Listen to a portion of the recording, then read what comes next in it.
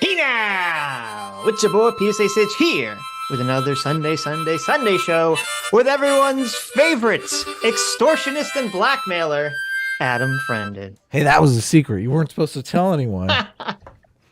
Adam went to a murder mystery party last night, so I got to do some real life in the person blackmailing people. It was awesome. There you go. It's totally See, awesome.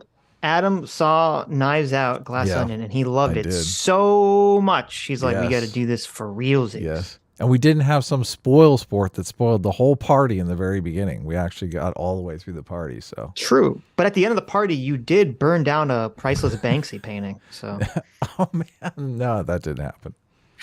What are we doing today? What's going on? What happened? Something happened in the today world. we are watching Oxford University. That's right. Home of the elites, home of the Brit elites colleges had a debate. They have debates regularly where everyone dresses up in tuxedos and formal wear and debates whatever topic. And today we'll be watching them debating, has wokeness gone too far? Do you have a position on has wokeness gone too far? You know, I think we can go a little further. Oh, really? I think it should just go all the way woke. I've changed my entire stance, my entire YouTube career. I'm just changing on a dime today. Everyone, I'm going to fully endorse wokeness. Plot twist. Somebody was giving us. I've decided to take after Rian Johnson, Adam. I'm going to just blow everyone's mind. I'm going to subvert everyone's expectations and become hyper woke. Okay. Well, I mean, that would definitely be a plot twist. I don't think that's actually going to happen. I have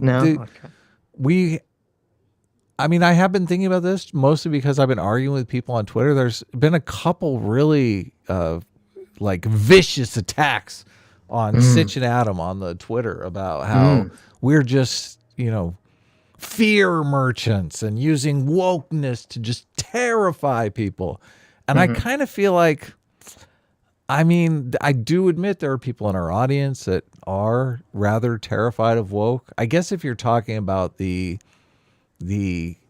gender stuff in schools, that is somewhat terrifying.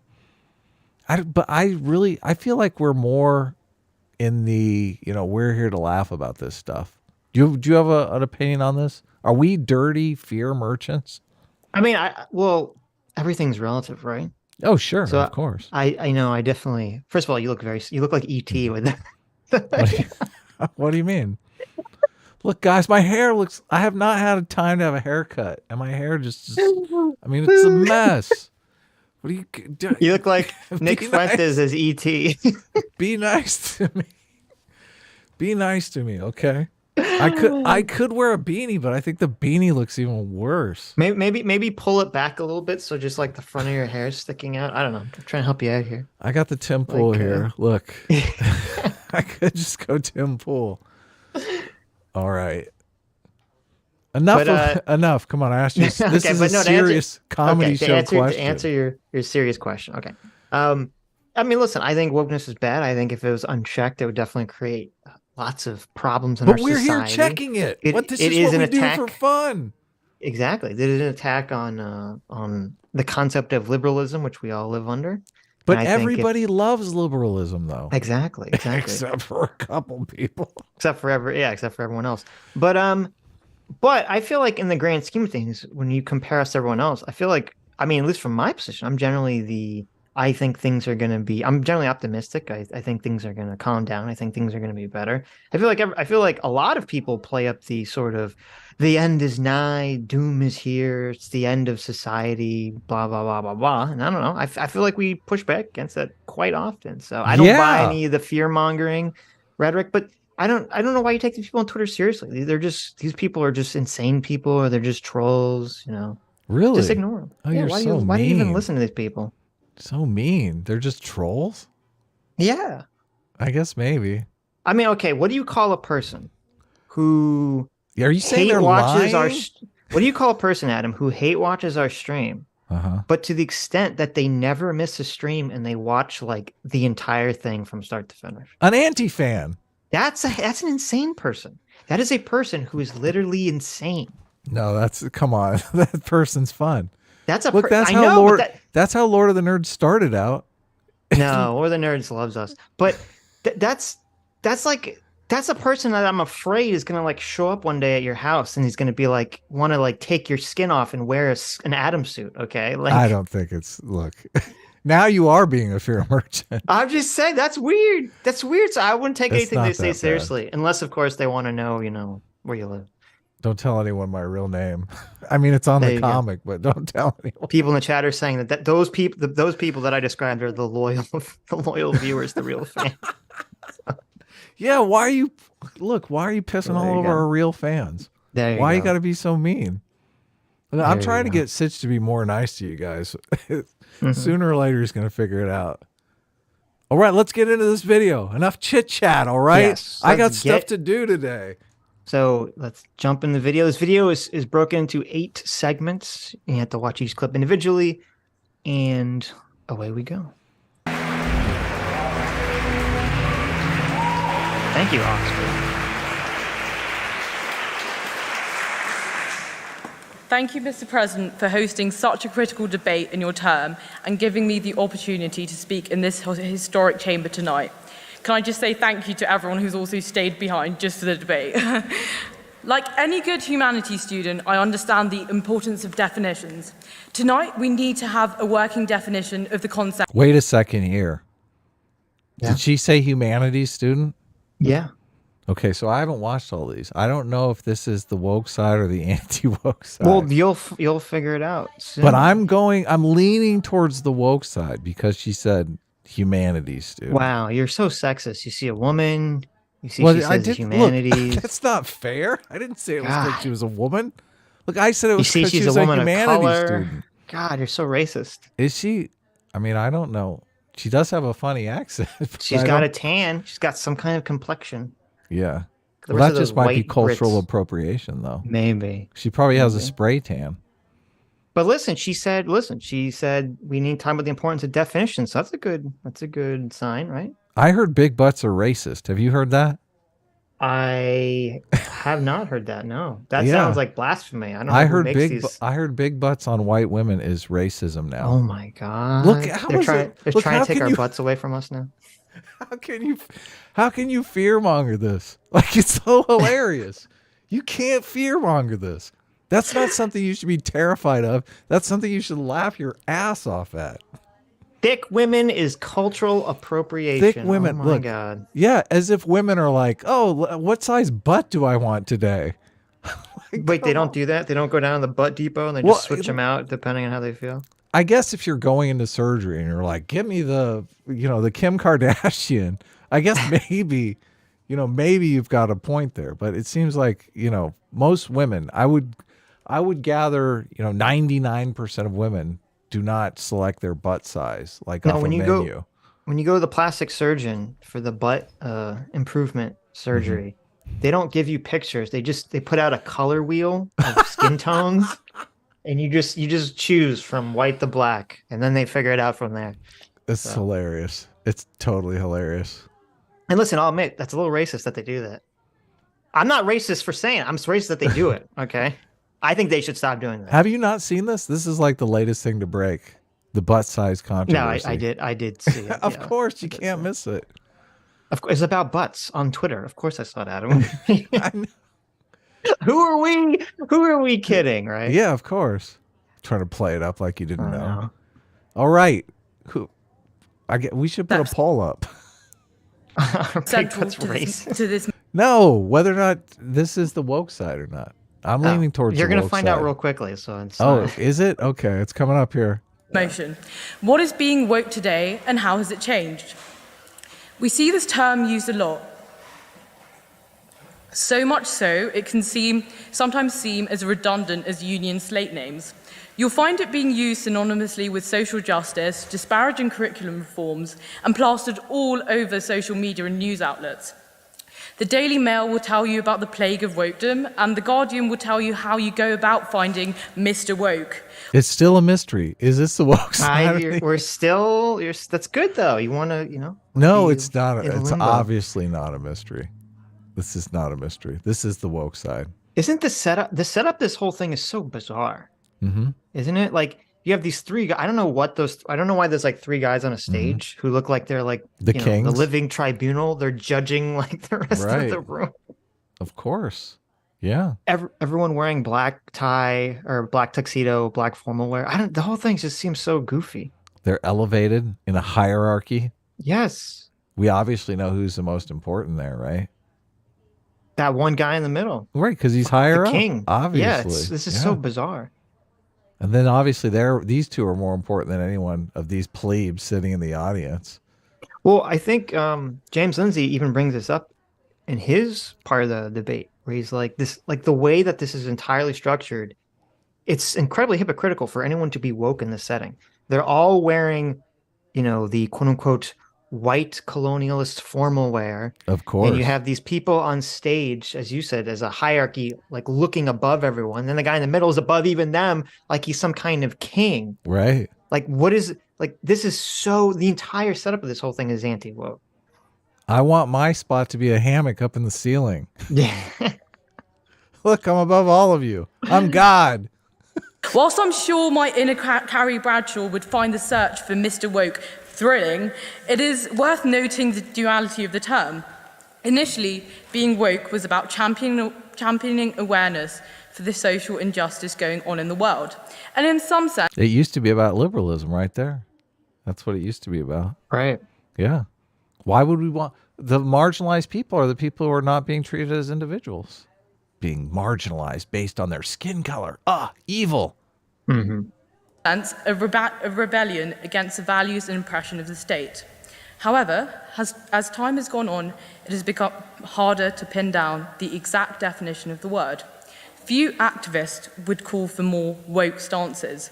Today, it has taken on a more pejorative sense, which has underlying implications of moral grandstanding and performative activism. True. In order to give us a working definition of woke, it is important to distinguish between the values that being woke is supposed to represent, such as tolerance, forgiveness, and respect, against woke culture, which is a distortion. What? Did I just hear that correctly? Yeah. You didn't know that? Woke is about tolerance and forgiveness. And respect. Tolerance, forgiveness, and respect? Yeah, you didn't know that? Who are you kidding? Who are you kidding? Look, they want tolerance, forgiveness, and respect. They don't want to give it to you. No, you don't they- get any tolerance. They want forgiveness, or respect. subservience and deference. Yes. They want. Okay. Yes, of course. There's no tolerance. There's no respect whatsoever. Of course. Yeah. Oh, that's laughable. Got the delusion. Of the Well, on one hand, I know the setup of this is interesting because on one hand, you say, okay, it's cool that this university, they're giving college students that go to this university the ability to debate against, famous people or like, finger quotes famous people, right? Right. In whatever field is being debated. But at the same time, it's like horribly unfair because you have a bunch of stupid kids debating against like professional talk. Right. So Yeah. Why didn't they get Kimberly Crenshaw in there? What's going on? there you Where's go. Ibram X. Kendi? There How you come go. Ibram X. Kendi isn't in this debate? Yeah, that's a good question. Yeah. What's going on? Where are the pros? Where are the professionals? Why are you using these kids as your human shields? of social justice. Before I continue, though, it is my duty and indeed my honour to introduce the opposition.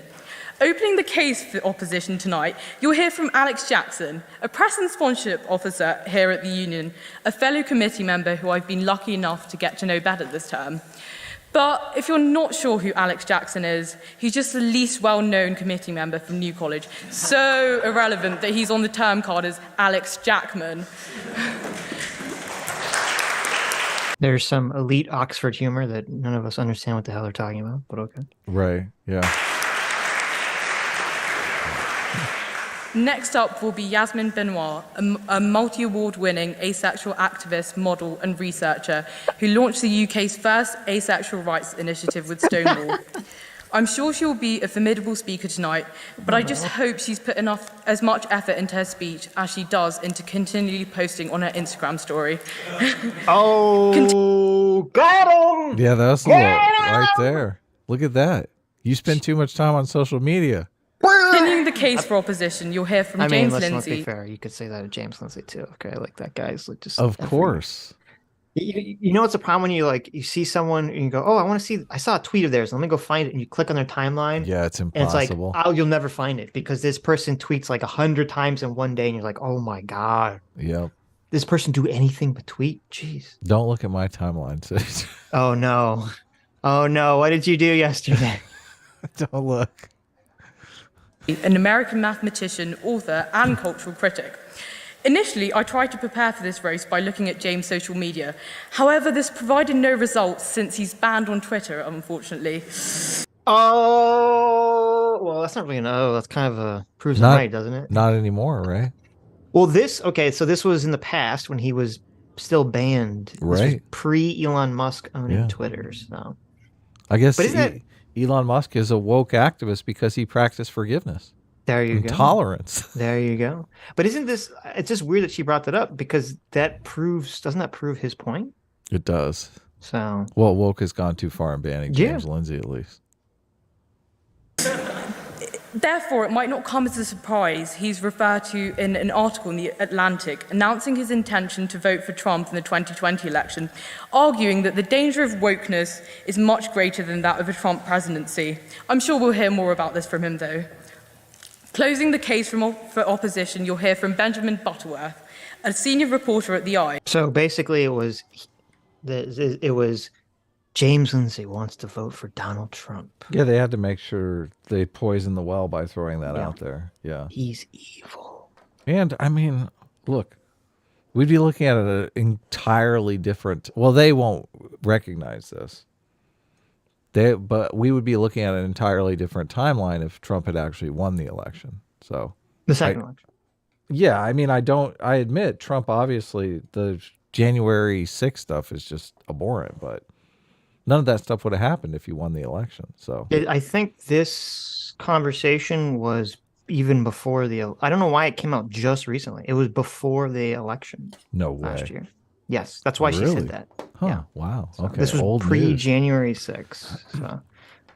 Okay. Fascinating. He's also contributed to The Guardian, Washington Post, and The Independent. A quick look through his recent tweets led to alarming results. However, one tweet in particular stands out to me, and I quote, "The correct opinion is that bounty is delicious. If the opposition holds such views tonight, I'm sure the proposition will be a shoo-in for the win." Mr. President, these are your guests, and they are most welcome. Woke values have created betray the very principles of social justice. Firstly, woke culture prioritizes performative displays above real social justice. What? It skipped for me. What happened there? Did you fast forward it? Want to go back? Well, no. What happened? Oh, I don't know what happened. What happened? Maybe. Here, I'll go back a little. She was thanking the president, and all of a sudden I think she's doing the announcement, and I missed it.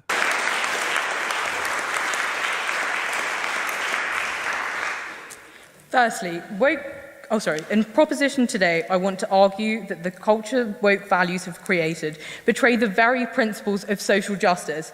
Firstly, woke culture prioritizes performative displays above real social justice. Displays do not solve the problem, but merely hide it under the guise of aesthetic Instagram infographics. Whilst there are activists and others who are educated on the cause, there is a large majority of people who show support online but are actually ignorant about the very issues they discuss. So wait a minute. So she's saying that she's in favor of social justice, but she's against wokeness because she thinks wokeness, she's defining wokeness as performativeness? Is that what just happened? Is that what just happened? That's weird. I mean, it did sound a little that way. That's stupid. That's a very stupid position. Not because like you can have that position, but it's stupid in terms of the debate because then it's like, well, what are we debating then? Yeah, because obviously you've admitted that it goes too far because you're like, this is just performative now, which by definition, that would be going too far, right? I would say it was stupid because, so if you're in a debate and the topic is, has wokeness gone too far? Okay. Obviously, the point of the conversation is, has social justice gone too far? Has this prevailing ideology gone too far? if you want to kind of create some sort of like narrow definition for you say, well, wokeness only refers to the parts of this thing that I don't like that are fake, that's maybe gone too far, but the real issues, that hasn't gone far enough. It's like, well, what are you arguing? Why are you doing this like kind of weaselly sneak around? Yeah. So also, I'm not sure it's a good idea to have your notes that you're reading from look like they've been in like the washing machine, but you know, that's just me. Why? At least she didn't write it on her hand. Like get just print them out on like a normal piece of paper. It's like, I mean, they look like they've been crumpled all hell. Look, she had them in her pocket. You see her pocket there? Yeah, her dress pocket. Yeah, exactly. That'd be pretty base if she like walked up and just pulled it right out of her cleavage. Sexist. Women have a natural pocket. Okay. That's where a lot of the women were storing their money in that party last night. I noticed. I bet. A lot of $100 bills popping out of the cleavage. Nice. I see. That was the real reason Adam was going around to the women to blackmail them. He wanted to see where they. I see you have some money there. I think we can all agree that posting on social media gives us a sense of gratification. Whether it's that end-of-term dump, a timely profile picture change, or the overdone matriculation post. Sorry, freshers, but we've all been there. It gives us that all-important dopamine hit. However, this can be very harmful. Posting on social media makes us feel that we've done our bit. The ignorance, if allowed to fester, can undermine the very causes we are trying so hard to fight for. The danger this poses, though, is not the post in itself, but the lack of education about these matters. Whilst raising awareness goes some way to solving the problem, it is no substitute for real change. The events of June 2020 show there is a disjunct between posts and social media and reality. About 28 million Instagram users participated in the Blackout Tuesday movement, which involved users posting a blacked-out square image to show support for the George Floyd protests. By contrast, only 13 million people had actually signed the petition to arrest the police officers who were involved in the murder of George Floyd. Even if we accept that awareness is important, there has become a tribal necessity for virtue signaling. There almost becomes a competition among those who can champion these issues the loudest. Okay, well, listen. That's all true, right? Yeah. That's a big problem. It's all virtue signaling, yeah. Yeah. But the ideology underlying the virtue signaling is just as pernicious. So I guess I'm not even clear. Is she in favor of the ideology or not? I'm confused as to what her position is. Yeah, it's not super clear. Maybe that's intentional. Of course. See, That's even how virtue signaling works. You don't want to even take any Ragamuffin big wants to risk. know. You like that? Ragamuffin's Can you hear confused. Ragamuffin's like, pick a side, fence sitter. Those who enact real change on a local level are sidelined for acting quietly. Secondly, this problem is not solely linked to individuals, but also bigger corporations. Like Walmart, the company changes its Twitter avatar for Pride Month, yet has donated to the campaigns of those who are actively voting against LGBTQ+ rights. A report into this found that Stuart Walton, a director of Walmart, gave $16,600 to the sponsors of anti-trans bills since 2018, according to campaign. Did she say 16,000? That's like nothing. Oh, 16. Yeah, I mean, For a Walmart, for Walmart, that's like nothing. $16,000. I just like, you're going to be policing what? First of all, they call every bill anti-trans, even though you look into the bill and you're like, wait, this is like, just good, regular stuff. It's not anti-trans in any way, shape, or form. So. Yeah, well, it's like the CRT bills. So like, oh, these bills are racist. Yeah. When they're the opposite of racist, they're basically. Well, I mean, I mean, you can, and listen. It's totally fine to criticize and complain about these big corporations who are completely full of crap. They go on Twitter, they change their, logo to have a rainbow in it. During Pride Month, they put the little Black Lives Matter fist in their avatar, right, et cetera, et cetera, et cetera. And then they go around, but then in the real world kicks in, and then they donate money to all politicians on all sides. Right, because they know sooner or later they're going to need something passed. Right, exactly. So yeah, if you want to call them out for the BS, that's I'm fine with me. Fine with me. Is it Fine BS? with I me. mean, they know somebody's going to be in power. Well, no, it's BS that so then that means that they're lying on Twitter. They're just virtue signaling for to get, You don't positive know that. attention from woke culture. I mean, they could be Of course I know completely, that. If that wasn't true, then they wouldn't give money to the politicians. well, they would pragmatically. Look, Yeah, but the you can be pragma in favor of something. You can be a die-in-the yeah. wool social justice warrior, be, in favor of all that stuff and know, well, these people have power over my company. And so I want to make sure that I give to both sides because I want to be able to call somebody if I need some sort of legislation that's going to, tangibly hurt my business. That there's a word for that Hmm. called being a fraud, Adam.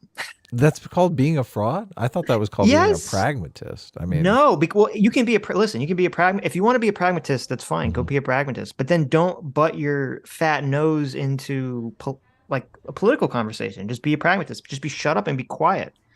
Like if all these companies should be. They shouldn't be involved in political conversations at all. if you give equally to both sides, You don't, isn't if you that the give same equally as to, not giving to either one of them? yes. Well, listen, if you give equally to both sides, then you have to shut up about saying, oh, you support one side or the other politically, because you don't really. That means that you saying that verbally is just the virtue signal. It's just the woke signal to try to appeal to some audience. But then behind the scenes, you're violating that principle. You don't think a person can exist that is believes that stuff and puts it out on social media and at the same time realizes we live in the real world where one of these mofos is going to be in power and I need to be able to have the ear of both parties. So If you, therefore I right. am going to give equally to both parties because even though this party that I disagree with, I want to, if they win, I want to be able to have somebody that I can say, listen, I gave you a campaign Yeah, I understand. contribution and Right. there's this policy prescription that's really going to screw me. So what that means is it Hmm. means that they value their company and Of their course they money do. more than their political position. Okay. Then okay. Sitch just went full libertarian here. He's like, listen, principles over pragmatism. Wait. I had no. Listen, you're misconstruing or Okay. misunderstanding my point. Okay. Okay. I don't want to If do you want that. to be that person, Right. I think that's the way that most businesses should be run. They should be valuing their bottom line over their principles. That's Right. generally the way businesses But run. you would Okay. prefer your preferences that they would just shut up. Yeah, but I'm saying if you're going to do that, then you have to shut up because then otherwise you're a fucking liar. How are you a liar? Because they don't actually care about the principles. If they you can't profess that you care about some sort of racial or trans principle and then go and donate money to the person that you under that ideology think is racist or anti-trans. Because what that's saying is that you care at the end of the day, you care more about your own money and your own success than this principle that you're preaching, which means you're only preaching the principle not because you really believe it, but just because you're trying to be performative. Yes. You can Okay. lie to yourself, you can make all excuses yourself, but that's the reality of the situation. If you don't put your money where your mouth is, then you are a fraud. How is that? I don't understand how that's a controversial thing. Well, I mean, okay, It's I not laid like it a out. politician. Listen, you can have politicians, even though most politicians are fraudsters. You can have a politician who's like, they believe in some actual thing, and then they know that when they get in the room to pass legislation, they have to make compromises in order to get the Hmm. bill passed. That's a completely different situation than a business, which is all like, we support this, we support that, we support this. And then they go around and they give money to the other person. Then they don't actually support it. They're just saying it. Okay. I mean, right? Well, I mean, I set my terms as a hypothetical person. So you're just, Well, but it's a business, though. A business isn't a person. well, business obviously has people who have a wide diversity of beliefs. I'm sure there are people that work at Walmart that are on the left. There are people that work at Sure, I'm Walmart who are sure. on the right. I mean, it sounds like she's saying this individual is not supporting both sides. They gave a certain amount to their Well, that's all political they're going to talk opposition. about. I'm sure they did give So money to both sides, but she's basically saying that, okay, Walmart, the company, says they have this one position, and then one person who works at the company, who a lot of people work at companies that they disagree with the company line, he has a different position, and therefore he's a hypocrite. Well, it depends. Yeah, listen, it depends. If she's just talking about like a single person, obviously, then there's nothing to do with anything because a single person can disagree with like the company's Twitter, right? Sure. But if the company itself gave money, that's different.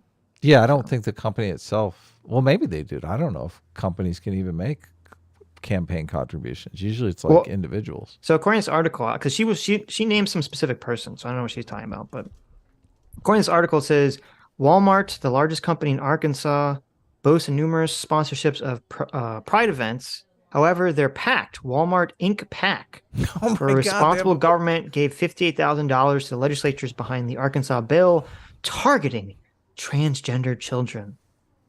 Well, okay. That's completely biased because obviously it's biased, but why don't they frame it as protecting vulnerable? Yeah, but then why doesn't Walmart say publicly on their Twitter? Children.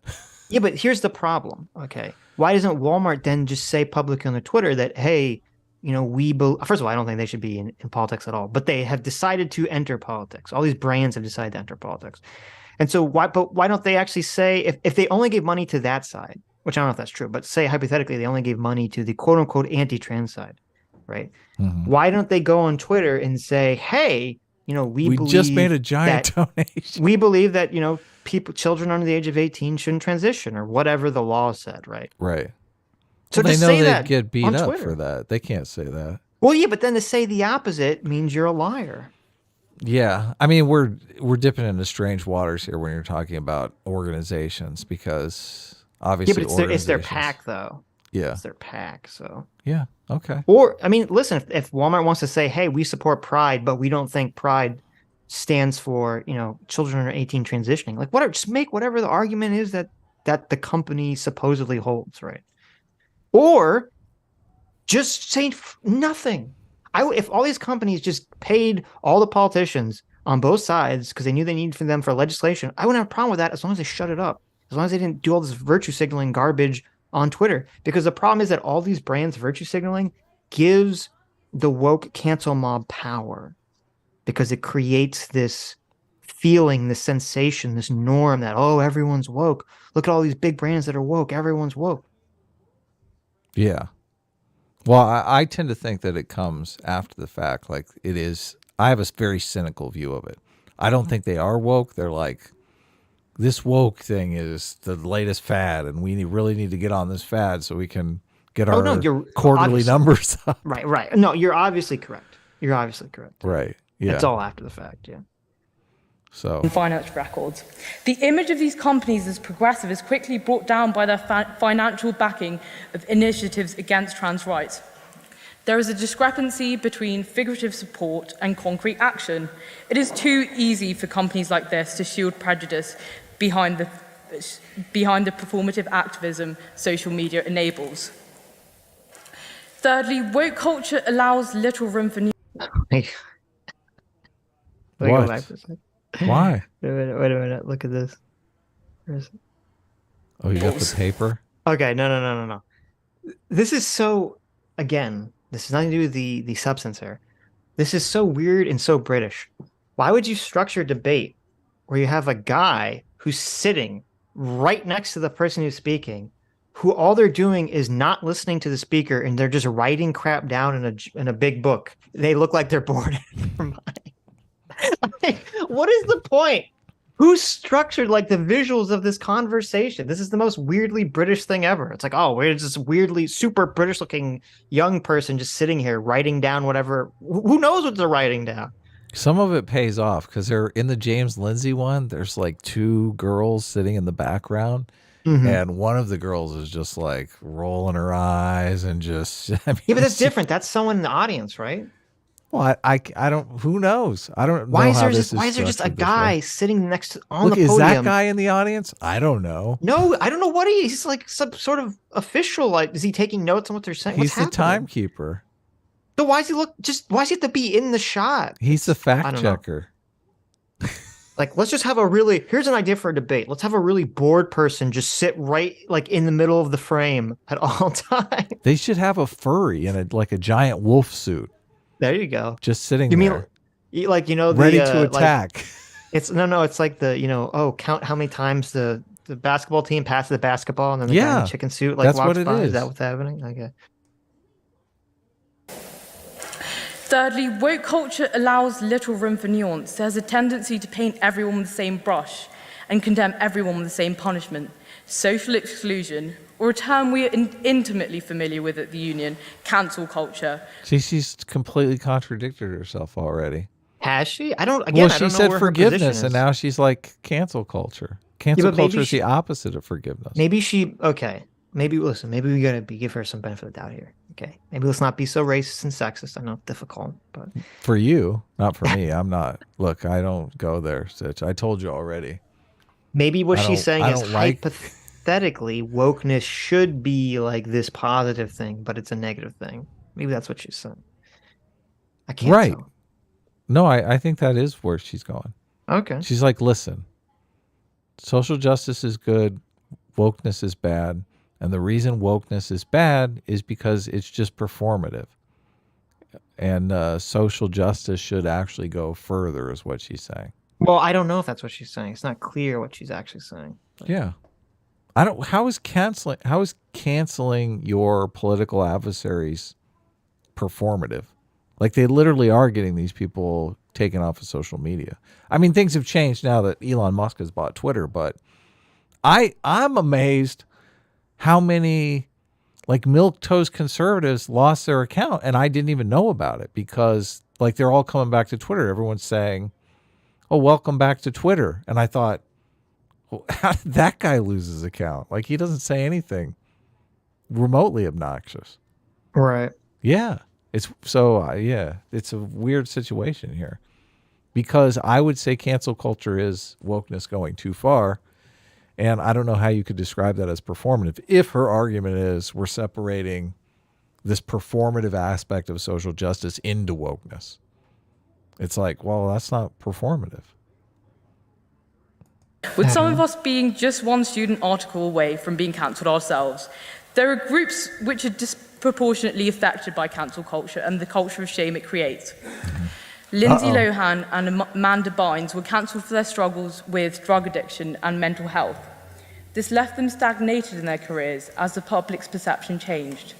However, men who have struggled with similar issues, such as Ben Affleck, have not seen the same degree of stagnation. Sexism! Okay, we know exactly what side this is on. Ben Affleck does drugs? Is that sexism? I didn't know that.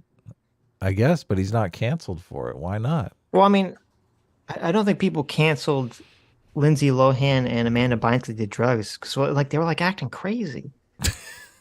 Like I mean, But so is Ben Affleck, you sexist piece. was he? I mean, when guys do drugs and that crazy, they get when celebrities do that, they get canceled too. Like I don't think it's a Right. like look at the Flash Andy guy. Dick is like in jail again. Yeah, look at Andy Dick, the Flash guy, like Ezra Miller. That's his name, right? Yeah. Oh. When these guys, I don't know when Well, celebrities Ezra do. Miller, I don't think got canceled though. Didn't he get like a promotion or something? Yeah, but that's the weird thing because like publicly he got canceled, but then like the studio's like whatever, he could still be the Flash. But we're like, wait, what? No, I don't know. It says he just pled guilty to unlawfully trespassing in Vermont. Right. How old is that guy? He's like insane. I don't know. How old is he? I don't know. He's 30 years old. Yeah. I mean, by the time you're 30, you should really kind of get your act together. Yeah. Right? I mean, Well, it's just amazing it's that time it's to stop dating high school girls if you're in 30, guys. well, listen, Just- I know if it's. You could say like, okay, you're 30. You're 30-year-old actor. Well, wasn't you he have dating a like role- some high school girl or something? Which is, I mean, that's horrible. I thought he was accused of doing weird grooming shit. But Right. Yeah. he's like a 30-year-old actor. He's got he's the Flash, right? He's making lots of money. Is it really that difficult not to just destroy your life by like doing drugs and breaking into people's houses and stuff? I mean, like, come on. I mean, breaking into people's houses, of course, but why you got to throw drugs under the bus? I don't Sitch. There's some drugs you can do without, like, obviously whatever drugs he's doing are making him crazy. Right. Or maybe he yeah. just is crazy. I don't know. Stay away from the bath salts, man. Yeah, he's out of his mind. Yeah. Like, he obviously can keep it together enough to be like in the Justice League movie, right? He wasn't bad in that movie. He could hold it together for the scenes. We don't know that. I mean, I've seen a ton of these. That's true. That's a ton of these movie sets where they're like, okay, listen, the star just showed up. It's 3 PM. We got to get a shot done. It's obvious he's wasted. That's a good point. Yeah. They get him for like the 1 5-minute period of the day that is like cognizant. Right. We're moving. I take it all back. I take it all back. We're moving to page 38 where he's drunk in the scene already. Like I had a professor who oh my god, what's that actor's name? What's that actor that's like so famous for being like a crazy weird person and drugged out? He was on The Apprentice. I don't know. He was in Barbarossa. Was that the name of it? Barbarossa. I don't know. It doesn't matter. Look, Gary Busey. I was gonna say Gary Busey. I had a professor who worked on the movie Barbarossa, and he'd always tell you stories about how like Gary Busey was so whacked out that they had to like film the movie around him being whacked out. I know. And then there'd be like there's like a part in the movie where like they were saying like they had this shot that they had to use, but Gary was like, I don't know, he's on drugs or he's out of his mind. And so he like would randomly look in random directions during the take. So they had to add like sound effects to make it look like he was looking at things that were actually happening when he wasn't supposed to look there. Yeah, it's totally true. I have a friend of mine that does these independent films, and they always hire like some D-list actor, and they're like, we never know what we're gonna get. Like when they show up with their wife and they're completely sober, like we're so like, flabbergasted. Yeah, they cast them for like a 1-day shoot. They get as much stuff out of them as they can, and then they're off to shoot the rest of the movie. So yeah, true. So who knows? Sometimes you get them at 3 PM and they're trash. Oh, you know what's right? I'm so sorry. She's saying that men never got in trouble. Ezra Miller, Ezra Miller's his name. I don't think he identifies as a man. I think he's like a non-binary. Oh, so look, why are you being such a they? I don't know how they identify, but so there you go. Maybe she's right. They only got him because he's non-binary. So there you go. Yeah. Oh, you're right. That's why they got him. Yep. There is a tendency when discussing cancel culture to vilify individuals instead of looking at the systemic issues as a whole. Rowan Atkinson compares online cancel culture to a medieval mob roaming down the streets looking for someone to burn. Based, Mr. Bean! And you agree with him wholeheartedly. Based. Members of the mob who are culpable or share similar views are able to hide under the condemnation of public figures. There does seem to be a mob mentality whereby on most issues a consensus view forms as gospel. This creates a fear of starting conversations. As members of this society, set up by junior members facing pressure from university authorities, we are well aware of the importance of having a free and open discourse. Woke culture stands directly opposed to these very principles you and I believe in. Social justice is betrayed by woke culture and the performative stances which accompany it. Again, she calls it the performative stances. So she does seem to be making that the distinction, which is not good. Right, but if her argument doesn't make sense to me unless she were to she has to define what social justice means. Then. Well, you can't call it performative if the performance is actually getting people canceled, because that is tangible change. That's what they're shooting for. Well, she means performative in terms of the people don't actually believe in or care enough to change whatever the policy that they want. Look, if you're talking about cancel culture, the policy is get our political rivals kicked off social media, and they are achieving that in the real world. So it is no longer performative. That's the game that's going on here. Yeah, she even admitted, she's like, look, we're all one article away from being canceled ourselves because that's the change we're in the world. Which, I mean, this goes back. This This is a very old human psychological system. It's like, get rid of all of our naysayers. Destroy all of our naysayers, right? That's what they're doing. Why is that guy wearing a corsage in the background? Look, they're like, we will get the change that we want as soon as all the naysayers are gone. First order of business, axe the naysayers. So that's what they're doing. I don't believe in that, but. Or no, corsage is the one you wear on your wrist. What is it when you have the flower on your jacket? On your pal? Yeah. Is there a different name for that? Is that not a corsage? I don't know. It looks weird. What is there's so much that's so distracting in this conversation visually. It distracts from the debate. Look, I have never once accused you of being autistic, but I'm getting close now. This is Wait, you understand this is anti-autistic, right? You're like fixated on. Look, she's got a thing dangling off her wrist. What is that? No, I'm talking about the guy in the key? back. First of all, I did notice that, and it was very weird and distracting. Only because the reason it's distracting is because it doesn't match the rest of the formalness of her outfit. If she was wearing normal clothes, it wouldn't be weird. It'd just be like, oh, she just has something on her wrist. No, but I'm not talking about that. I'm talking about the guy who's right in the middle of the frame. Flower. He's got this giant flower on his jacket. Right, yeah, I see it. Yes, it's called a boutonniere. A boutonniere. Look at that. Look, there you go, chatting host. You guys are learning. I mean, you are learning, Sitch. They already Isn't that know, for like obviously. when you get married? Or is that just... my goodness. Look, they can do whatever dress code they want. A boutonniere is a small floral decoration worn in a buttonhole or in the lapel of a suit jacket. Grooms and groomsmen often wear them at weddings. Often, yes. But sometimes when you are forced to wear your colonialist attire to the Oxford debate, you have to wear it. I don't know. It's just weird. It said colonialist attire only. It's fancy. Get your boutonnieres. Yeah. It's called the boutonniere. I'm probably pronouncing it wrong too. Yeah. Culture does not further real change, but merely gesture at it. Those are fundamentally at odds with one another. It is real change. I wish I could focus, but there's a bored guy right in the middle of the frame who's just waving his pencil around, distracting the hell out of me. He's a timekeeper. We are to progress as a society with a firm belief in tolerance, respect. And right there, look at that. You see the black guy on stage in the right? Look to the right, yes. But like right next to his foot.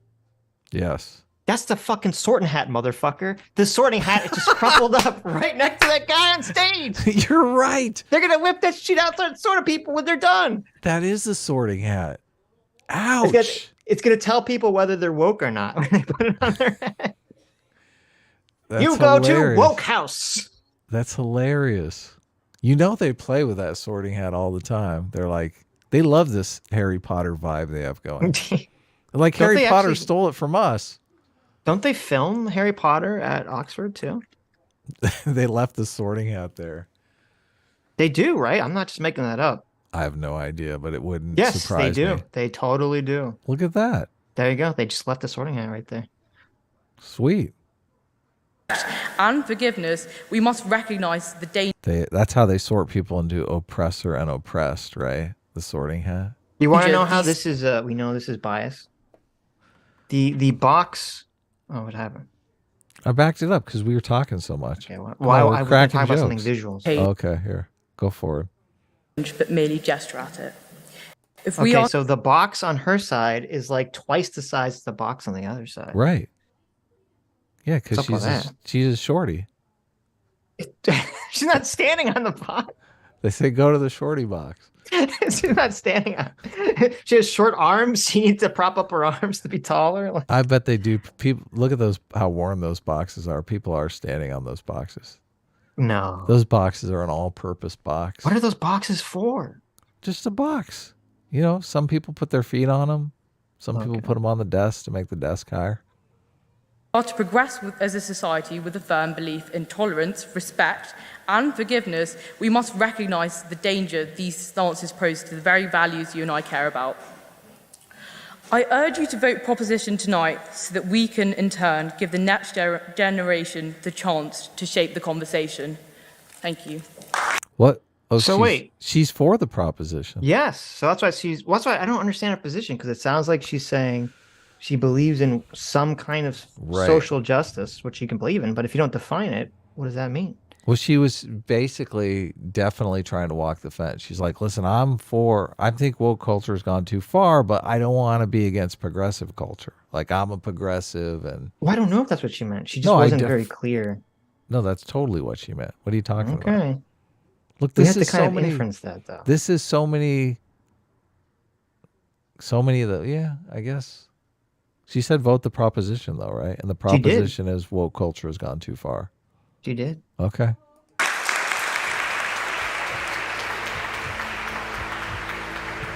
Okay, well, let me get video number dose. Number dose. That's Number cultural knee. appropriation, but anyway. Neat. Damn it. I'm not even allowed to say dose anymore. I had the wrong thing set up. If I want to get dos equis, do I have to say two equis? Only if you're buying LSD. Oh, okay. Good evening, everyone, and thank you, Mr. President, for giving me the opportunity to speak on such a divisive topic in our historic chamber. Tonight, as I'm sure you're aware, we are debating whether so-called woke culture has gone too far. So-called woke culture. That's so cold. That's woke your culture. first clue right there, right? So cold. So cold. I mean, I'm not the woke term. I do like that it's only 4 letters, that it's a 4-letter word, so it doesn't take up a lot of room on Twitter while I'm arguing with people. So 4 letters, motion is a 1 bit- syllable. It's great. yeah. A strange one, given that our very own Oxford English Dictionary defines the term woke as well-informed, up-to-date, and alert to racial or social discrimination and injustice.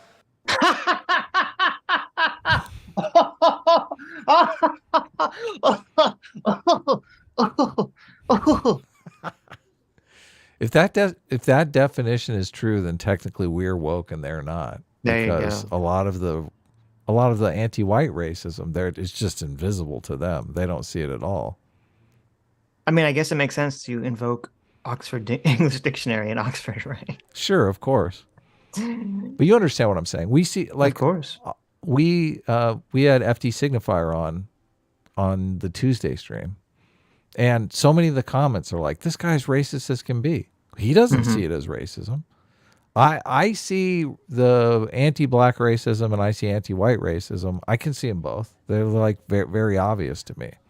But one side can only see the anti-black racism, right? Anti-white racism doesn't exist. So they're not woke by his definition of woke. Right. We're more woke than him. How ironic is that? If we take this definition as given, it's a bit confusing to me how someone could possibly argue that these ideals have gone too far. The opposition tonight, however, will try their hardest to argue that the word woke has taken on a completely different meaning. Sorry. What a terrible... This is like saying, like, in North Korea, they say it's that in order to achieve true freedom, you have to bow down to the dictator Kim Jong-un and do whatever he says. And how can you say that that isn't free? I mean, it's right in the definition of the word freedom. Yeah. Yeah. That can't possibly go too far. You can't be too free. Yes, Like, you this is can. this Yes, is you ridiculous. can. This is so insane. When you're down on your hands and knees, I'm feeling way too free. Representing censorship, oppression, and snowflake Gen Z students being brainwashed by the evil left-wing education system. True. The phrases freedom of speech and cancel culture are ones that we passed around casually tonight, surely with little explanation of what they mean or entail. Wrong. Totally wrong. I mean, it's pretty easy to say what freedom of speech and what cancel culture means. Right? Yes, I mean, of course. We argue with people all the time about, a lot of people say cancel culture doesn't exist because some famous person didn't get canceled, but they ignore. I mean, I think this even comes up in the debate. He brings up somebody who is not famous that did get canceled, and the guy is like, "Oh, well, that person deserved it." It's like, screw you. What the hell? Well, listen, Adam. like 1% of the people that got canceled ended up making a career out of it. So therefore, cancel culture doesn't exist for the other 99% of people that have been canceled. Which is just, it's horrible. That's a horrible, horrible outlook. Very unegalitarian, even though they're standing under the side of, you know, freedom and liberty. Right. Oh, and freedom of speech only applies to the government, by the way. So checkmate. Oh, yeah. Bring fashion. I will make two main points tonight.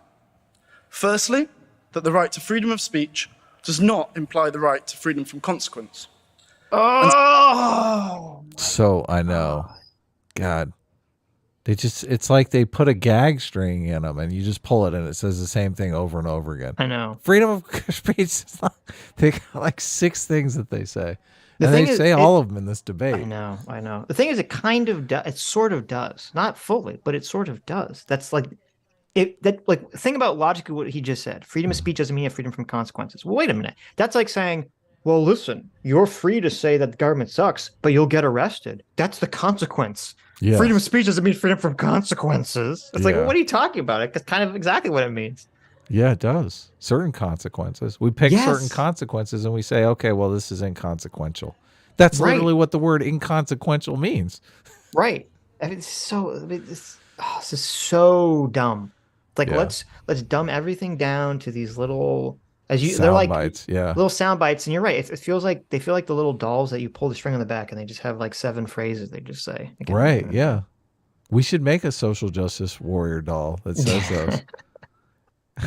All of them.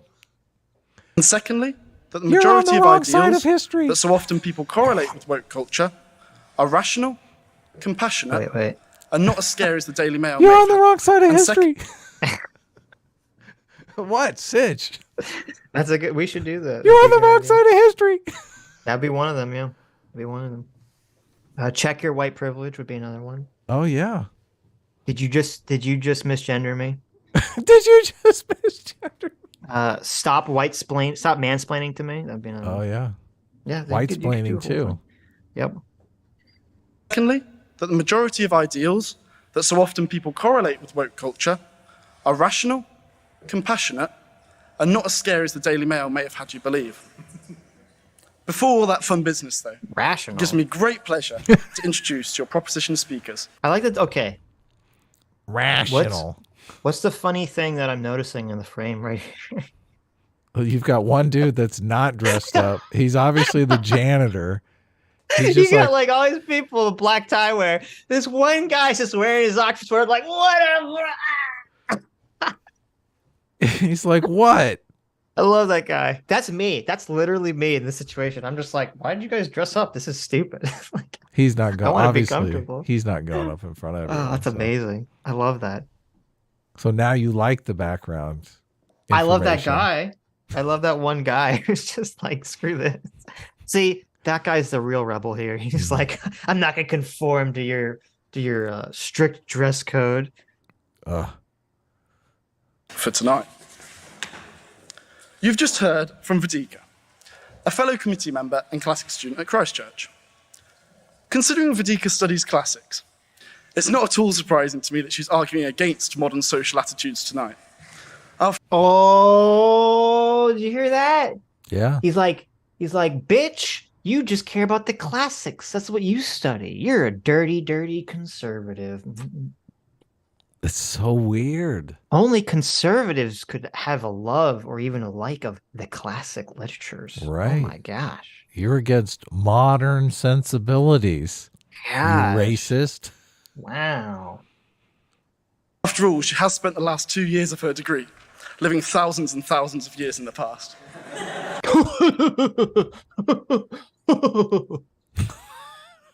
That's pretty good. God, I was so smug. That was like disgusting. That's pretty good. After that, you will hear Toby Young's views on the matter. Mr. Young is the founder of the Free Speech Union and an associate editor of The Spectator.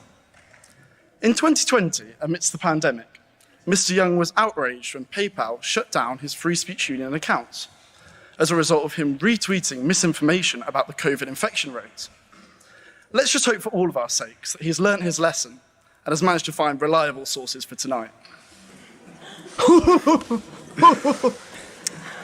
Audible gasps. They're laughing at how bad that joke was. It's like, Look at that. Send him to the gulag. He retweeted bad information. Even oh my the guy God. in the middle's like, unbank him. Cringe. Next, you'll hear from Tommy Wen, a committee member from Teddy Hall. It's really great to see Tommy here in the flesh, and actually quite a new experience, given that he was nowhere to be seen when we were all working on the term card during the VAC. What? Finally, you'll hear from Constantine Kisin, a satirist, podcaster, author, and political commentator. Mr. Kisin made headlines in 2018 when he refused to sign a university behavioural agreement form, prohibiting jokes about sensitive social issues. He's a... Base! Yeah, of course. What the hell? Base! What is this pussy-ass shit? Yeah. You have to sign a form that says you don't make jokes about sensitive issues, okay? Yeah. These poor little college students, they're just so fragile. They're like little babies just wandering around in their little playpens. They might go boom boom in their diaper if you make a joke they don't like. They will. Definitely. That's one of their favorite things to do. I didn't even know that happened to him. That's so lame. Oh my God. Yeah. You know, they're trying to police comedy. Perfect fit for the Oxford Union, as he is no stranger to debating controversial topics and asking the biggest questions of our time. For example, only a couple of weeks ago, he sparked a furious debate on Twitter when he made the unbelievable claim that Marmite was the work of the devil. Mr. President, these are your guests, and they are most welcome.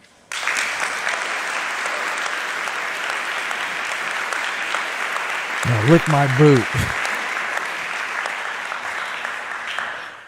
So, freedom of speech. You can't open social media these days without someone banging on about these three words. It seems to somehow be one of the most divisive phrases in modern culture, despite it leading to the hugely important ideas of free expression and free thought. This very society was founded upon the principles of upholding freedom of speech for both students and staff under religious censorship from the university. It may be surprising to some of you that even though I find myself on this side of the aisle, I believe freedom of speech is fundamental to the functioning of a society and the basis for cultural progression. Wait, no, you don't. You liar. You just said the beginning of your thing was that freedom of speech doesn't mean freedom of consequence. You don't believe in freedom of speech then. Get out of here with this crap. Yeah, he wants to control what the consequences are. Yeah, exactly. So I mean, I shouldn't be surprised that a Brit doesn't understand freedom of speech, but you know. Yeah, well, they don't have freedom of speech. They don't. God, They're we like, got so lucky with the First Amendment. Oh my God. Oi, mate, you seem to have tweeted something right incendiary on the Twitters. Yeah. The guy shows up, the police are going to show up your door because you tweeted something offensive. You're going to be arrested. You got a license Thrown for in that the tweet? clink. However, the issue we find with freedom of speech these days is the majority of people do not seem to understand the simple fact that freedom of speech does not imply freedom from consequence. You already said that. Yeah. Here's how I see it. Repeat. Okay. Anybody here is well within their rights to stand up and shout abuse at a bouncer in a queue. However, So, what did he just say? Wait.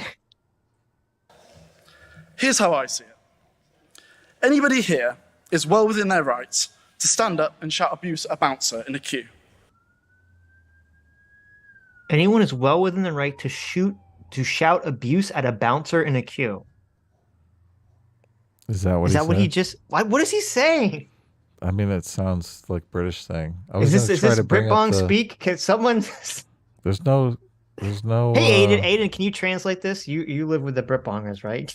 Tell me what he's saying. There's no closed captioning, so I can't. I know what a bouncer is. What does he mean? You're free to shout at a bouncer. He's saying you're free to shout at like a bouncer in a line. Is that what he's saying?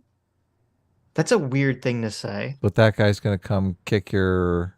I guess. Kick your ass. Is that what Okay, we're understand. going on this? I understand. Okay. We're wait very a concerned second. with freedom of speech when you're in line to get into a club. That's when freedom of speech is most at play in these political conversations. Well, he's going to say However, get thrown out of the club. I guess.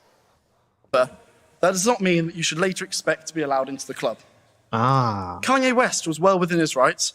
Ah, okay. So if you're an asshole to a bouncer, Well, he's saying don't- Twitter is an exclusive club. So I see. I see. Yeah. So that's where you go. So there's no difference, right? There's no difference between Twitter, the essential public square of the 21st century that all journalists are on, that you get information lightning fast on, that shapes the entire way in which the media apparatus and the world perceives itself. That is the same thing as trying to get into a club so you can spend way too much money on drinks to try to pick up chicks. Yeah, you can't even really say that it's Twitter because so many people are getting canceled for things that don't happen on Twitter. They just use Twitter to publicize it. You know, Right. This person said something on this platform, and here, let me clip it out. I mean, it was said on YouTube, or it was said on their website, or we found a blog Or post. said privately. Someone said something privately, and then they get fired from your job. That's comparable to not getting into a club so you can try to grind your junk on some drunk ladies. I mean, that's a little bit of a self-report there, Sitch. That's all they do in those clubs, okay? Have you ever been there? You might want Have you to. ever been in those clubs, Adam? Many times. Many times. Don't you pretend like But you don't know what I'm talking about. But I'm just saying. That's not why I'm going into the club. Obviously. Obviously, you're going to the club because you want them to grind their junk on you. Obviously. Look, what is Scott Adams' rule? You can take that back, Sitch. You don't have to leave that hanging out there. You just say you misspoke.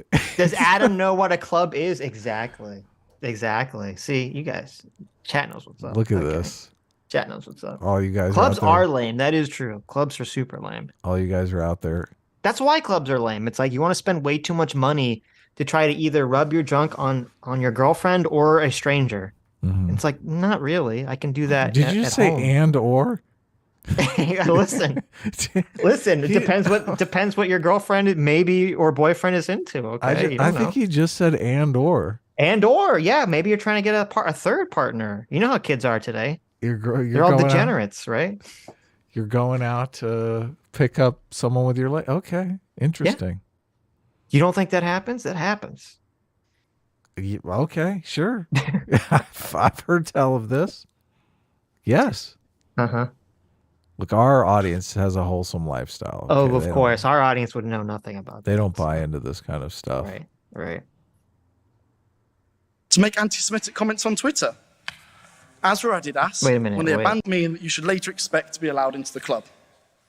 Kanye West was well within his rights to make anti-Semitic comments on Twitter. Oh, okay. Kanye As West. for Adidas, when they abandoned him and took away a huge chunk of his earnings.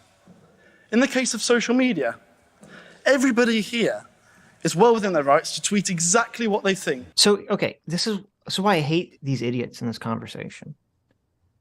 They can only view this in this like black and white term. Like, oh, every single person on the face of the earth should be able to say every single possible idea or every single possible thing that they've ever thought at any time, and no one should ever have anything that ever happens to anything to them because of the words they say, or we should be able to just cancel. You should shut up and take it. It's Very like, no. binary. Exactly. It's like society doesn't work that way. Society's never worked that way. Okay. And when people talk about freedom of speech, generally, because I've already said this a million times that no one is a free speech absolutist because that's not a real position. I am. Generally, when people talk about free speech, or even when they say free speech absolutism, what they're talking about is that when we're discussing ideas of politics, ideas of society and the way in which we should live and be governed, that there should be pretty broad immunity for being able to discuss these ideas in public. Obviously, there's a line if you're calling for violence against people, if you're openly saying that, X people are evil on the basis of their identity, of their skin color, of their ethnicity, of their religion. We generally don't. We generally frown on those ideas, and that's fine. That's totally fine. But there's got to be a line somewhere. We don't exist in this insane, stupid world of everything's permitted or nothing's permitted. That's baby thinking. That's baby thinking. Yeah, a giant problem that I have is so many people do know the line, and so many of the wokesters, like their whole game plan is to mischaracterize what you've said, which is a Yes. giant part of the problem. So that you say something innocuous, but that you can see it two ways, and they interpret it in the most uncharitable light. And next thing you know, they're framing that as intentional racism or sexism or homophobia or stuff. So Yeah. none of what he's saying addresses that. I feel like 99% of the cancellations. I mean, Joe Rogan is the perfect example. Like, they put together that compilation of him saying all of this incendiary stuff when he doesn't have a racist bone in his body. So, Right. yeah, But that mischaracterization, character assassination. That's what it is. But evidently, that doesn't have any consequences. So, no, it doesn't. No. Yeah. But that's again, that's part of the problem here is that it's all one-sided. yeah, How come how come the racist against white people crowd, yeah. There's no consequences for that. very few consequences for that. What was the name? The New York Times reporter? Very She few. didn't really get in trouble for that. I mean, if anyone's seen a consequence, go ahead and let us know. But, Right. Being sexist against men is okay. Being racist against white people is okay. right. Because they're in the majority. Or they're Sexist perceived to against be in the cis majority people. of power. Right. Right, exactly. Or being Gaslighting anti-cis. cis people into being trans people is totally fine. So it's just that, I mean, and maybe that's even the bigger key here with the freedom of speech thing. It's like, well, no, one side seems to have freedom of speech and the other side doesn't seem to have freedom of speech. Yeah. And as you said, they do this sort of maneuver where they try to contort everything that you say into violating the pre-woke liberal principles of free speech that everyone seemed pretty okay with. Yeah. Yes. Yeah. On every single social issue out there. However, a future employer Kanye West was guilty. Yeah, Kanye West knew what he was doing. of course. But listen, that's what I said. Like, Nobody someone can comes out here. mischaracterize what Kanye West has No, said. but so that was many the people gave him the benefit of the doubt over and over Exactly. again. They're like, Exactly. But honestly, Kanye, what do you mean?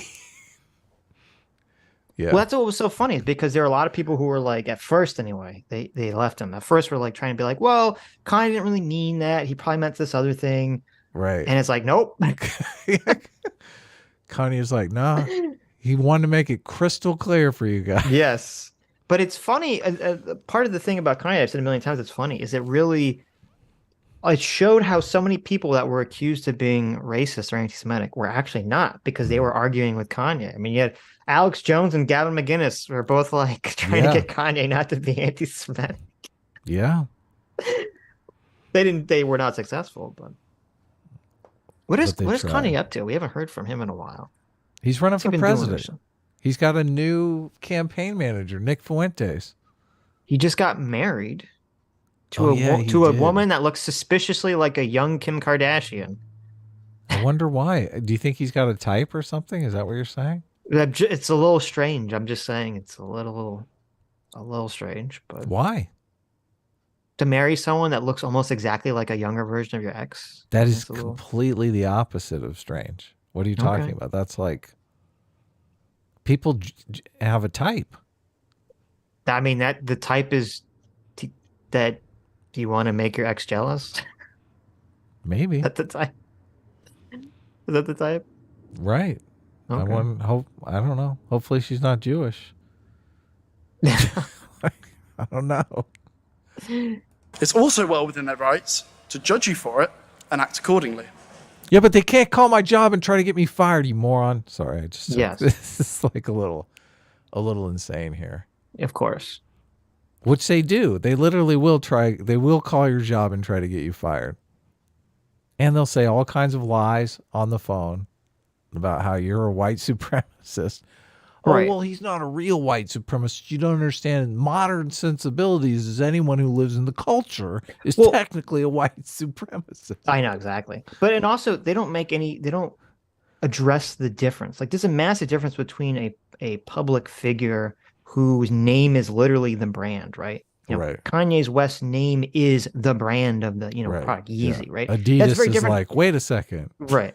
Yeah, that's very different. And if if you're some really famous person and you're going to put your name on a brand, you're pretty stupid, in my opinion, to wade into politics, of any type of politics, left or the right, because essentially you're just killing, 50% of the audience of your brand.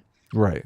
But if you're just Joe Schmo, guy who works down at the local, grocery store, and someone's like, "Oh my God, I found out that Joe Schmo, the bagger in lane 4, he put this on Twitter and it's very offensive to me." Like, that guy's not representative of the brand of the grocery store. But they never They will make say that though. They will be like, do say I'm that, not exactly. shopping here anymore because Exactly. Joe Schmo had an opinion and was allowed to voice it. How dare it's, you? It's so hypocritical because it's literally leftists who say that they want to define you by your work, which was supposed to be that was supposed to be the right-wing position. Mm-hmm.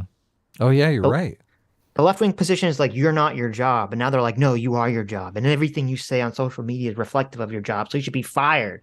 I mean, so many of them are prostitutes, so it kind of makes sense, right?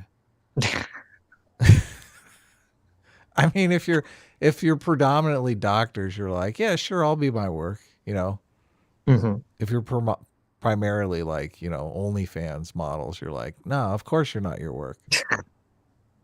Terrible. What? Do you disagree? It's a good system, and one that I would argue is responsible for much of the progression of social attitudes we've seen. Sitch doesn't want to answer. Well, You say your thoughts on no, it's not, it has nothing to do with sex work. It's just Sitch because, doesn't want to answer. a lot of people who, like if you're working at like a restaurant or working in a grocery store, you're not doing sex work, but you don't want to define yourself by your job necessarily. Oh, of course. Yeah, no, So I get it. that's why I totally get it. Okay. I was just joking You around. bad person. something. If it makes reasonable sense and the majority of society agrees, it becomes accepted. If not, it gets rejected. This is the process through which Wait a minute. attitudes and I gotta go back. if it makes it's a good system, social issue out there. In the case of social media, everybody here is well within their rights to tweet exactly what they think on every single social issue out there. However, a future employer is also well within their rights to judge you for it and act accordingly. So, okay, but no, it depends what your job is. So again, if you're going to be the face and brand of, Target or something, Target's like, we need a new person to be our spokesperson, then yeah, they're going to want to probably get someone who's viewed as apolitical, that doesn't have controversial political opinions. And even in their contract, it's probably going to say like, hey, don't go out and do crazy things. Not just political stuff, but like, don't go out, drug and high on, so you can get posted on the news, running over homeless people on the street or something, right? Like, but just a random person who's just working some job, or they're not the public face of some company. Why the hell should the company be looking over their Twitter profile or their Instagram to see what kind of political takes they have? That's crazy. Well, it's a customer. Look, it's the customers that are doing it, and it's exclusively these woke people that are doing it. You don't have conservatives going over their social media and saying, "Oh my God, this guy is pro-choice. Fire him as a bagger." Like, nobody's doing that. Well, they're only doing it now with the teachers, with the oh, the right is doing it. Yeah, when the teachers say like the crazy, I'm gonna teach your kids some kind of sex education or LGBT issues that I'm not supposed to. That's not even comparable because they're actually policing their job, the thing that they're supposed to do. Right. Like if the guy is at the bagger section is, not bagging your groceries because you're not for LGBT rights, and obviously you're going, well, fire that bagger, right? Right. This is the same equivalent as the teachers. They're like, listen, I'm not going to teach your kid math until I teach them about what it's like to be trans. It's like, listen, you're a math teacher. Yeah. What the hell is going on here? And that's a key. It's a huge key difference. It's a giant difference. Yeah. So they want to fire you not for your political beliefs. They want to fire you because you're not doing your job. You're the job you were hired to do. Right. Well, I mean, it is because you're allowing your political beliefs to negatively influence your job in a way that's possibly influencing and Right. Yeah. affecting their children. So, There's a giant. right. This is the thing that I can't stand about this, because this does happen on internet arguments all the time. They're like, I see a slight similarity here, Right, and they so just assume it's the therefore same, the right. situation is identical. Like I That's what he see did with it's the, a person the in a job, and you're trying to harass them. right. Yeah. Well, that's what he did in the beginning of this with his bouncer club example. Right. Like that's Yeah. even remotely comparable to anything anyone's talking about. Yeah. Of course. Look, if you can't do your job, then obviously you should get fired. That's like, but I don't think It's you a should good get fired for your political opinions. system, and one that I would argue is responsible for much of the progression of social attitudes we've seen. You say your thoughts on something. If it makes reasonable sense and the majority of society agrees, it becomes accepted. If not, it gets rejected. This is the process through which attitudes and cultures change. Yeah, but what is the process of getting rejected? Like you get fired and you don't have a job anymore? What a dumbass. This is Yeah. what is this guy like a moron? It's like, okay, I want this guy to go back in time to the South during slavery. and Of be course. Yeah, Jim Hey, Crow. I think What? we shouldn't enslave black people. Oh, everyone's against me? I guess that's fine. Yeah, my idea got rejected. My idea got rejected by the broader society. I guess that's okay. Oh, he'd be totally Run me against out of that. town. Like, what the hell? The issue I'm sure the opposition will have tonight, however, is with the part of this process that involves rejecting thoughts. A process of rejecting thoughts that simply don't go along with the woke left snowflake radical agenda. Which leads me on to my next point. How radical really are the views associated with the word woke? A poll from YouGov in mid-2021 did some research into what views people most commonly associate with the word woke. Topping the list of evil, radical, woke sins were the support of Black Lives Matter, equality for LGBTQ+, and the removal of statues of slave traders. I don't know about you guys, but to me, these don't sound diabolical or evil in any way. What about this has Oh my God, they successfully gaslit the public into thinking that wokeness is good. That proves something, Adam. Yeah. Well, I mean, I don't know I understand what, yeah. Obviously it's those And he's painting them in the most charitable light possible. well, but no, but he's being a total hypocrite because if you were to say like, oh, ask people in a poll, like, what does it mean to be American? Oh yeah, yeah, yeah. And the they give you poll. a bunch of like, anyone can succeed, individualism, Right. blah, blah, like a bunch of positive things. All woke people be like, oh, well, that's all just the inherent white supremacy that's like, Right, yeah. that's melted into people's brains, that's making them, Yeah. think all these things. And individualism is awful. American exceptionalism is awful. You actually can't succeed because all these systems are out to get you. Blah, blah, blah, blah, You've blah, just blah. brainwashed the public into responding to the poll how you want them to respond to it. Right. You I mean, it's so hilarious when you have patriarchal scum. the leftist position is that basically there's all this social conditioning that's gaslighting people into accepting the current cultural hegemony, Right. the evil white supremacist liberal cultural hegemony. And yet he's like, well, they did a public poll and people said this. Right. It's like, oh, okay, that's good. Yeah. or can go too far. People using their democratic right to protest police brutality, believing that people should be able to freely express themselves and be who they want to be, Well, they don't believe that. believing that That's what the debate's sorry. over. removing statues, which put some of the most evil people in history quite Well, are you removing them illegally, or are you like, is it part of the democratic process, or are you going out there and just pulling them down? So that's a giant difference right there. I think if you frame the poll, are you in favor of illegally removing statues? It'd probably be a lot different. Probably be like 10, 15% are like, hell yeah, illegally, tear them down. The rest would be like, no, you have to go through the normal channels. What are you doing? literally up on a pedestal. I'd hope the majority of you would agree that these views are not extreme or dangerous. If this is what people associate with so-called woke culture, then to me, the definition of the word woke has not changed one bit. It still upholds the values of being aware of what's going on in the world and supporting racial and social justice.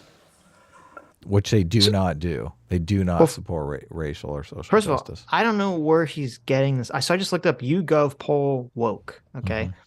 And the first one that came up, this is from last September, says, most Britons know what woke is. It says, most Britons now say they know what woke means. All right. All right. 57% say that they've heard the term, they know what it means. Nice.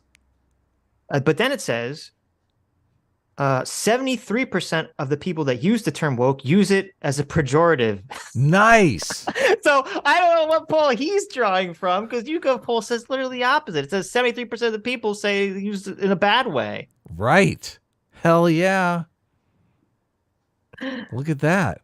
So I don't even know what he's talking about. We've destroyed the word woke. Only Is so that it good says or bad? I don't even know. so in July of 2022. Okay, so it says 28% of the people that responded that they knew what the word woke meant. Only 28% said that woke applies to them. 62% said it does not apply to them. Only 14% said being woke is a good thing. 42% said that? 14%. 14%. I was going to say. Yes. What? 42? That seems But high. this poll is weird. Only 23% said being woke is a bad thing. So I guess the majority were apathetic about the whole thing. Yeah, who cares? You be woke if you want, kid. So say the majority said they don't know. 43% said they don't know. Right. Or actually, no, 43% said they don't know what woke means. So I guess they didn't. Oh, I see. Okay, so out of the people that did answer that they knew what woke meant, 41% said it was bad, 31% said it was neither, and 24% said it was good. So there you go. All right. Making progress. See, we're winning, Yes. guys. Look at this. Nobody wants to cancel anybody anymore. The real truth of the matter is that this word has been appropriated from its original foundation in the civil rights movement through right-wing, bigoted rhetoric into a buzzword that can be deployed in 10-second TikToks to radicalize young people into supporting outdated, illogical, and harmful social attitudes. We need to reset and reclaim this word for what it actually means, not the political tool that the right wing has turned it into. I wish they would dig into that, because he's just throwing out a bunch of nonsense. Like, what's outdated and illogical about racial justice? Well, also, he's actually sort of lying, too. He's actually totally lying. So I found the part that he's talking about. It says, percentage of each group who understand what the word woke means that consider each of the following to be woke. And it says, supporting racial equality. Right. Only 30% said that. Said that's woke? Yes. So 70% said that's not woke? Yes. Because of what white racism. They know. They're like, listen, dude, what are you talking about? But here's where the study gets even more interesting, because they break it down by conservative versus labor voters. Okay. And they also break it down by how the attitude has shifted over the years. Okay. So in February of 2021, 55% of labor voters said that they considered woke to mean supporting racial equality. Right. Okay. 55%. In July of 2022, that number has dropped to 36%. Oh my! So that's even among labor voters. It They're dropped bleeding from 55 out. to 36. Yes. So everyone knows. Everyone knows. They see these TikTok compilations where everyone's like, "We got to get rid of these white people." Like, they know.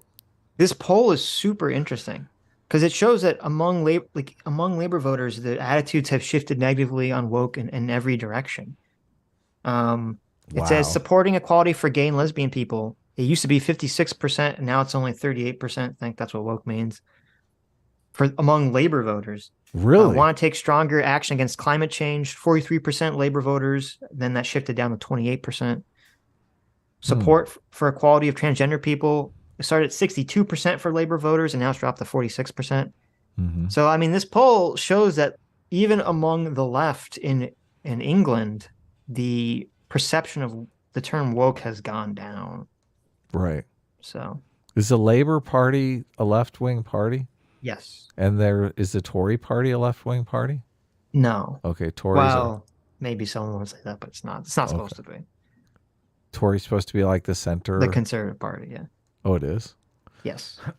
It's because I always hear like people who are conservatives blasting the Tory Party as being right. like so. They say it's not conservative enough, or it's like you Right. know when right wingers here complain about the Republicans being rhinos or whatever they complain Right. about. Yeah. I don't know. It's supposed to be the right wing party, yes. Gotcha. Just as I'm sure there's lots of leftists that complain about the Labor Party, Yeah, they all say Labor. What? They're conservative. Right. Everybody just loves to shit on their party if they aren't extreme enough for them. Mm-hmm. Just you don't need to have a party. Just don't have a party. Just be independent. But see, the guy was very dishonest with his poll, because the real thing this poll is showing is just, and I think it's even framed this way, showing how the attitudes are shifting away from woke. Yeah. In every category by every person, it looks like. But woke means you're enlightened. You're awake to the real world, Sitch. Oh, of course. I heard it in a debate one time. It doesn't mean that you're ideologically possessed and can't read a poll correctly because of your ideology. Mm-hmm. Hashtag or /S. With that, I'll conclude. Both the very definition of woke culture given by the dictionary and the common attitude among the public state that this phenomena is not what the Daily Mail wants you to believe. It still very much stands for believing. Look, and then he just declares, yeah, the public's on my side. Look, because I read this poll completely incorrectly. In equality. Liars. I know. This is systemic dishonesty right here. Well, it's not even systemic. It's just dishonesty. Well, I mean, I don't think it's intentional. I think it's more due to stupidity, which is a system. Equality, freedom, and acceptance. Without these values, we are nothing. Therefore, I urge you all to vote down this motion tonight and walk out the no door. Thank you.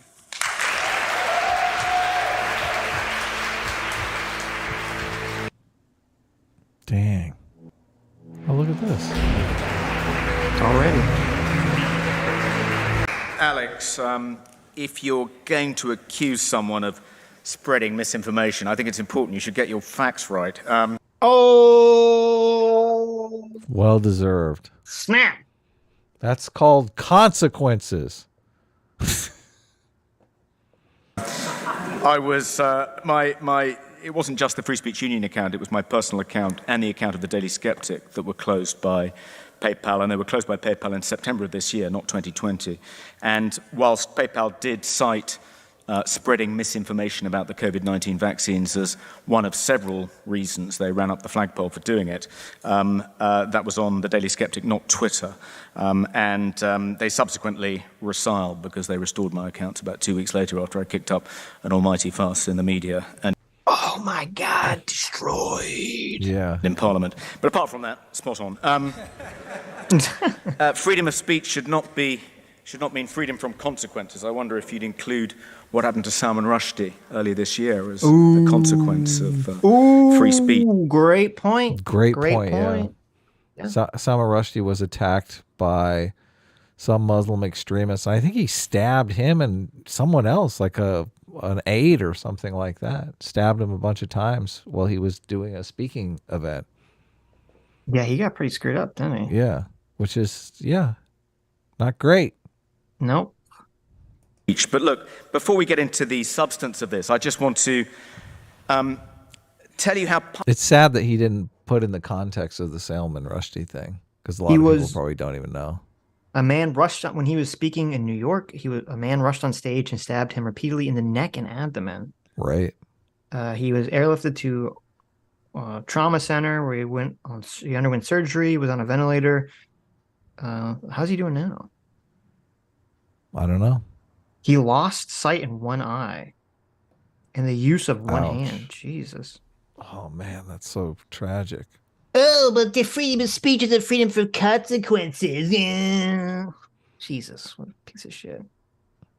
Puzzled I was by one of the phrases. This house believes woke culture has gone too far. It was the conjunction of the words woke and culture, because what is woke culture? So Christian civilization has the King James Bible, the Cathedral of Notre Dame, the ceiling of the Sistine Chapel, Handel's Messiah. Modernism has Tchaikovsky, Picasso, Frank Lloyd Wright, Virginia Woolf. What art and culture has the woke cult given rise to? She-Hulk, attorney at law.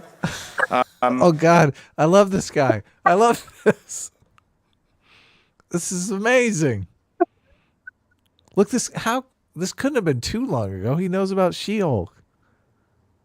Yeah, but that wasn't that. Oh, I guess that's a good point. She-Hulk came When out was this? after the Yeah, wait a after minute. January 6th. What are you I talking don't know. about? Now I'm confused. Yeah. Someone said that this was like from last October or something. She-Hulk attorney at law. Come on, we were covering that 6 months ago. That's hilarious. That's amazing. That's a great reference. It is good. Well, no, I guess it came out in August of last year. Yeah, long She-Hulk ago. attorney at law. Look at how there they you go. defend that stuff too. Oh my Seems God, like this it was only great. yesterday, right? Yeah. Meghan Markle's podcast, the collected works of Owen Jones. I mean, the phrase woke culture is an oxymoron, a contradiction in terms, like Nice. social distancing and military intelligence. Got him. Gone too far. Gone too far. Woke culture has yet to get beyond the embryo stage. It's a cultural desert, a gaping void.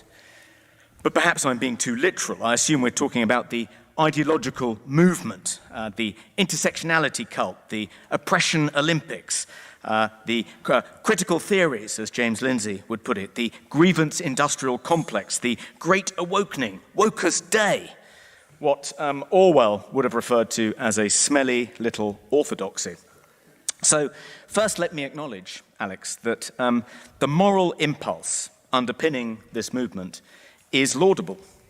Wanting to reduce prejudice and discrimination and improve outcomes for historically disadvantaged groups is an admirable goal. We can quibble about the inconsistent ways in which woke moral standards are applied. In fact, let's quibble. If you think slavery is abhorrent, why focus on the historical involvement of Britain and America in the slave trade and turn a blind eye to the enslavement of nigh on 2 million Uyghurs in contemporary China, or the 200,000 people imprisoned in labor camps in North Korea? If you care about... Oh, because those countries are communist. It's exactly right, man. They got such a hard on for China because, it's a communist country. They can't be doing anything wrong. The Chinese Communist Party, the CCP, oh no, they would never turn on their people like that. About women's rights? No, Why you neglect don't the plight understand, of women? Adam. Roger Waters is so based, yo. Didn't you hear him talking to CNN, telling them that it was rubbish that the Uyghurs were being, killed and imprisoned? Oh, yeah, That's just sure. rubbish, right? Roger Waters based. Oh my God. What evidence did he bring to that claim? I'm guessing He just said it was none. rubbish, and that was it. Yeah, exactly. He brought the evidence that he's a far leftist. That was the evidence that he brought. So Yeah. In Iran, who risk being beaten to death by the religious police if they don't wear the hijab. If you care about social injustice, why obsess over the inequality of different identity groups and ignore class inequalities, surely a much more pervasive source of injustice? I often suspect the reason this doctrine has gained such purchase in private schools and elite universities is so people who, according to a traditional left-wing perspective, are extraordinarily privileged, can claim to be victims of oppression. true. Yeah. They get some free currency. Some Remember free the, victim currency. I don't remember what year it was. It was like pretty early on in the woke days. Remember there was like this black student president who was, I forget what he was arguing for, but he was like, got all this attention. He was complaining about the campus at Mizzou being racist against black people. and how he was so not privileged. And And that was the billionaire's son, right? yeah, well, I don't know if he's a billionaire, but it turned out his parents, I think he was a millionaire. It turns out he was a millionaire, and his parents like owned one of the largest rail companies in America or something. It was like, Yeah. what the fuck? This guy's going on about how underprivileged he is, and he's just, like swimming in dough. Yeah.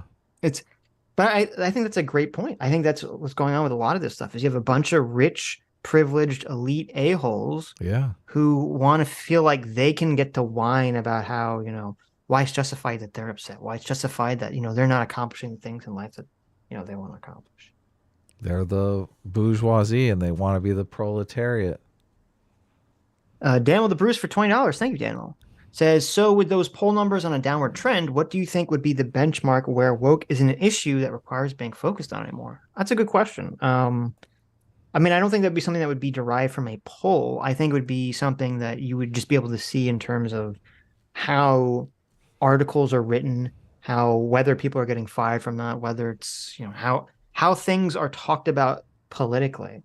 I mean, things, Right. at least in America, I don't know what's like in Britbong land, but America, things are still definitely on the left, still politically talked about in woke terms all the time. Right. I think it would really take, I think it's really going to take a Democrat.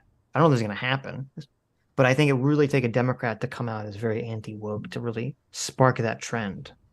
So, Yeah. Well, then, so then it's yeah. going to be like the neo-reactionaries trying to drive us back to a Christian nation that we're going to be all up in arms over, because that's going to be who the knows? infringement on our. That could be. I hope Like not, as soon but as they take power, as soon as the woke power loses power, who's going to take power? Who do you think it's going to be? well, that's the $1,000,000 question. It's going to be the Ben Shapiro's of the world and the Well, first of all, I the don't think it's Matt fair to call Ben Walshes. Shapiro like a. I don't think it's fair to put Ben Shapiro and Matt Walsh in the same category. I don't think it's They fair both work for necessarily. the Daily Wire. Right, but I don't think Ben Shapiro. Well, I'm not sure. I'm You not don't sure think what Ben Shapiro would be down for prayer in public school? I don't know the answer to that question. I don't know if he is a true libertarian or not. Well, look, everyone's a libertarian when you're in the minority. I understand that. Right. As soon as you're With in the Matt majority, Walsh, I think it's that's like, true. I don't know enough about Ben Shapiro to say if that's true or not. everyone in the chat, they're going, what's wrong with prayer in public schools? There you go. Well, see, that's the question. I'm not sure that will happen. I'm not sure if it will just kind of revert to the mean that we kind of had before wokeness. We're kind of in like this middle weird ground. Hopefully, that's what I'm hoping we get back to that. Aiden Paladin says Matt Walsh is not NRX. Matt he's Walsh not definitely I know wants he's not prayer in NRX, public but- schools, though. Right. Like if Matt Walsh could press a button and all public school would be a Christian public school, I mean, he'd be down with that. Well, you sort of conflated NRX with like Christian nationalism, which they're not really the same thing. Okay. So, that's fair. But oh, yeah, I hope that's what's not the what we're going difference? to. Well, NRX is isn't NRX technically isn't NRX technically either the pro monarchy / pro Mencius Moldbug I guess version of government, and which I isn't think really like a Christian national Mencius Moldbug, I think, is an atheist too. So right. Yeah. So they're different. I mean, there can be overlap, but I don't think it's not a 1-for-1. right. I'm also puzzled by the stubborn refusal of the social justice warriors to acknowledge any of the good things about Britain, as well as itemizing the bad. Yes, the British Empire participated in the slave trade, but then so did every other empire, stretching back to ancient Greece and beyond. But every other empire didn't focus on eliminating the slave trade like the Brits did. Oh man, slavery drove them insane. Right. JMac for $20 says Shapiro also argued against Walsh on a lot of Walsh's authoritarianism. Shapiro is pretty libertarian compared to the rest of the Daily Wire cast. Well, that's good to hear. I mean, I do constantly hear sane things out of Ben Shapiro, but every once in a while I hear something completely crazy. And I think, well, usually from my experience, well, first of all, thank you, our surrogate father. Yes. I hope you get that debate with yes. Jake. Yes. Our surrogate father, JMac, may be debating someone who's been too terrified, really too much of a, I don't know, like a fraidy cat to come on the show and talk to us. Right. Corncob Jake was on Twitter. I mean, talking just mad, insane stuff. Saying very stupid. I mean, first of all, it shouldn't shock anyone that Corncob Jake, the man who dresses up as corn, I think was he saying is very like a stupid teacher. things. I think he's like a grade school teacher or something. Supposedly, yes. Which is a little crazy. That is very crazy, yeah. But he was too afraid to come talk to us. I don't even remember what we were supposed to talk to him about, but we'd asked several times and he refused. He was too afraid. But then he started arguing with a bunch of our fans because he tweeted out something very stupid he said it's misogynist for people to be against OnlyFans. Right. Which to me is hilarious because first of all, I'm not against OnlyFans as a concept, but what I do think is hilarious is that it was primarily the feminist not very long ago, only a short 20, 30 years ago, who were the ones arguing that it was literally sexual objectification for women to be, selling, for women to make money and for society to basically commodify women's bodies and to sell them for sex. Is that classified as sexism? Objectification? Well, the feminists were saying it Of course, yeah. They were saying it was part of the patriarchy that women were either selling their bodies for porn or selling their bodies to sell products and advertisements. Right. That was the feminist position. And now if you have that same outcome, the same position that you want to get rid of OnlyFans or pornography or whatever, that's considered misogynist. We've gone a complete 180 here. Right. Like it's so funny that actual Corncob Jake is his head so far up his butt that he thinks that that's misogyny. And it's even weird. Because so I made fun of that. Yeah, it's funny because when I made fun of that, a lot of people assumed I had some position on being against OnlyFans or in favor of OnlyFans, which I didn't even talk about in the tweet, but that's fine. So instead of debating us about it, a lot of our fans jumped in and also mocked Jake, and he challenged all of our fans to different debates. But right, and J-Mac was one of them. Which J-Mac was like, let's hope it happens. I saw that we're talking about a time, so definitely that would be amazing. And maybe we'll talk to, though I know I'm curious because Jay Exley responded, but I thought their response was very lacking. Really? It was very lacking, yeah. Because they said essentially, well, if you're against women doing what they want with their bodies, that's misogyny. And I was like, no, it's not. What are you talking about? That's a terrible metric. So like, I mean, if a woman wants to commit suicide, and you were like, no, you shouldn't do that. That's misogyny. That's why, I was like, that's just, I don't know. It was a terrible metric, but so I don't know. Maybe we'll talk about that at some point. I don't know if it's worth getting into, but. Well, Jay's welcome on the show anytime. He can show up right now. Sure. We would drop everything. Everyone hates it when we do that, but I mean, it's fun. It is fun. What makes the British Empire exceptional is that we were the first empire in history to pass a law abolishing slavery and commit blood and treasure to ending it across the world. Only a fool would say people of colour don't have to contend with prejudice and discrimination in contemporary Britain.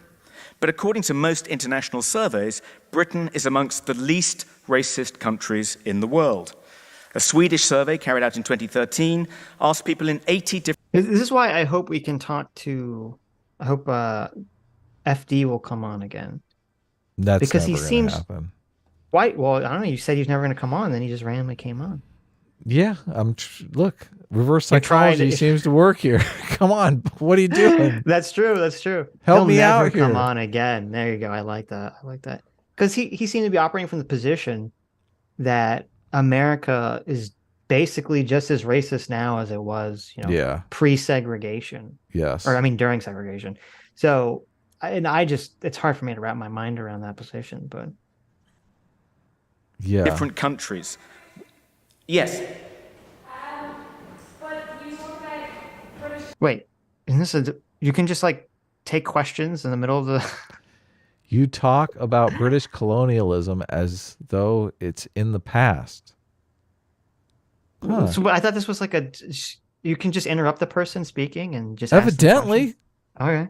I mean, this is awesome. I got to admit. I mean, I'm on board with it because that's a stupid ass question. That's like a brain dead question. I know. This is great. Yeah, there you go. Look, this guy. Are you sure that wasn't a plant? This had to be a plant, right? No one would ask a question that stupid. Right? Obviously, this guy has been the smartest guy we've heard from so far. He's just killing it. He's completely destroying these people.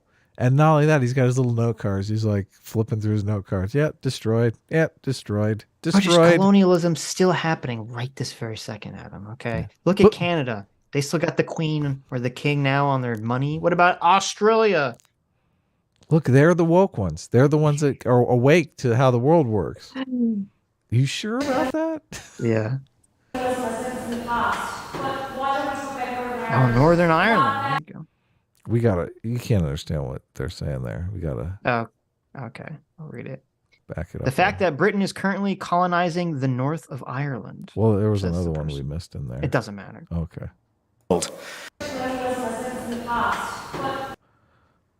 Why don't we talk about Northern Ireland? The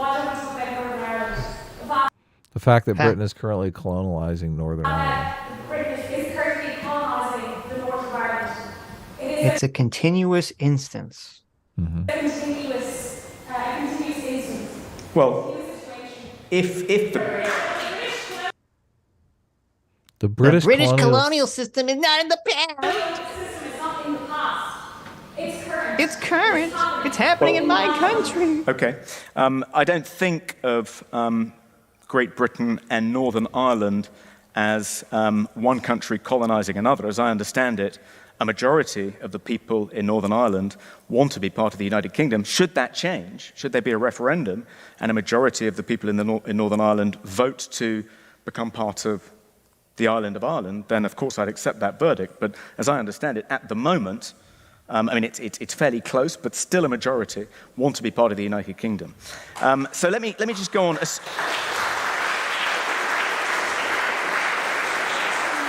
But they didn't vote my way. Yeah, exactly. So where?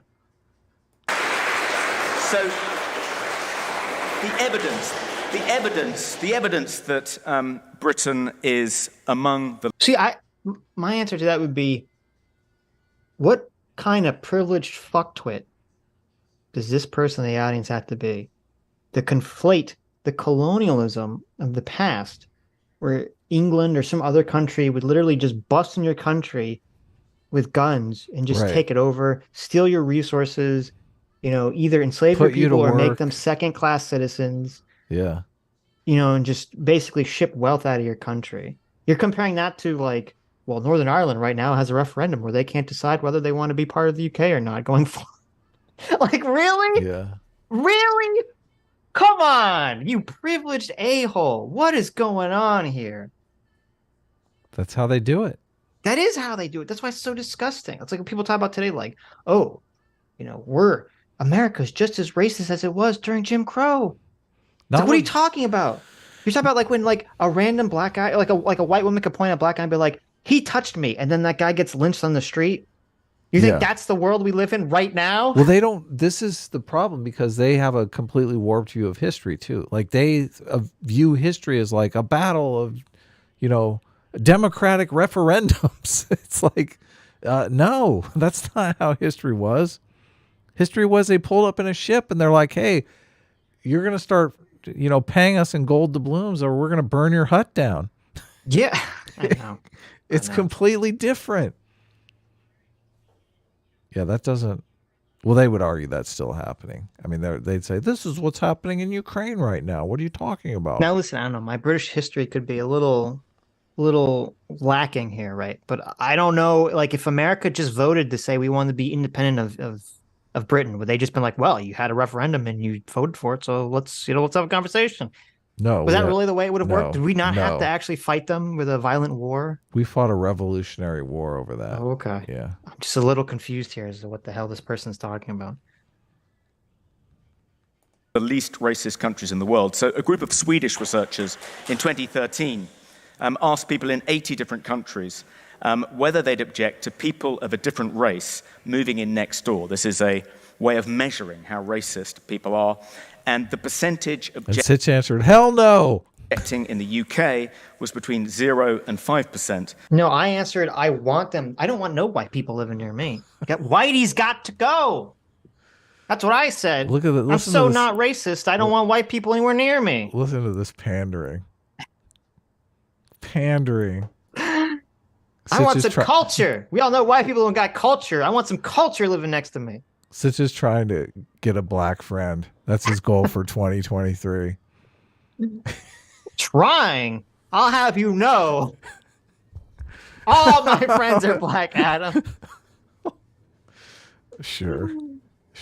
Doubtful. Whereas in other countries, in Jordan, for instance, more than 40% objected. In another recent survey measuring how racist different countries... Look, am I to believe in Jordan 60% were like, yeah, let the black guy move in next door. There you go. Look, Jordan's pretty progressive. Look at more that. than I thought. Yeah. That's amazing. I thought it would have been like 90-10. No, even Jordan is making progress. Countries were the country that was identified as the most racist in the world was Qatar. But no doubt if the English footballers just go down on one knee and raise a fist, they'll magically make it go away. So, okay, enough quibbling.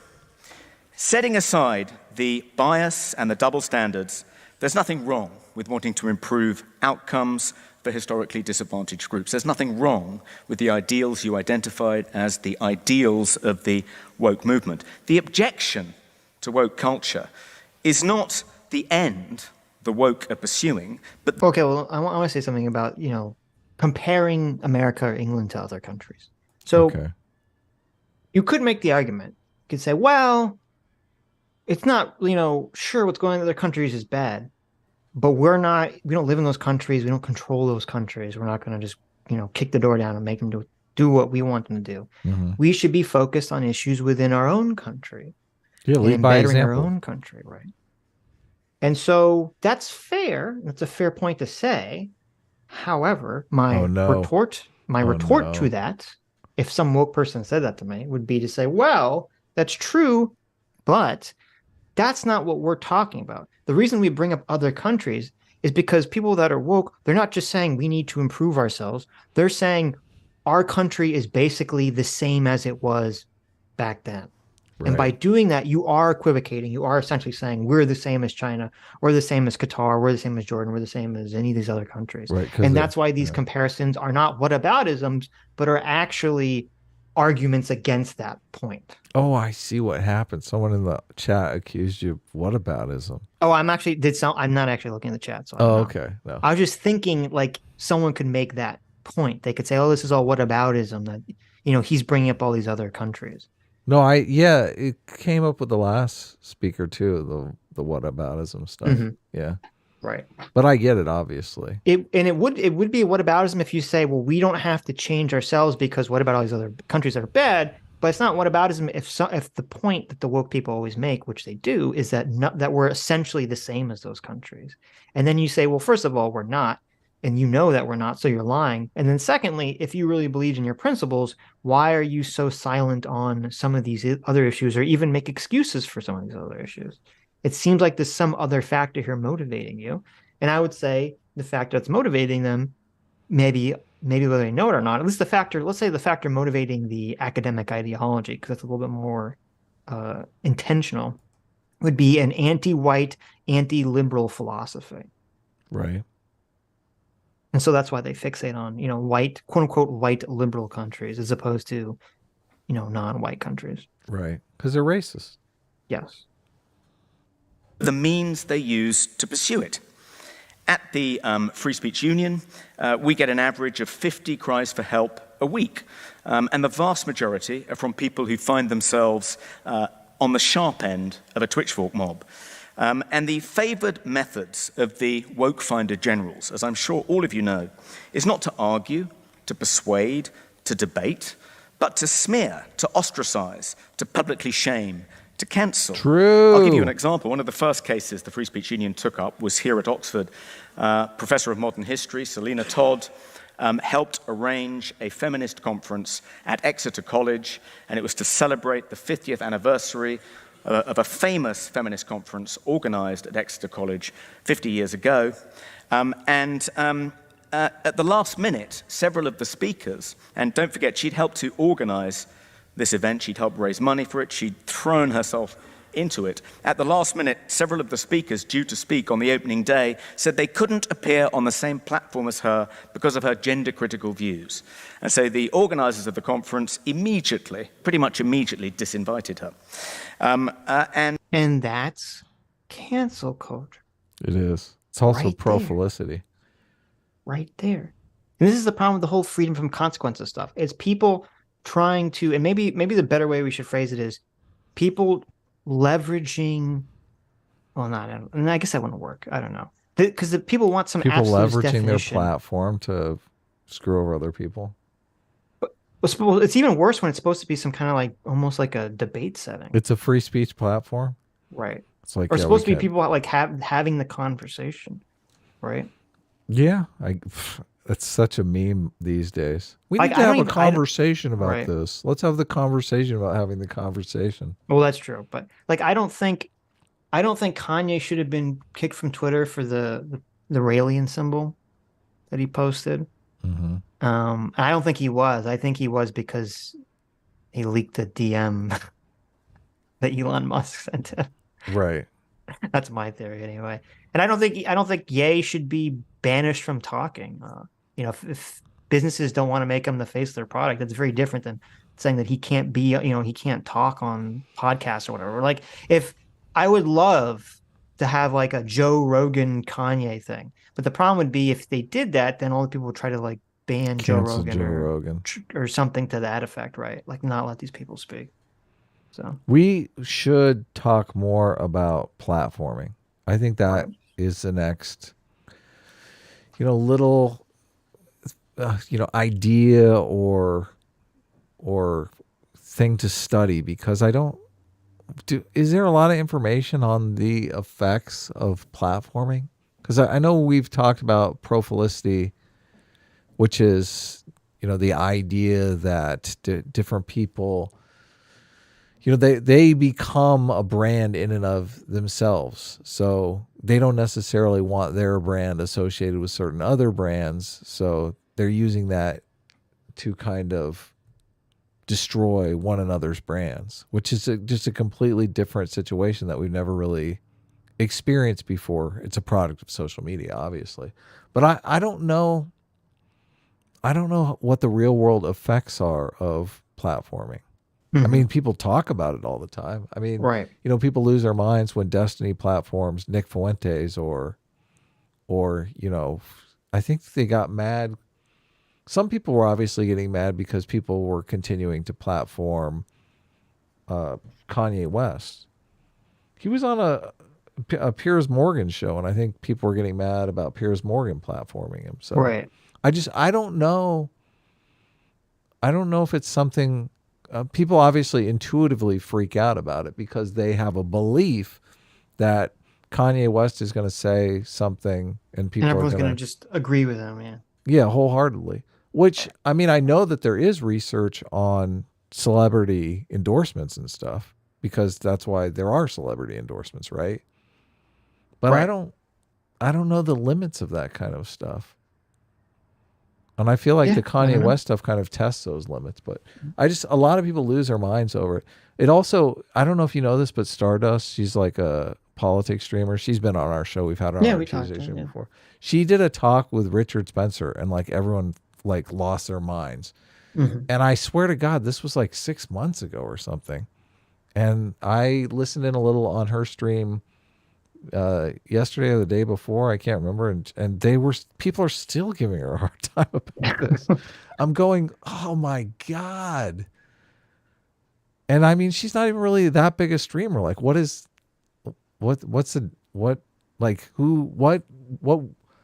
nation collapsed because she did this stream with like Richard Spencer? Well, it's because when people complain about that, it's like, it's not even a question of because you're concerned with what is like the actual outcome of platforming, yay? Is it going to increase anti-Semitism? Is it better for society? Is it worse for society? What is the answer to that question? But when it comes to other like small streamers talking, I don't know, Richard Spencer, or someone who everyone knows is not only racist, but it's not like he doesn't have like the star appeal that maybe someone like Kanye would have. So he wouldn't even have any of these, questions. And it's not like, and from Stardust's audience, she's on the left. At least I believe she's on the left. So I don't think she's gonna I don't think Richard Spencer's gonna sway her audience over, to his side. They're just basically they're just NPCs. They're just reacting. Like the code is, you will not platform bad person. If you platform bad person, you are bad. Like they don't know like why you're not supposed to, quote unquote, if you believe that it is, just to platform these people. But for me, the big divide, I mean, this is the thing that points out progressivism as a religion, because it's like you don't invite the atheist to give a sermon at your church, right?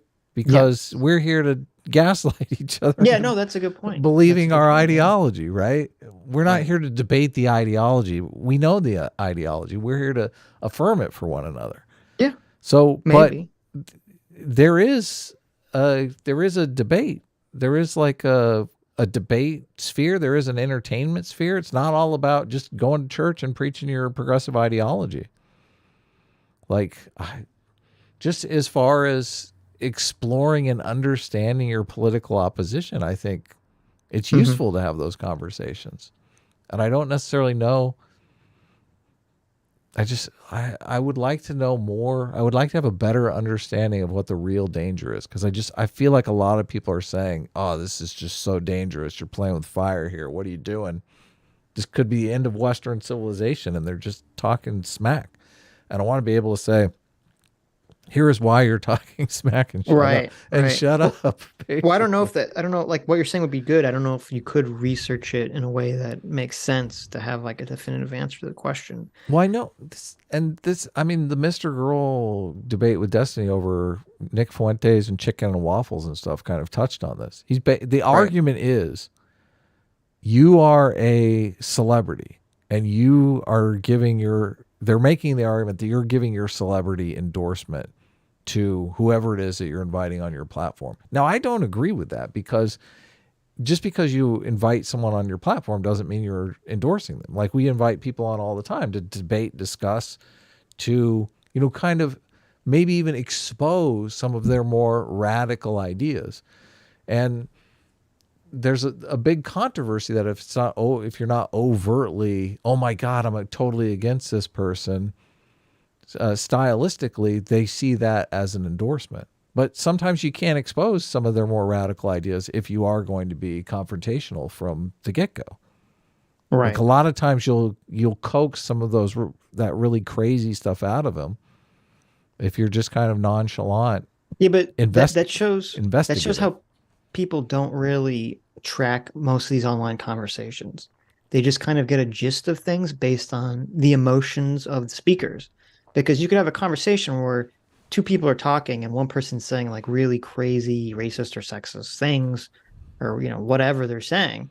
And if the other person is not reacting like very strongly, like if they're just very calm and they're kind of coaxing it out of them, a lot of people will misinterpret that conversation as like, oh, you just agreed with them. Yeah, I know. Because you didn't get, visibly or auditorily angry at them. This is something that's very unsettled right now in the sphere that we're operating in. It's like reverse autism. We have a plague of reverse autism in our society. Right. You got to be overtly emotional. Yes, if you're not super overtly emotional about something, then it must mean you support it. Well, one of the things that fascinates me about it is they're figuring out a rule set on the fly right now, because there are no real rules around this. Everyone's battling for, these are the rules that are my preference, and I want these to be the cultural norm. But there is no real cultural norm on this right now. Right. Well, I think it's two things that I think, one of them that you touched on, which is very important, which is that for a lot of it, it's like a church. It's having some people in the space is blasphemy in itself. Yes. It's not really about whether they're converting people. It's just that they're hearing blasphemy. That's part of it. But I think a second part of it that's very important and is very pernicious is that the way sort of the woke ideology gets people is that because like they can't just say, "Oh, we live in a society that's just as racist as Jim Crow," because we all just on its face we look at it and we say Yeah, that's it's not true. laughable. Right? It's laughable. So they have to create this idea that like, well, all the racism is below the surface. It's all hidden. It's all Right. secret. It's all either people are just hiding it or it's so hidden that even they don't know. It's in their unconscious minds. Or Right. maybe even it's just so hidden that it's in society itself. And what that does is that basically creates in everyone's mind that there's all these like secret racists out there that are just all lurking and you have to discover it. Right. And I think that's part of the problem is that's part of why it makes it difficult to have a conversation with someone who is racist or that you just vehemently disagree with and if you don't become overly emotional. Because if in their mind they think, oh, there's all this secret racism. Oh, they look at you as if you're the secret racist. Exactly. Wow. Exactly. Okay. Where like 20 years ago, you could have those conversations because it would just be accepted. Oh, well, the average person doesn't believe in white nationalism. Right. So if some, if Phil Donahue or, Howard Stern or some talk show host had a conversation with some KKK guy, the assumption was the talk show host does not agree with the KKK guy. But now the assumption is obviously Dr. Phil is a KKK member and he's inviting his buddy. Exactly, because everything is secret. Everything is secret now. There's a racist behind every rock under, every tree. See, I was thinking completely the opposite strategy. I'm like, if you're making a pitch that everyone is a secret racist, wouldn't you want to invite the most incendiary racists on to go, look, this is an example?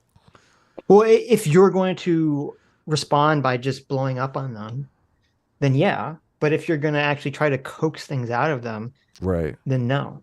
So yeah, it's an interesting debate. Some platforming rules just don't apply to some people because it is, the rules aren't set in stone right now. There's enough wiggle room that we're kind of figuring it out. But I do think it's an interesting topic. It bugs me when people talk about stuff so definitively and it's based on no evidence, just complete gut intuition. They're just out there talking their fifis. Well, I think they know it on some level. It's because it's the same thing with like it's like with the witch accusations. It's like, oh, if you defend someone of being called a witch, well, then that must mean that you're a witch too. It's all just a means of social control to make sure everyone stands in line. Like, oh, you defend someone who's been accused of the racisms, well, then you must be the racisms too. Well, that is also they're jockeying for a larger political platform by taking out a competitor who's in the same space competing for attention. Right. Which that's a completely different conversation. Yeah. That, I'm afraid, is the tactics of the woke. This is the way they go about trying to achieve their objectives. Another example, Kathleen Stock, who was essentially a professor of philosophy at Sussex. I'm sure most of you are familiar with her. Another person we tried to help. She was essentially hounded off Sussex University campus because a group of student activists... And if you notice, that guy was just itching his balls right there. Which guy? The timekeeper. No way, really? In the back? Look, he just leans Sussex, over in the frame. I'm sure most of you are familiar with her. Another person we tried to help. She was essentially hounded off Sussex University campus because a group of student activists on campus disagreed with her point of view about the conflict between sex-based women's rights and trans rights. Look at this. They have some institution on campus that you call when a social media mob is chasing you. How sad is that? They need to have that. Like, geez. It's kind of crazy. Yes. Is this not the equivalent of the bully hunters thing? Look, I'm being bullied. Without taking... I guess the difference is so many of the people who are like saying that they're getting bullied, there's absolutely no fear that they're going to get fired from their job or anything like that. Right. These people are like, these people are crazy. Sides on that particular issue. How many of you think that that is the right way to go about trying to... I just love the idea. Bully hunt. I'm so glad you brought up bully hunters. I hadn't thought about that in so long. Just the idea that you're going to have a bunch of woke people, especially, and this was from their own video, a bunch of female gamers jump into like a first person shooter to like try to camp someone who's being mean to them online. It's so cringy and pathetic. Who thought this was a good idea? They put that together. They had money. They had a stage. They had an audience. They had a live audience. This was like the cringiest thing you've ever seen in your life. I do remember that video was pretty God. epically cringe. It sometimes I don't know. Some things get like somehow people get money and things happen, and you're like, how did no one look at this and say no? No. Money laundering. It's like the did you see the Martin Luther King Jr. In his I wife, did, his not of his what's his course. wife's name? Of course. Look, In his wife's statue, and you're like, how did this get made? This is a terrible Look, garbage statue. look, I have a Bachelor of Fine Arts, so I know I follow these things. You had the best tweet. You had literally the best tweet about it, Yeah. which was that, if you haven't seen it, there's a statue, the sculpture that was put in Chicago to commemorate what was her name? Loretta Scott King. I forget her. Martin Luther King and his wife, essentially. And it's just like this giant sculpture of two arms holding each other. Just the arms, like disembodied arms holding each other. It looks like a freaking Dark Souls boss or something. You're like, what am I looking at? And it's supposed to be referencing some famous picture where they're hugging, but it's just their arms. And you're like, I don't even, if you didn't know the picture that's being referenced, which who knows this very specific picture of Martin Luther King Jr. hugging his wife, you look at this and be like, what am I looking at? They're just arms. It looks ridiculous. Well, from the right angle, it looks like a turd smuggler. Like he's got this big giant turd. Like, yes. What did they do from one angle?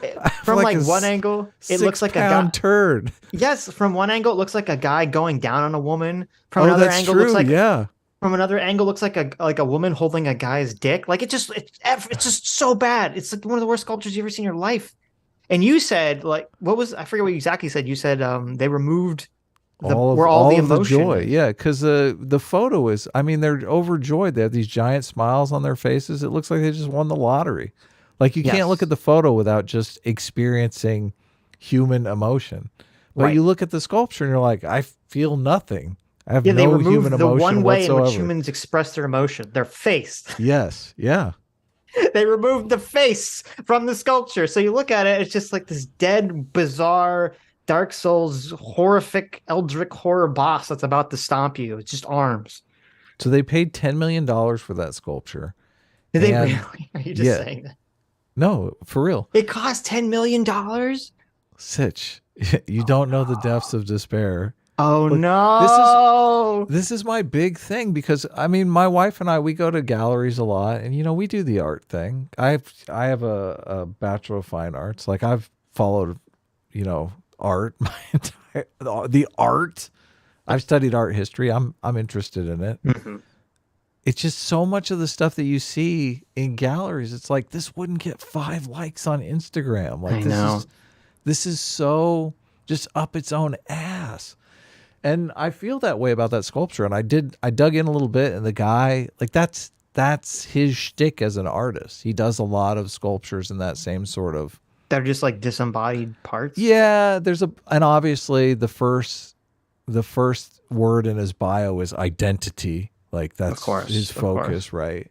He's got one of a bunch of they look like black people, like kind of arms up, like they're being arrested and stuff, cut in half by. Yeah, but see, something like that would. Okay, if you had like just arms up, that would totally that would make sense with something that you were doing for like Black Lives Matter, right? But this is just, I love the New York Post headline. It says, woke $10 million MLK penis statue insults black community. Even cousin of Coretta Scott King says it looks like a penis. I'll bring up the picture so you guys can look at it. Oh my, it's so bad. But how did that get made? How did no one at any point in the process look at this and say, because he had like a little model version of it. And how did no one look at that little model version and just like look at it and say, that's terrible? Well, that was his shtick. So they went to him knowing what they were going to get. So the thing is, I guess people are idiots. I mean, could they have I don't know that you could have a community meeting about that. Do people show up at those community? One, this is who's got to be the people that are in charge of like deciding funding and all this stuff. Like, you know, you walk in, you had to have someone from, if it was paid for with tax money, you have someone from the city walks into that guy's workshop, you see the little sculpture and you're like, really? This is what you're going with? Just disembodied arms holding each other? This is a particularly good angle that I found here. This is one of The penis angle. no, well, I mean, I guess, yeah, I guess this is kind of, it's a split. I can't tell if it's like the turd farmer or the or the uncircumcised penis farmer, or maybe a giant tongue. I don't know. Yeah, they definitely knew what they were getting. But I mean, if you live in Boston, that's your property taxes at work right there.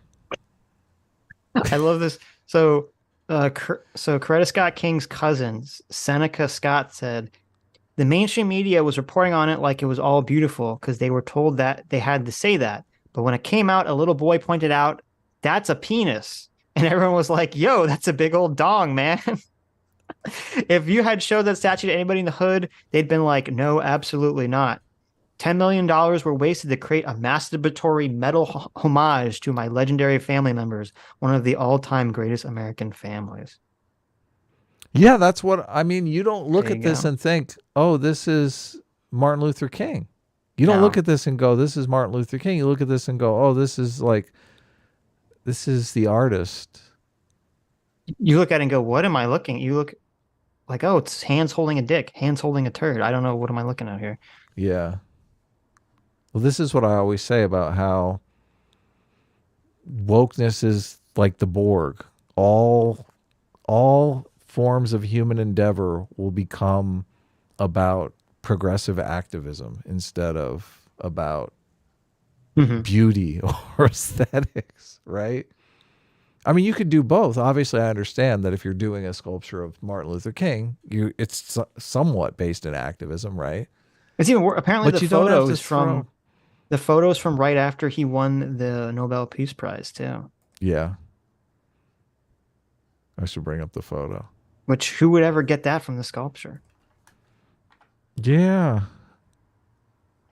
I wonder. So has the artist responded to everyone just crapping on his crap? Look, I'm sure he's just shut off his social media for a God. couple of days. He does. I mean, on one hand, I'm like, I feel bad because he's going to be pilloried. But on the other hand, he deserves it because this is such wanky garbage. Like, how does he look at this and say, "Oh yeah, this is real good"? Because everyone's blowing smoke up his ass. You don't understand. I want a bunch of arms touching each other. This is his shtick, though. You look at his look. You don't come to somebody who does the arm thing and say, Right. "Here, I want you to do a portrait of Martin Luther King." Look, You're right. All if you Google his name is Hank Willis Thomas. He just has a bunch of arm sculptures. Why Yeah. does he have so many arm sculptures? You go to the arm guy because you're like, this is You want some arms? yeah. We went to the arms guy and he gave us arms. It's whose fault is that? It's the city's fault all the way. Of course he gave you arms. That's what he's the arms guy. Yeah, what do you expect? Oh, I finally found it. Okay, here we go. That's funny. That's really funny. Finally found the picture. I guess this We picture went is to the not very- arms guy and he gave us arms. Who could have foreseen this? See, it's so sad because this picture is so. I mean, this picture. His wife looks like she's in Yeah, it's a good ecstasy. picture. He's so Yes. excited. Like it's such a big thing for their entire movement. It's such a giant moment in the civil rights history, right? Yeah. Look, I think the guy was assassinated in 1964. Like it has such a tragic ending, but here we go. Here When we I go. see giant arms holding a turd, I think Martin Luther King Jr. winning the Nobel Peace Prize. Well, the thing is, okay, obviously, this is a black artist. If this was a white artist, what would the commentary be Oh on my this? God, they would say he's super racist. They would. They totally would. They'd be like, oh my God, what is this? They'd be like, this is a troll. Yeah. What is this, Marcel Duchamp and the toilet? What's going on here? Yeah, Why exactly. why are you doing this to the black community? I know. Yeah. Because that's the way people roll these days. Those other arm statues, but here's the thing: his other arm statues, all the other ones they actually look good and they make sense.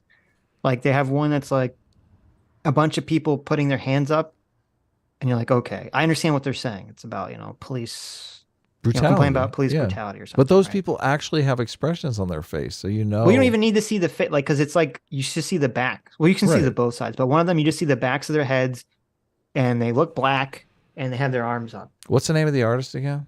Hank Willis Thomas. So you go, okay, I understand what that's trying to say. You have another arm statue that's like an arm coming down with a billy club, and the other arm's grabbing it. You're like, okay, I understand what's being said here, right? You have another arm that looks like it's like a Holocaust thing. You have a bunch of hands holding a barbed wire fence. They're wearing those like prisoner jackets. Okay, like so, like I understand this one. You look at it and you're like, I don't know what I'm looking at. So not only is it an arm statue, it's like his worst arm statue. Yeah. Anyway, we can move on from Art. guy, the arm guy. But I mean, this is. Here, I found one. Mhm.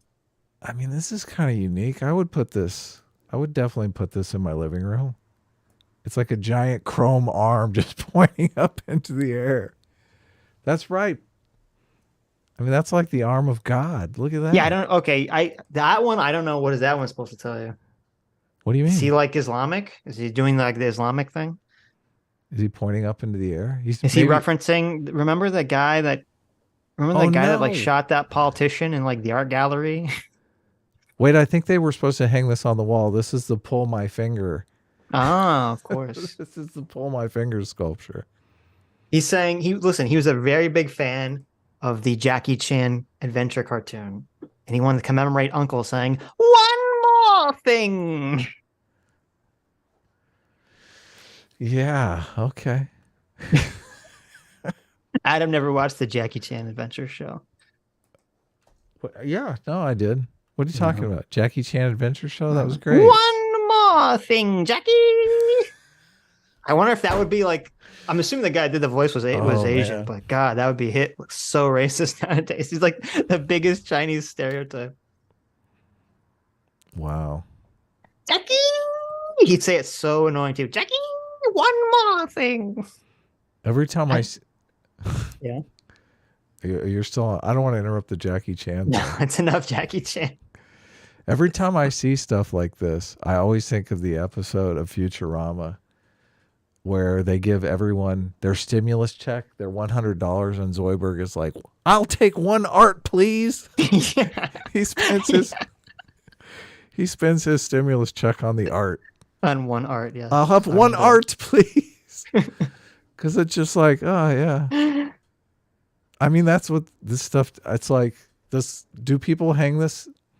The barbed wire thing? No, this obviously. Well, it's in an installation somewhere. But Yeah, it belongs in a museum, right? yes. Or does it? Oh man, I had my guitar teacher would say that all the time. We went He would to. He'd be explaining something in class and be like, one more thing. Oh really? Yes. Hilarious. He was white as fuck. He would have been canceled by today. We went to the Broad recently, and we saw some of this. You went to the Broad, Adam? That's It's very called the offensive. Broad. Yeah, That's so offensive. I went with some broad too. My wife. Literally objectifying women in the name of this place. No, it's called the Broad. We went to the Broad, and they had this one installation that was like, it was a film artist, but the films were just, I mean, if a white artist had done this, I mean, you would have, this is probably the most racist stuff you've ever seen in your entire life. But since it's like a black artist, What was it? they're saying something about identity. Like some slave girl claymation being raped and Oh my God. all kinds of just horrible things. You're going, oh my God. Well, listen, the city of Chicago definitely, as someone in the chat says, the city of Chicago took $10 million and they said, one art, please. That's what they got. Look, I picture Zoidberg, right? He pulls out the Zoidberg check is the mayor of Chicago. he pulls out it's Boston actually, but he pulls out Boston, sorry. he pulls out the check for $10 million, right? Yes. I'll have one aught, please. Yeah. That's literally, Give it that's up. exactly what happened, yes. Something like that. I feel like there might have been money laundering involved somehow. I feel like all the art is money laundering. Yeah. All right. Video. Yes. Conduct a debate in the public square to try and win someone over to your point of view.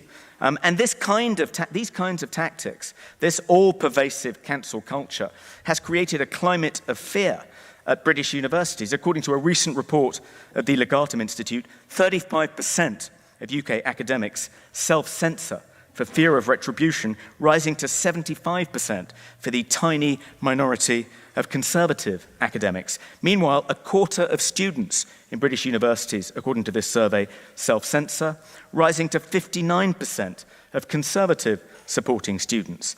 And these tactics are self-defeating. The woke don't succeed in persuading people of the rightness of their point of view any more than the totalitarian methods of Communist Party states during the Cold War persuaded their populations to embrace Marxist-Leninism. I'd go further and say that the terror tactics of the woke movement actively harm the disadvantaged groups they're seeking to help. And a good example is the fate of the Gender Recognition Act and the fate of the Tavistock. I mean, you can say, well, the reason the Gender Recognition Act wasn't in the end reformed after a lengthy consultation, and the reason the Tavistock is in the process of being shut down is because the current Tory government are all transphobes and bigots. But that's not really... okay, sure. Was it not the case that the Tavistock clinic was closed because its head for transgender gender non-conforming individuals was not sufficient, and local regional gender identity clinics are now being opened by the Tory government to address this? Yes, I think that is true, but... So he's asking, wasn't the Tavistock closed because it couldn't service enough people, and now they're going to open more Tavistocks everywhere? So he's making the argument that that was helpful. The point that I was going to go on to say that you can't blame... Well, okay. He doesn't... So the rebuttal to that would be no. Because if the problem was just that they had too many patients, they wouldn't close it down. They would just open more. True. Why did they close it down? And if you actually looked at, as we did when we watched Philosophy Tube's video on the subject, the reason they closed it down wasn't just because it was overworked. It's because they've completely changed their entire criteria for transgender care for children, including getting rid of the affirmative care model. True. Yeah. So that's the answer to the question. So no random heckler in the audience. He let him heckle, though. He's like, oh, sure. Yeah, I know. The decision to abandon the proposed reforms of the Gender Recognition Act, as well as the decision to shut down the Tavistock, on the transphobic Tory government, because as recently as 3 years ago, the Tory government was in favour of making it easier for trans people to legally change their gender, and the Gender Recognition Act was going to be reformed along those lines. There was no movement to try and shut down the Tavistock clinic or to draw attention to the medical harms it may or may not have been causing.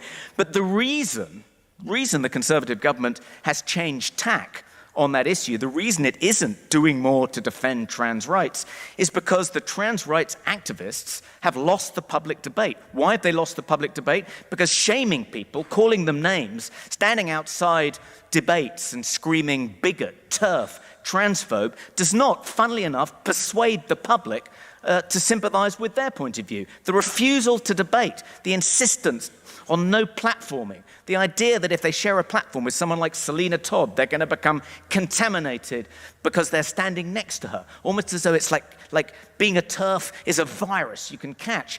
This is not the way to prosecute a debate in the public square. It hasn't helped trans people, and the woke only have themselves to blame for not engaging in a constructive, good-humoured, respectful way in this public debate. It's self-defeating. They've harmed the cause they were promoting. So, in summary, there's nothing fundamentally wrong with the moral values of the woke, with their agenda, with supporting BLM, with supporting Pride. All of these things are in their own way admirable. And I think I'm sure everyone on this side of the House supports those ideals. But going about it with the zeal and fanaticism that you do, with the dogmatism and intolerance, I'm afraid means that the culture of woke has gone too far. Thank you. Nice. I never heard this guy before. Toby Young. Yeah, that Seems was at least great. Very concise. pretty based in this conversation. So, And nice. so he's basically making just a really simple argument in that woke has gone too far in that you're not achieving your own political objectives, which we Yes. haven't really heard that argument, so to speak. Well, I mean, it's true. I think completely wokeness agree. is just, Yeah. I think the uptick in anti-Semitism and even racism and sexism is 100% the fault of wokeness. Right. So, Yes. seems to be not accomplishing its goals. Right. Yeah. Oh my God, look at me following Toby. Okay. I guess that kind of means you're on par with an Instagram model, Toby, if we're looking at the lineup. But I was really honored to be invited to do a debate at the Oxford Union, but also incredibly nervous when I saw what the subject was and who was in opposition. And I was nervous because it feels like a strangely personal. Yeah. What's up? Oh my God, Sitch. Why are you pausing so much? Sitch. Why did you pause it? Why are you such a sexist, Sitch? I'm so oh my confused. God. I didn't know that there was Californian Brits out there. What is happening? My brain is melting. He's simultaneously from Hollywood and British? Yeah, of course. How is this Hollywood, a thing? UK. What is happening? How is this possible? I didn't watch this one, and I was wondering because she sat next to James Lindsay, and I was like, Yes. oh wow, look, James Lindsay's got himself a hot date. I know. Well, no, I assumed she was talking. You bigot. Why? I mean, Because all the people are talking are sitting together. Okay, is that it? Well, Yeah. but she's sitting. So James Lindsay is on the anti-woke side. Yeah. You didn't hear his speech? Well, I guess I did. Yeah, He's arguing in favor. He's arguing against the proposition. His proposition is wokeness hasn't gone too okay. far. Yeah. I mean, Against sure he is. Well, yeah, of course. Obviously, he's doing it somewhat satirically, but They let that fly. I guess as means he gives a pretty genius speech. Yeah. She's got like the California beach accent, but she's also British. I've never heard this before. This is amazing to me. Sitch This is incredible. Sitch just fell in love. He's like, I did. This is the most amazing thing I've ever seen in my life. This is like my brain can't handle this. we But can watch also this one twice. If you incredibly want. nervous when I saw what the subject was and who was in opposition. And I was nervous because it feels like a strangely personal topic, but I realized that that's not a reason to shy away from it, and all the more reason to get personal involved. topic. And That's the thing amazing. is, you can't really debate whether woke culture has gone too far without first establishing what woke means. Well, also, it doesn't help too, and I brought this up because their little box is shorter. Right. Like they have to really lean over to on the box, and the other side can kind of Her heels themselves are up. 1 foot high. Well, that's true. You know what? That's a good point. If she didn't She have has those massive 12 heels, she wouldn't inch have to be stilettos looking on. down. That's a good point. Yeah, it's a great point. Means, and there might never be a consensus there, but what it means to me as a Black person is quite different to how it's often depicted now. I remember I first heard the term woke, it was back in 2014. It was around the same time as Michael Brown was killed by the police, and we were seeing the first Black Lives Matter protests in the US. And it had been used in various forms in the Black community, particularly in the African American community. Which all turned out to be BS because anyway, the Michael entire Brown narrative stuff. around Michael Brown turned out to be completely all fake. But you know how few people know that? I know. It's the same as Kyle Rittenhouse. Everybody Yep. just has the fake narrative that they're going to go to their graves believing it's true. Community long before that. We can actually find record of it back in the 1930s when Lead Belly performed a song called The Scottsboro Boys, which was about a particularly horrendous case, and it was about racism in the criminal justice system. And at the end of his performance, he encouraged the audience to best stay woke and keep their eyes open. To be woke meant to be aware, to be informed, to be vigilant, to know your history as a Black person and the legacy it has on your community now. Being woke was something to aspire to, and Naturally, being woke also started to encompass having an awareness of other forms of injustice, because you can't really discuss racial inequality without including gender, social class, sexuality, and other factors. And then it was hijacked by a white conservative audience and turned into an insult, a way to ridicule people for doing, thinking, or saying anything that was centered around trying to make life easier for those who have traditionally been disadvantaged, and as a way to dismiss the existence of various inequalities. Bullshit. Such bullshit. Like, it's all about, I mean, my difference of opinion with woke is just like the last guy that spoke. I mean, I think it's a poor strategy, but I am in favor of obviously making life more equal, so everybody has the same kind of opportunities available to them. So, yeah, it's to lump everyone, to say any opposition to wokeness is just, being in favor of racism, I think is just, I mean, it's bullshit. I don't like it. Obviously. Okay, let me possibly be, I don't know if it's misogynist. Let me possibly be a hater here. What? Let me ask a question. So, because I Googled this person, right? This individual, Yasmin, I don't know how to say her last name. Look at Sitch, Benoit. I knew you were Googling her as soon So as she's a model. She said she was an Instagram model. She's an Instagram model, but she claims to be asexual and aromantic. Okay. Uh-huh. So first of all, I'm like, and when she says asexual, she means she is not attracted to having any sort of romantic or sexual relationship with any person at all. Period. Right. Well, So she first of all, definitely it's like- knows how to attract somebody. Right. So I'm like, okay, is it a little weird that a person who claims they have no interest in anything sexual is a literal model? They get paid to look attractive. Does this make any sense to you? I mean, it is interesting. Is that not a contradiction? Well, I mean, them, Or are they like is it a scam? They're like, I'm not interested in it, but I know you are. Pay me, you simps. Like, I don't like what's happening. well, that's kind of all modeling, right? It is guess. all making money from. I guess that's a good point. I just, Well- when you're, I don't like, is that, I don't know that she's making money off of Sims. I don't know her situation. So, Well, it's even more confusing because apparently she's a creator of hashtag this is what asexual looks like. And it's her looking like hot. And I'm like, no, it's white. What? What does that even mean? that's what like- asexual looks like? Yeah, like there's a picture of her. Like, okay, listen, I'm not asexual. I don't understand it. But if I see a girl, well, I don't know if she identifies as a girl, but if I see a girl who's wearing short black shorts with fishnets, and she's wearing not even a shirt, but literally just a bra, Right. so her tits are out, there's nothing asexual about that.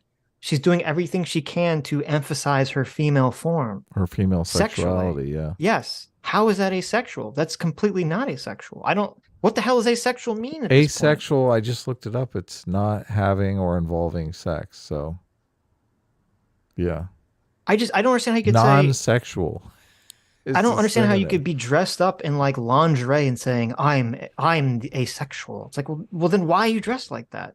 That's the opposite of being Come asexual. on, boomer. Can't, just figure it out. But that's literally the opposite. That's the opposite. But you're sexualizing yourself. That's not asexual. Figure that's it out, sexual. boomer. What are you doing? Figure it out. you're supposed It doesn't make any sense. But you're the sexual one. She's the asexual one. She's just not interested in you. This is starting to feel like cope. I mean, you're just like upset that she doesn't. No, I'm just saying, to me, this entire identity doesn't make any sense to me. Right. Does it make sense to you? Of course not. But I mean, I'm not losing any sleep over it. Look, Well, so, we do this thing, so Adam. many I of don't these know if you, identities. I don't know if you know. We do this thing. It's called the stream. I know. Okay. Okay. Yeah. No. Yeah, I don't get it. I don't understand it. Maybe there's some secret handshake or something. Mm-hmm. And that goes a long way towards explaining I all mean, of I this. sent you the picture. You look at it. She says, "Yes, Okay. I am asexual." I Yes, probably I can't. I probably can't bring it up though because it's probably too sexual to bring up. Yeah. Yes. So I why'd just you don't get send it. What to does me? asexual mean Oh anymore? yeah, we can't bring that up. What does asexual even mean? This is If hilarious. someone says, "Listen, I'm asexual. I'm not interested in anything," I say, "Okay, good for you. That's fine. There's nothing wrong with that." But then if you say, "I'm asexual and I'm going to dress like I'm a stripper," I'm like, "Well, now I'm really confused as to what's happening here." Why, if you're not interested, like, if you're not interested in sex, what is the point of signaling to the entire world that you want to have sex with somebody? Well, Because that's the point of dressing like that. Well, if you're going to dress like a stripper, strippers have a financial incentive to dress provocatively. You should see her articles. I haven't read anything she's written. You You misunderstand. She's not asexual. She's saying she is a space sexual. Oh, okay. You're right. I totally misunderstood. You're right. I totally misunderstood. No, she's saying she's non-sexual, but Gotcha. yeah, I just like maybe it's just to throw people off the scent that she's like to, you know, a lot of times people will call women like this floozies and stuff. You know, you're dressing. No, it's like a core part of her, like everything that you look about her, she's like on her official website, it says official website of asexual activists. She's an ace because asexuals really need an activist. The asexual community is so disenfranchised. Oh my God. Remember that time in history when they just rounded up the asexuals and they put them in the camps? Remember the time when asexuals couldn't vote? Oh, the asexuals have been so underprivileged in our society. Yeah, they're I mean, they're the ones that are not getting any sex. So Yeah, there you go. Well, it's so unfair. The asexuals just don't get to have sex with anybody. It's so unfair. well, at least they're not incels, right? I mean, they're voluntary. They're vol There you go. cells. They're V cells. Yeah, Asexual act. I don't know. Whatever. I like V cells better. This doesn't make sense to me. Mm-hmm. Are you allowed to? I mean, I thought people in the chat were giving me a hard time because I thought she was attractive. So She is attractive. was that allowed? I mean, That's not allowed. I don't like psychically. That's not allowed, Adam. I mean, is there consent issues here? Is what? Listen, Adam, she identifies as asexual, and the fact that you have sexualized her in your mind is incredibly offensive. To But the I asexual do community. feel like maybe this is a trap or something, Mhm. and you've fallen right into the trap. What is Like- the trap is what that her entire existence doesn't make sense. Look, It seems hypocritical to me. How is that a trap? She is. This is the trap that I see. She's allowed to dress in lingerie in the middle of the street and say, I am asexual, and therefore, if you objectify me in any way, shape, or form, you're a bigot. Which, I mean, that's No. This is No. I don't know if that's what she's doing. I don't know if that's what she's doing. I think that's what she's doing. If someone says I'm asexual and that's fine, and they just dress in a non-sexualized manner, there's nothing wrong with that. What That's side of the totally fine. debate? What side of the debate is she on? She's on the woke side, obviously. Yeah, there you go. Look at this. Right now, you just committed like 1,000 microaggressions. I don't know. It seems like she had some like really bad school experience, so maybe that's become her identity now or something. The She bad says her school nickname in experience. school was hollow and emotionless. Oh, really? So I don't know. She says I was practically Lord Voldemort with braids. Well, I don't know. Maybe she's being dramatic here. Right. So Because you're not attracted to anyone. You feel like, well, I mean, I don't know. She was very uncomfortable. Her peers would have all these because she was growing up. Obviously, she went to an all-girls school, bunch of horny girls, and they talked about sex stuff, and it made her feel uncomfortable. It's like, okay, I don't know. A thunderstorm in the chat says, Sitch has no chance. Let it go, Sitch. She's asexual. But see, this makes even less sense. If she's complaining about how her peers were having all these That's sexual hilarious. conversations, why is she dressing sexual in public? This just like seems like bullshit to me. Lord Cringedemont. This seems total bullshit. Yeah, there you go. That's awesome. She is 100% Lord Cringe. Lord Cringe. She shall not be named. Okay, let us continue. Anyway. And look, I don't want any more objectification going on here. Obviously, Yasmin. Adam, as a man, it's impossible for me to not objectify women, so I find it very sexist that you would suggest I do otherwise. Well, it would be a lot easier if she just zipped that jacket up a little bit more, like 3 inches. Just a little more in this. Jasmine, 3 inches on that zipper, and you'll get asexual. A little bit more asexual. You'll get asexual out of this entire audience. Right. I mean, she's got to know that. Maybe the asexual thing is she can't.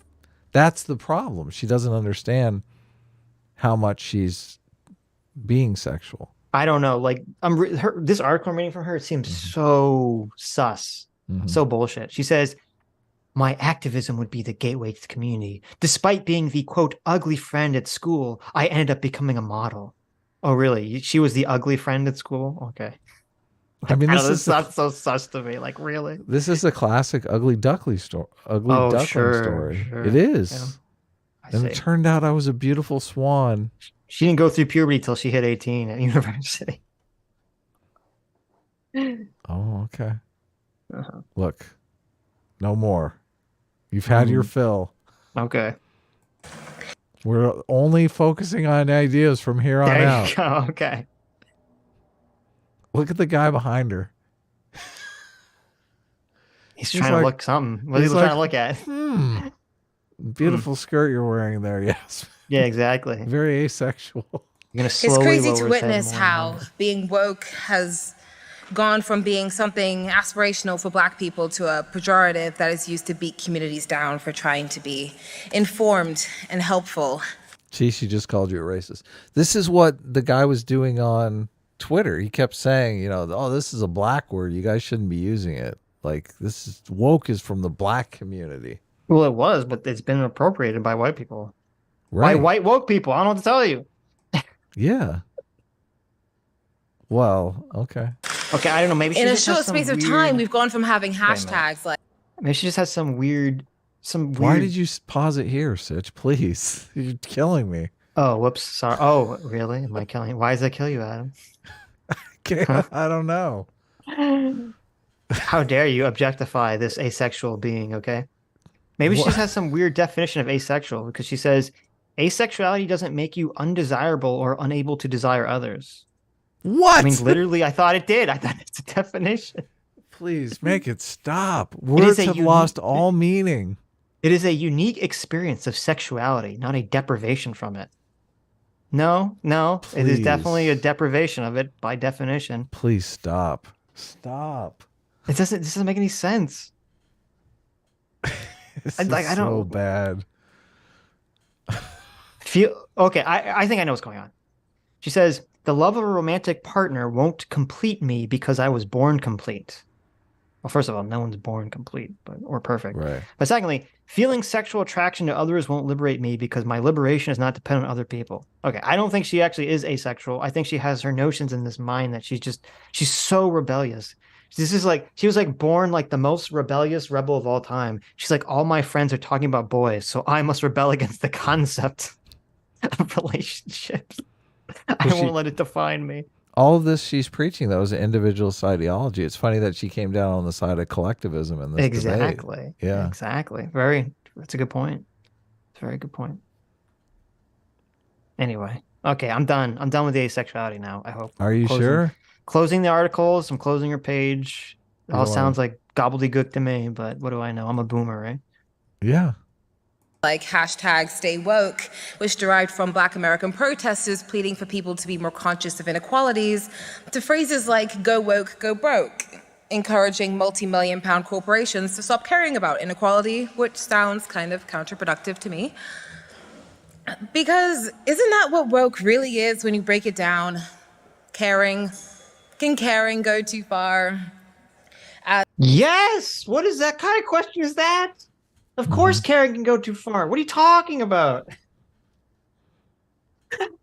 How? What? Do stalkers care too much, Adam?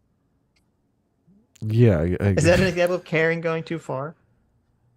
Yeah, I guess that's Yeah. true. What about the Obviously. Nazis? Didn't they care too much about some things? What they cared about was just Is that caring going too far? Okay. Okay. What about She the would over? argue. She would argue that that was not caring. Right. But Of course, of this course. is exactly what I was thinking too. Like sure, their idea of caring is completely parochial. It's like, yeah, we care about our group, but if you're a conservative, obviously, Exactly. off to the gas chambers with you.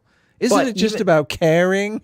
Right. But even using, as you're right, she would say, well, that's not what I mean by caring. But even using her way in which she would mean caring, this is what Jordan Peterson talks about all the time. The overbearing mother, Totally. the smother mother. That's caring too much. Yeah. Yes. As a Black woman, as an asexual activist, I've been told that I am the epitome of wokeness going too far. Everything that I am, everything that I do is symptomatic of our society going down the drain. And the fact that I use new words that aren't actually new and speak about concepts that are actually hundreds of years old but seem new, and wave unfamiliar flags and fall within the plus section of the alphabet mafia is all a step too far. But I'm happy to join the leagues of others who have Look at that. She doesn't even get her own letter. All she gets is a plus. Terrible. That is true inequality. There you go. There you go. gone too far in the name of equality or wokery. Because our society would be a lot worse without woke people of the past. I mean, take a rather popular example. Martin Luther King, who is held to very high esteem now, but had a nearly 75% public disapproval rating, according to a Harris poll in 1968, which was the year of his death. Despite being famously nonviolent, he was relentless. Yeah, this is the one that I hate. Not talking Oh about my asexuality, but still on the misogyny rant. Okay. Sitch. Oh my God. Well, no, I'm going to say, listen, she's being hypocritical. Right. In the way everything about her appearance is her adhering to white fashion and white beauty standards. She has straightened her hair and she's wearing like a goth girl outfit. Yeah. And listen, I'm fine with that because I believe that we should have colorblind culture, but the woke people don't believe that. They think they would accuse her of basically, becoming Cultural appropriation. Of well, the no, white yes, but also that she is European. internally anti-black, Right. and she just doesn't realize it. FT Honestly- signifier would not be happy with this. Well, I don't know. We'll ask him. Are you happy with this outfit? No, this is an internalized Prosecuted and whiteness. Yes. Impact, supporting issues like desegregation and workers' strikes. Women Whoa. They're for desegregation now? Yeah. Wait. What? I thought the woke were for segregation. They were the ones that were like, we don't want any white people in our Dorms. spaces. Yeah. Wait a second here. That's why we're talking about wokeness going too far. When wokeness goes so far that now they're advocating for segregation, they're Right. taking steps backwards. Yeah. Evergreen. Yeah. Evergreen's a perfect example. Women's right to vote, combating poverty was seen as being a step too far, and he was assassinated for it. And when Oh, she's talking about, we paused at a bad time. She's Come still on, talking MLK. about Martin Luther King. Yeah, exactly. Simone de Beauvoir wrote The Second Sex, she ignited the second wave of feminism. She advocated for women to have the same entitlement to work as men, the same bodily autonomy as men, the same entitlement to pleasure as men. Okay. Dubois. I want to tell you Sylvia Dubois. Is that what's who we're talking happening about? right now. Okay. Maybe I'm reading into this. Mm-hmm. There's a lot of guys that are looking down. I see. Oh, wow. You see this? All except for this guy right here. Where's he looking? Let's see. Let's see if I can do a little arrow across with this. Why do you think those guys are looking down? Look at this guy here. He's got a little. I mean, he's locked in. You mean that guy He's in the like- back? He's like Spock. We need a tractor beam over here. Wait, which guy are you talking about?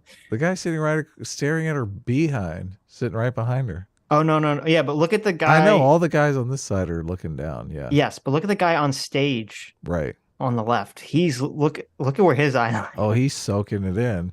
Yes. I'm wondering if all these guys are like they're doing their hardest not to look at her cleavage. Like that's why they're looking down. They're like, oh my God. Of course. Like magnets. They're like, I can't stay, I can't look, I can't look. Is that, I mean, Is that what's happening here? Am I reading into this too much? is that cultural? Does culture train us to look like right there at the cleavage? I don't think so. Is it a cultural thing? I Were don't you think taught so. it? Was there a class that they brought you into and said, "Listen, Even the president, the guy in the king's chair, is trying he's to like look away, looking, but trying to look like he's not looking. Oh yeah, he like, does. You're right. He's got one eye. He's like, he's like, I'm not looking at her tits, but I'm totally staring at her tits. Yeah, because he's got his head cocked like he's looking across the room, but you can see his eyes are completely fixated. Yeah. Yeah. Oh. They did this on purpose. They did. They totally did this. Well, on the purpose. interesting thing is, so going back to the first speaker, because she was wearing a dress that had cleavage, but this is interesting. I think because it was like, it looked like a formal evening gown, like your brain, it just doesn't register. You're like, oh, yeah, she has cleavage, but it's like your brain just kind of like acknowledges it and then you move on. But she's wearing like this like weird Catwoman suit with the zipper that looks like at any second it's gonna just like pop off or something. And so I think it's just like everyone can't, like all these guys, they just can't not fixate on it. Are you saying that you didn't notice the cleavage in the first? No, I did, but it wasn't like, I mean, I don't think it was causing every man in the room to be distracted. Now maybe it was, and I just it wasn't causing me to be distracted, but it just seemed like I think like it when was. we could go back to the first video. I don't remember like looking at the room and thinking like every man looks uncomfortable in this scene. Right. I think But it here, might just like be. this is the perfect shot. Like that, like everyone looks like they're trying so hard to not look at her tits. I think it's more pronounced here because of the asexual stuff. I don't. I think it's because she's wearing this weird zippered Catwoman suit. No, I think it's it is. Look, I'm a firm believer in just irony being Right. an attention grabber, and this is the ultimate form of irony. It's like, I'm an asexual, but here, look, I'm gonna look as hot as I possibly can. So the other girl doesn't have that irony. So you're just like, okay, you know, she's dressed attractively, she's attractive. Let's just move on, right? Here we're like, oh my God, I can't figure this out. How is this asexual? See, look, it's not just the sexist men. Even Aiden says, I may only be half of a gay, but as half a gay, I can't not look at her tits every time she's on screen. I'm telling you, it's the tactical zippered suit. Oh, it's the zipper? suit. It's the outfit. It's 100% the outfit. Sitch is going with the zipper. I'm telling you. It's the zipper. Okay. Because it looks like at any second, it's just gonna go like Maybe. It's like there was I'm trying to remember his name. The lawyer from Inherit the Wind. Okay. What was his name? Atticus You know what I'm talking Finch? about? No, what? No, that's Kill a Mockingbird. Oh, okay. Inherit the Wind was based off of a real person. Oh, Aaron Brockovich? Okay. Anyway, the lawyer for the Scopes monkey trial. Right. Oh, that guy. guy. Yeah. I've read the lawyer's name, but anyway, I watched a one-man show about his life. It was very interesting. And apparently in real life, he would do this thing where sometimes if he was like the other attorney was giving his closing statement, he would get a cigar and he would stick a wire through it so that the ashes would never fall off. I remember this. Yeah. And so he would start smoking and the jury get distracted because they'd see like this massive ash thing forming on the cigar and they would keep expecting it to fall and it never would fall. And so people just couldn't concentrate on what the other lawyer was saying because they just stare at the cigar like, when is it going to fall? Yeah. So the other attorney's closing statement would be, he'd be done and they'd be like, what did he say? Exactly. So that's what I'm saying, because like, so it's distracting because you keep expecting something to happen and then it just never happens. So Yeah. You're like, when's the treat pop out? Exactly. Anyway, let's continue. I'll try to keep my misogyny in check. The same ability to love without domination as men. And so naturally her work was censored and banned by the Vatican. It was a step too far, a bit too woke for the time. First of all, I fundamentally disagree with this argument because She's making an argument? well, no, this I'm is sorry. What? they always do this. It's like, Yes. let's pick all of the places where the progressive movement was successful and just ignore all of the places where it was a tragic failure. And because Right. we're advocating for this other thing, which could be a tragic failure because, they don't have 100% batting average on this stuff, no matter how much they try to gaslight people into believing that. So they trot at all the wins and just ignore all the losses and say, obviously this is going to be a win because we never lose. Hey, go team. It's a bad argument. It's a totally bad argument. It was funny because when you tweeted something about To that effect, basically. to that effect, and the classic example that you go to, which is a good example, is prohibition. Yes. And there's this person in your comments who is like, prohibition was not a woke movement. And I said, well, it was literally pushed by the progressive movement at the time, and it was pushed by progressive women and Christian women under the idea that it would help calm down domestic violence. Yeah, Christian socialist women. Yeah, Right. It's got another one in there. And they said, no, it was conservative Christians. And I would literally just screenshot pictures from articles and even Wikipedia that would say progressive movement, progressive movement, progressive movement, progressive movement, progressive movement. And this person, they couldn't perceive reality. They wouldn't even see the image. They just kept repeating themselves. It's conservative Christians, conservative Christians, conservative Christians. I'm like, but it says right here, it's the progressive movement. And they say, no. Don't try to confuse my feelings with your facts. And they'd stick their fingers in their eyeballs and they would close their ears and go, no. Yeah, because they can't fathom it. It's even funny with the prohibition movement because the people who were against prohibition were the big business distillers and brewers. What's changed there?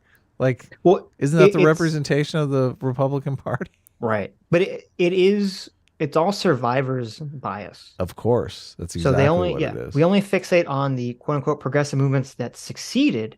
But then it's the same thing. It's interesting. Conservatives have the opposite of survivor's bias. Oh, really? It's because it's all the things that continue, all the aspects of society that continue. They think are an utter failure. Well, no, they ignore. We don't even think about that. Right. We don't even process. All these ideas have continued. The idea of marriage whatsoever. That you should even get married and have kids. Now there obviously are leftists that are pushing against that, but they're on the very edges. And that's part of why they try to hide this anti-nuclear family stuff, because that wouldn't swing with the mainstream audience. But they do categorize a lot of things that we would consider successes as failures, like women voting, for instance. Sure. Well, some people would. Some would, obviously not. But yeah, I would say women voting it should be a conservative position because it's been around for so long. Yeah. But I think Matt Walsh would be against women. I don't know. Maybe, I don't know. But even voting in general. Yeah. We might have a debate on that. You could go further back to the 1800s. There was a German teacher and clinician called Emma Tross who was the first known woman to publish. Yeah, let me go back to the 1800s this time that we had a success. How about we go back to the Great Leap Forward in Maoist China where, millions of people were killed. Right. Because they said, hey, everyone stop farming. We're going to become an industrialized nation. You need to smelt down your plows and stuff. We need steel. That turned out to be a great idea. Scientific works on homosexuality, specifically lesbianism. And fun fact, she was also asexual, and she argued that same-sex attraction and asexuality were not abnormal or exceptions to the natural order, and as such, we should not be discriminated against, and the state should take measures to protect Wait. What was this person's name? I gotta look this up. Who was the first known too far, a bit too woke for the time. You could go further back to the 1800s. There was a German teacher and clinician called Emma Tross, who was the first known woman to publish scientific works on homosexuality, specifically lesbianism. And fun fact, she was also asexual, and she argued that same-sex attraction and asexuality were not abnormal or exceptions to the natural order, and as such, we should not be discriminated against, and the state should take measures to protect people's right to sexual freedom. And as you can imagine, that didn't get a great reception in the 1890s. It was seen as going a step too far, and the articles were censored and banned. It's a bit too woke for the time. It's only 200 years ago. I can't find this person. We got a heckler. I can't find this person. I just Do you want to chat? No, she said Emma Tross. Emma Trask. I thought that's what she said. Are asexual people being discriminated against? I mean, I found it. Emma Tross. Okay. No, who's discriminating? It's not even like an issue. No one even thinks about. Yeah. Like I don't know. Like, I think we've had a good time thinking about it and like, okay, this is hilarious. You say like we're like obviously homosexuals were persecuted. I don't remember asexuals ever being persecuted. Like I don't even know what that means. Right. Get the asexual. Get the asexual. She doesn't want to have sex with someone. Get her. I was like, what? I don't know. Yeah. Okay. Anyway, who's the heckler? I don't know. Let's hear what they say. Sorry, you're gonna kill my flow. Could we just like wait? Sorry. Sorry, I'm 6 wines in at this point. There's been delays. She's drunk. She cut off the Crunk. heckler. What do you mean? Did it give us a caption? I wasn't looking at what they were saying or no? No, but we'll back it up because I want to hear. Don't worry. No, I want to hear. Oh, okay. Imagine that didn't get a great reception in the 1890s. It was seen as going a step too far, and the articles were censored and banned. It's a bit too woke for the time. Sorry, you're gonna kill my flow. Could we just like wait? Sorry. I don't think there's any possible way we can. He said point of translate whatever. contention. Oh, is that all he said? I think he did. Yeah. Yeah, I heard it's Point of contention. Okay. I mean, he's gonna bring it Sorry, up. I'm 6 wines in at this point. There's been delays. What's 6 ones in? Wines. Oh, 6 wines. Oh, maybe she meant lines? I don't know. I thought she said wines. 6 lines in? Okay. She could be drunk. I believe it. I'll get to you afterwards. And history doesn't really remember her as much, unfortunately, but it does remember Magnus Hirschfeld, who came not long after. And here's a guy in the late 1800s who was campaigning for the decriminalization of homosexuality and even talking about asexuality, transgender rights, suggesting that queerness exists in every culture, and he wanted to decriminalize abortion, and he joined feminist organizations and even criticized the hypersexualization of black women under white supremacy. And of course he was deemed as being Oh my God. Please. Oh, the irony. Oh, the irony. You're reading, so you missed What'd what she say said. about white supremacy? I heard white supremacy in my ears. She said the hypersexualization of black women under white supremacy. I know. I knew you couldn't. I was like, Sitch might have missed that, but No. yeah. Whoa. What the? Yeah. Okay. Dude, she's got to be fucking trolling. Okay. She must be this. I take it all back. Yasmin here is a genius. This is an Andy Kaufman-esque troll. Is it? I hope so. It has to be. I mean, this is. She's just like, I'm going to dress up like in a fucking G-string and a bra, and I'm going to go out there and say I'm asexual and that this is what asexual looks like. And then I'm going to go out and like wear this outfit that looks like my tits are going to pop out at any second. I'm going to say, it's the white supremacists that are sexualizing black women. Look at this. This has to be a troll. I look at James Lindsay sneaking a peek. This has to be a troll. There's no other explanation for this. This person is a genius and this is a troll. I refuse to believe anything else. I refuse. I mean, that would go a long way towards explaining this. This is ridiculous. This is ridiculous. Well, didn't the first guy talk about rationality and reasonableness and stuff? I feel like we've just completely left rationality and reasonableness. Yes. Yes. Back at home. We're like out in the woods now. Mm-hmm. Way too leftist. For the time, he was violently attacked, his works were burned by Nazis, and he was exiled. And it was too woke, apparently, and if he said that now, it would probably still be considered as being too woke over 100 years later.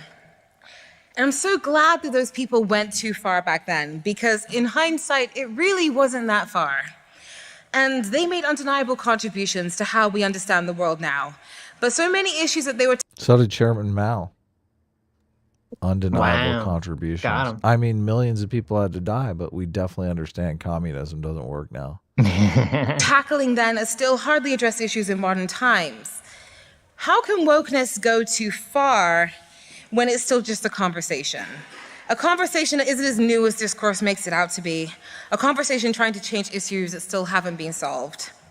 We could debate for hours about what too far means, but I'm sure we could all agree that for something to go too far, it has to actually go somewhere.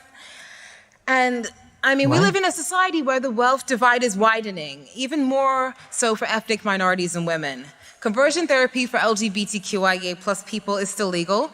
See, that's... What? I don't know about the last thing that she said, but the wealth disparity, like the reason why that wealth disparity is not being improved is because you guys adopted identity politics instead of focusing on everyone is the same and that we should focus on economic issues.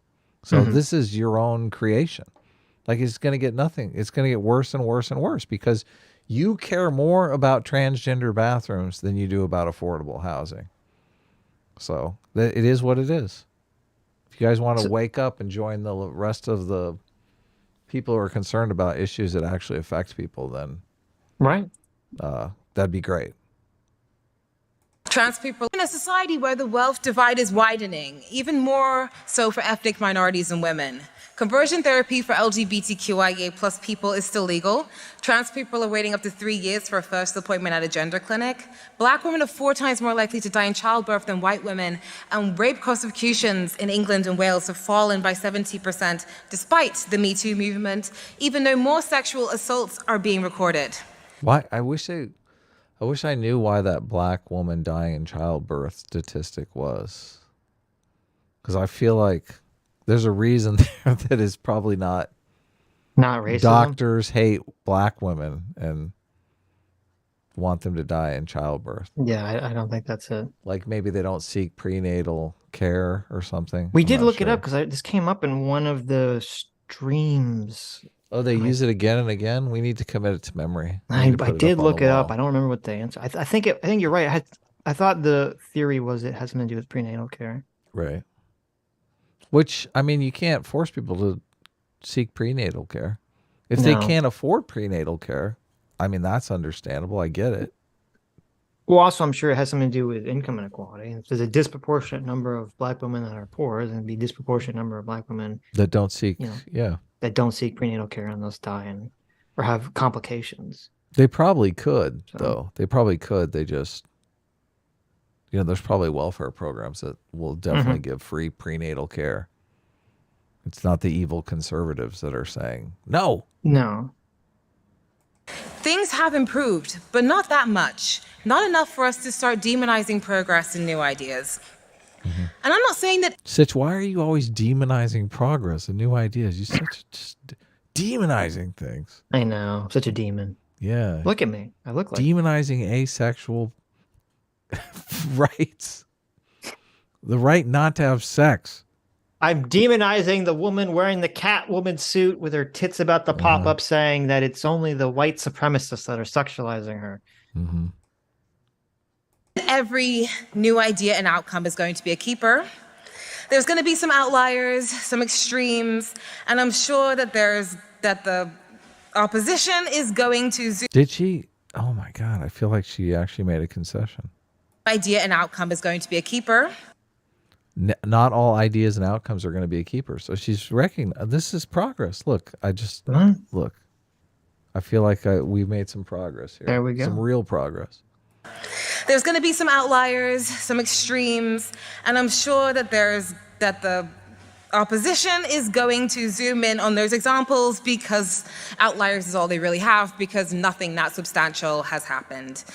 And I'm not saying that your average woke kid on TikTok is going to be the next Simone de Beauvoir, and I'm not saying that the next woke hot take on Twitter, if Twitter's still around, will be revered like the works of Aristotle. But even Aristotle had some bad ideas, and so did Simone de Beauvoir, for being honest. And it's okay to not be into everything, but trying to stifle progress out of the fear that it's going to go too far means that we're not going to go anywhere at all. And as a believer in evolution, I believe that we shouldn't stop evolving as a culture and as a society. So I hope that the House applies that empathy to the everyday realities of marginalized groups and less to the panic-stroking headlines of the mainstream media and clickbait headlines on YouTube channels. Thank you. Shots fired. At us, I know, and Elon Musk. He would never. I don't ever. Our it's not that. Use clickbait. Okay. Our title is not really clickbait enough. I think you should. I think you should change it to sexy, asexual Instagram model. Asexual Instagram model. It's almost fly. No, asexual Instagram cleavage. You won't believe what happens next. Yeah, do that. That's the awesome title. You like that? That's a good title. Yeah. Is it? It's like not loading for me. Is it loading for you? Yeah, I paused it. Oh, okay. I don't know, hit refresh, it's working now. maybe. It took a second. People who shape our world. Oxford Union Society. Wow, the elites. Yeah, Jeez. definitely the elites. Mass slip. Can't believe they let asexual people in there. Ugh. I thought we were done with. Oh look, it's Is the stream buffering? Yeah, Yasmin Zipper. We have Yasmin Zipper. There you go. It's actually, guys, if you look, it's actually Yasmin Zipper. And if you look at the avatar, it is Yasmin Zipper. That's hilarious. It's the only thing holding those two puppies in. Thank you, Yasmin Zipper. Yasmin Zipper for $20 says, guys, I don't think you realize how hard I'm trying to keep it together. Cut me some slack. There you go. Okay. Listen, Yasmin Zipper, I salute you. Yasmin Zipper, I salute you. I salute you in the hard work you're doing. I know it's incredibly difficult to keep things together. Not me. I'm in favor of a workers' strike here. I think you should walk off the job immediately. There you go. Look, are you not a good leftist or what? There you go. Listen, if you're not unionized, Zipper, I think you need to get on that right now. And if not, just walk right off the job. Profit is theft. Profit is theft. That's a good point. How much is Yasmin paying you? Yeah. If it's not a cooperative, if you're not making at least as much as your two coworkers, you need to quit. Okay. Terrible. That was good. That was good. Thank you, Mr. President, for inviting me to speak, and I'd like to thank the remainder of the chamber for staying here tonight. I do apologize, though, however, for making you guys listen to the opposition's totally false representation of this very inclusive and lighthearted depiction of woke culture. For in reality, from its first rise to the mainstream with the Black Lives Matter movement, woke culture or wokeism has undergone an exceptional amount of change.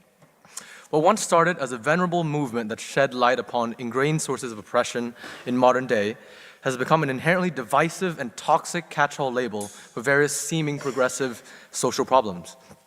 The term woke has become weaponized by those across the political spectrum. It is used by those on the left to critique pseudo-activism moored by superficial and performative idealism. It is used by those on the right as a means of mocking and satirizing the politics of those across the aisle. Indeed, to be woke nowadays increasingly means to attach yourself with stigma, one way or another. Now, this degradation of what it means to be woke is, well, in and of itself, a token to how woke culture has indeed gone too far. In general, one could list a series of such tokens, anecdotes of woke ideology running amok in regressive and deleterious attitudes. Effectively, this approach would demonstrate that wokeness has indeed gone too far. But today I intend to give a more formidable answer that gets to the heart of the problem. How and why woke culture has gone too far, the precise manner in which it poses a threat to our society. To achieve this, my argument will unfold along 3 dimensions. Firstly, how woke culture in its current form has become a hazard to the healthy functioning of our democracies. Secondly, how it infects human and social relations, fracturing an already fragmented society. And thirdly, how woke culture has come to disqualify and weaken precisely the social causes that it was intending to support. Now, onto my first point, as to how woke culture is a major threat to our democracy. It specifically undermines and corrodes the supporting mechanisms of our modern-day democratic institutions. Democracy indeed functions via open debate and discussion. It was born on the agora, the forum for a discussion rich and diverse. It's through the continuous interaction of dissenting opinions on critical issues that consensus and eventual truth emerges. Challenge and accountability are at the core of quality in thought, especially on contentious public issues. We all live it on a weekly basis. Where would our essays be if all our tutors, told us what to write and told us what to say? The chamber in which we are indeed sitting here right now is built on the rich history of dissent, argument, and controversy. Woke culture in its excessive form operates on a different set of beliefs, however. It advocates for a moral imperative to fight against, albeit very real, social and racial injustices and discrimination in the Western world, but via any and all means.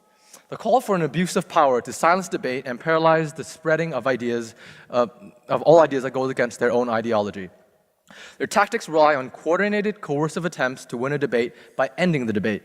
The goal is to punish, not educate. We see the manifestation of this censorship across all aspects of life. Yeah, it's a pretty, I think that's a good point. True. I don't think you needed the 3 minutes of introduction to get to that point. Oh, really? Look at you. Holy cow. It's kind of boring. It's kind of boring speech. Coming out as anti-Asian. Wow. Stop Asian hate. Jeez. There you go. Under woke culture, language, art, culture, politics, and many more avenues must be cleansed of their inflammatory content. New words, euphemisms, paraphrases appear to replace those now deemed offensive. As in George Orwell's 1984, obviously familiar to many of you here, the idea is to prevent the expression of critical ideas by changing the vocabulary. Most worryingly, this toxic swathe is spreading to our educational institutions, one of the indispensable cradles of truth-seeking and genuine free speech. As Toby Young has mentioned before, Kathleen Stock, a philosophy professor at the University of Sussex, is a case in point. Just last year, she was cancelled and later ousted from the university. What was her transgression, you might ask? Simply discussing the notion that biological sex is an inalienable reality. What? In an interview with The Telegraph just a few weeks ago, the professor has refused to continue in academia, at least in the UK, quoting the ideological capture of its institutions. What? Now, personally, having grown up in a communist regime, these sentiments are all too familiar to me. Fortunately, I've not observed anything to this effect in our home here in Oxford. But nonetheless, the hazard to free speech is evident. To be clear, I'm taking no moral stance on what the correct claim or truth on Kathleen's topic was. Notwithstanding, it is the barrage on the individual and the refusal of dissenting opinion that is problematic. We must fight to preserve the free flow of ideas, of debate, of an open society, despite it making us uncomfortable. Excessive wokeism attempts to destroy the mechanisms of democracy to achieve its purported objective to preserve it. Now, to my second point, excessive wokeism corrupts our relationships on both a personal and institutional level by universalizing and thus essentializing all conflicts in terms of identity. Now, to sort of break this down a bit, by essentializing, I mean reducing members of minority groups down to the specific characteristics wokeism deems are cumulatively determinant of our identity. These tend to be the immutable characteristics of race, sex, and sexual orientation. This is a problem on 2 levels. Firstly, on the personal, it undermines the humanistic conception of the rational autonomous self. And secondly, on the social level, it divides the society into warring tribes, ultimately working against wokeism's own goal of collective emancipation. Now first, on a personal level, wokeism is indeed problematic. The ideas of humanism emphasizes the value of our shared humanity, founded upon a faith in our ability to live free of the natural determinants of our condition. Concretely, it means rejecting wokeism's essentializing discourse, which chains and limits us to the accidents of nature. Perhaps this is why wokeism is assessed with such skepticism in France. It opposes all of values upon which a free republic of equals is founded. My claim here is quite simple. Well, okay. Based argument favor of liberalism. Everything he's saying, very true. Very, individual freedom. Yeah. It is in itself wrong to reduce people to the things that they do not control, such as their race, class, sexuality, privilege. Awareness of these features is essential, but to see only this is to abandon yourself to blind dogma. Based. Now, second, on a societal level, wokeism problematically universalizes what are, in fact, instantiated interactions between individuals. Now, what I precisely mean by this, albeit jargon of words, is that wokeism sees larger dynamics at play whenever two individuals who belong to different identity groups conflict. True. The problem with this is twofold. Firstly, it is simply erroneous to see individuals not as autonomous agents, but rather as representatives of collectives they have not chosen. True. Secondly, this leads to... Yeah, they always complain about that. Look, I didn't ask to be put in the black community. You put me here. You're the ones that created race. I just feel like it's such BS. Well, the attitude is essentially, the thought process is, well, and this is kind of what came up when we were talking to Dialogue Always. It's like, well, white people created these racialized frameworks, so now it's our turn to sort of use them, levy them against you, essentially. Right.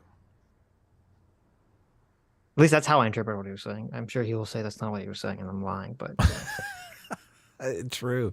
That's how I interpret what he was saying. He's definitely going to say that, but I so think it's interesting that's what because there was when we talked to FD Signifier, he didn't even remotely quibble with not at all any sort of way in which.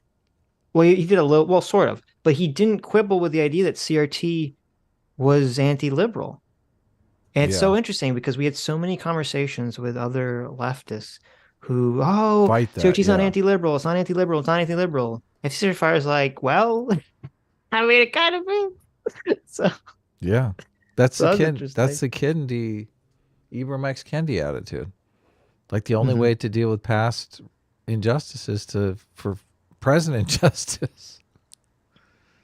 Right. Well, he says discrimination. He doesn't use the word injustice, but is discrimination not injustice? Right. He doesn't say injustice, but you could interpret it. It's leading to that outcome, sure.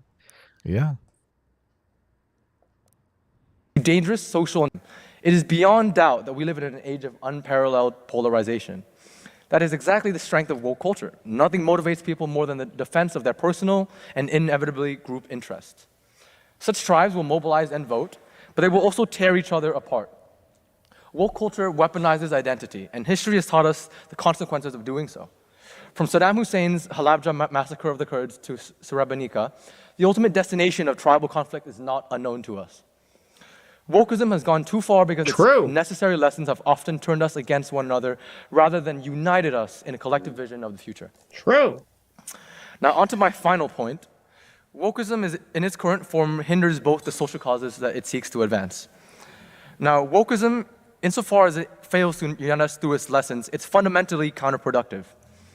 As I've established prior, woke culture's identity-based arguments are a uniquely intoxicating mix. People defend their political positions not because they necessarily believe them to be right, but because their politics becomes their identity. They simply become too attached to a perception of themselves to change. True. This is true both of liberals and to conservatives. Consequently, our polarization mutates into something uglier, something much more dogmatic. Our minds become closed to the opposing views because they don't challenge our positions. They challenge our very being. This is a consequence of woke culture, and it only fragments the liberal alliances we need to build to affect the change we want to see in society. The isolation of independent-minded voters who are often disgusted by the intolerance, viciousness, and belligerence which often characterizes woke infighting does nothing to further the goals of woke individuals. My final claim here is once again a relatively simple one. Excessive wokeism gets in its own way by fracturing rather than cultivating the collective consciousness of the oppressed. So thus, ladies and gentlemen, this is the state of nature that we have found ourselves in. Woke culture has evolved into something toxic and corrosive, undermining the underpinnings of our democracy, pitting us unnecessarily against one another, and ultimately confounds the progress of social causes that it seeks to resolve. With this, I strongly urge all of you to vote in favor of the proposition tonight. Thank you. So a little dry, but super based. Everything he said was very, very on point. They have had no one speak on the woke has gone too far side that has not been in favor of the social goals of wokeness. Where, I mean, they could have some, far right person that is just like, no, liberalism sucks. We need, like, they could have a Christian nationalist on there that would be saying wokeness has gone too far. Yeah, but why would they want that? Well, I don't know. It's interesting that like everything does conform to progressive ideology. It's just they're basically arguing over strategy. Well, I think it's unfair if that's what you're saying. The guy who was talking, he wasn't agreeing with progressive ideology at all. What do you mean? What do you mean? What do you mean? His entire point was he was saying that wokeness destroys the individual. Oh, so you're making a distinction between like individual rights.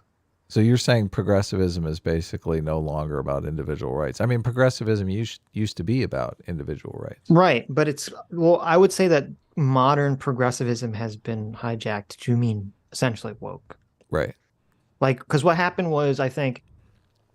But liberalism is not conservatism.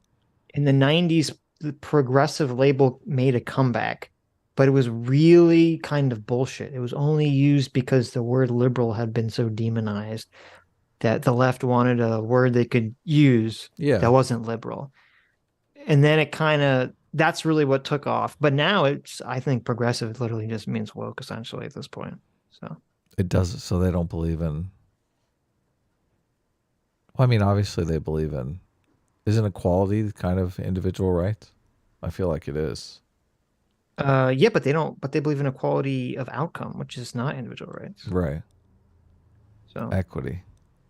Yeah, I mean, I don't think that kid that was speaking said anything that smacked of progressive, what I would call modern progressivism. Right. At all. He seemed like he was saying what we're saying. He's saying, we need to go back to traditional liberal values of the individual, of saying that let's not let our race or our sex or our ethnicity, cause conflict in our society and cause prejudgments in our society. That we need to get rid of all these biological labels and identifiers. Right. So that guy seemed pretty base. But I mean, we have argued on the show before against conservatives that are literally like, screw liberalism. Yeah, of course. Yeah. Yeah, but so if you're asking why didn't they have any like anti-liberal, right wingers, I don't know. I don't know the answer to the question, but I just think it's interesting. I feel like the reason I said it was I feel like both parties are on the side of, I don't know, racial equality. But what do you want? You want like fucking Richard Spencer to show up there? Or JF to show up? You want Nick Fuentes to be on this and be like, yeah, I think wokeness has gone too far. Like, why would you want that on this panel? I'm not advocating for that. Okay. Everybody, it goes on the other side too, because none of the people who are on the woke side are coming out and saying, yes, we should. They're not coming out and saying, yeah, Kendi's right. We should discriminate against people because that's the only way we're going to get equity. None of them are coming out and saying that. I would argue that is implicitly. I would argue that that's obviously the point where you'd say equity is where woke has gone too far, but nobody's being explicit about that. Well, the woke people have only been sort of complaining about the anti-woke side. They haven't, and they've only given like these very vague general terms of like, wokeness means all these good vague terms. They haven't really been specific in terms of, what policies wokeness, prescribes beyond, quote unquote equality, whatever that means. Well, we have always said the civil rights movement is not, wokeness has made this argument that it's just an extension of the civil rights movement when it's a break from the civil rights movement, because the civil rights movement was about individualism and, Wokeness about collectivism. Yeah. yeah. Well, no, But wokeness is the rebirth of the left-wing losers of the civil rights movement. But asexual girl, the whole time is talking about civil rights. All but I her don't know if entire speech is about civil rights. Yeah, but that's the problem, is that when you're talking to these people, you don't know if they're in the know or not. Right. Because I've talked to people who, these quote unquote people that say that they're woke, who have literally no clue that wokeness is the rebirth of the losers of the left-wing losers of the civil rights movement. Right. And they get very angry when I bring that up. And I've talked to other leftists who know like when I say that, they know exactly what I'm talking about, and they say, yes, liberalism sucks. And so it's like, well, you never know when you're talking to people where they are. Well, I'm just pointing out that in this debate, every single one of these people is on the side of civil rights. Everyone on the anti-woke side. There's no racist on the panel so far. So Well, and there's no woke people that actually seem to understand what wokeness is, because they're at least we basically don't know, they haven't said pretending it. that they're advocates of civil rights, just an extension of the civil rights movement. Sure. Yeah. That's true. Yeah. Okay. So. Well, now we get to James Lindsay. Right. Arguing that woke culture has not gone too far. Yeah, I admit when I saw this the first time, I thought he was being sarcastic on the woke has gone too far. I mean, he is being sarcastic. I mean, I understand exactly what's going on here, obviously, right. But it does kind of give the anti-woke side an extra turn at the lectern. Mm-hmm. Right? Okay. Right. Don't you think? Yeah. But I mean, I always say, if you're not cheating, you're not playing to win. So there you go. Look at this guy. What a terrible thing to say. Do you want to win? I like to win. What an awful thing to say. As an S-class Eagle Scout paladin of light and order, right. Yeah. I do not agree. I disavow that statement. The A-team chaos. The A-team paladin who uses flame breath on random hobos begging for money. Look, I was trying to clean up that D&D game. You had a bunch of dirty hobos running around. Adam played D&D one time. I think one time his entire life he played D&D. And he was some kind of dragon paladin, and he used his once a day flame breath spell on a random hobo. Look, who asked him for money. He's like, "Can I just kill this guy? I use flame breath."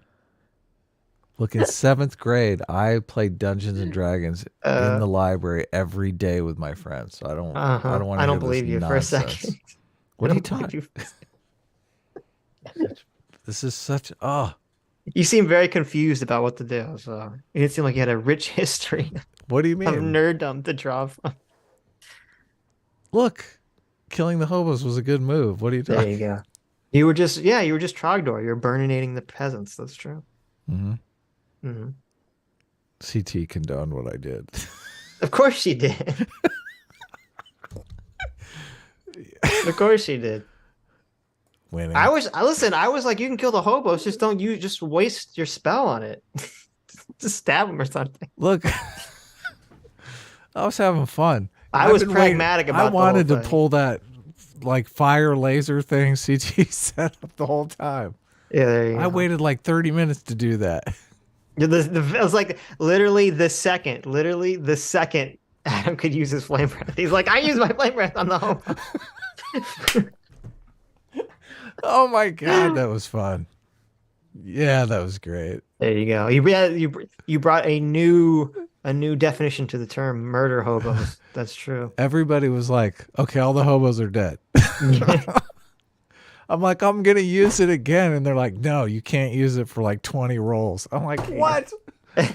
What? That's why I was like, listen, Adam, you got to save it for when it's important. He's like, no, I use it. Nobody told me. I did. I was like, just kill him normally. Nobody told me I couldn't use it for 20 plays. I'm like, There you geez, go. when can I use my thing again? CT for 2 Canadians says, you love dragging Adam and you know it, Sitch. I mean, It's it was true. funny, but not for the right reason. It's funny because I get to tell this story now. That's what made it funny. Oh God, it's so good. So, All right, I'll be right back. where are you going? Me? Yeah. That's a secret. You're not allowed. So in light of the vote No, I'm not earlier, going to the play first it. We're going to wait. Class is going to wait till you get back. Okay.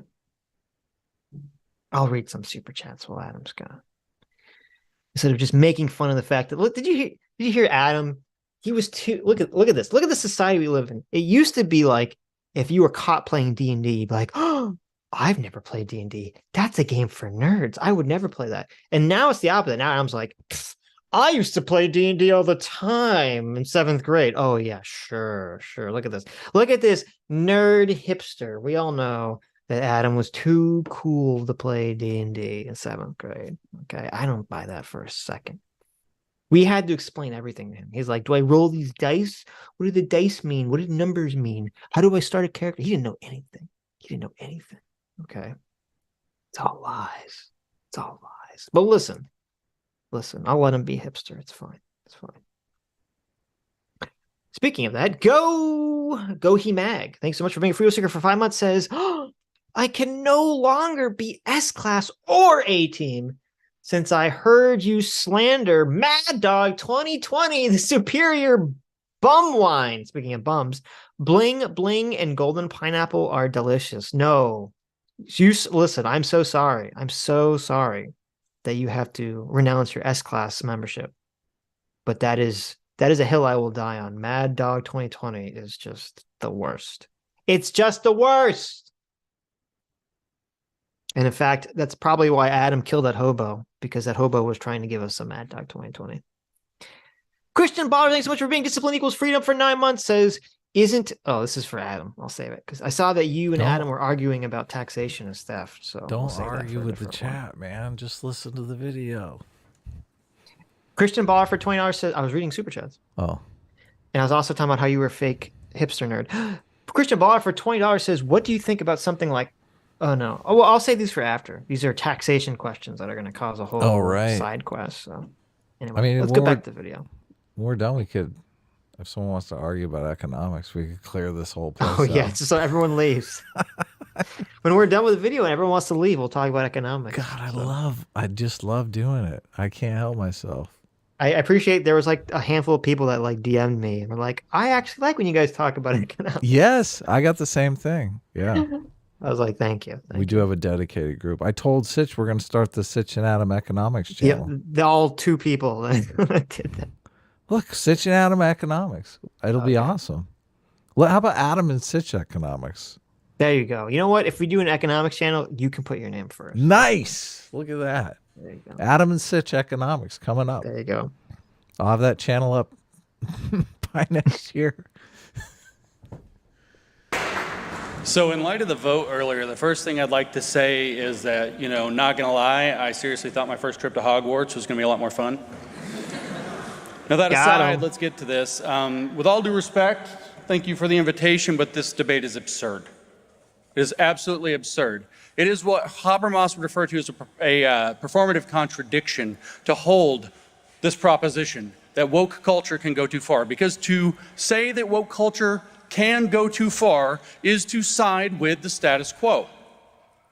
To say that this is a matter of a debate in this House is to reinscribe the epistemic home terrain of the dominant culture and to do epistemic violence against members of marginalized groups who occupy marginalized knowledges.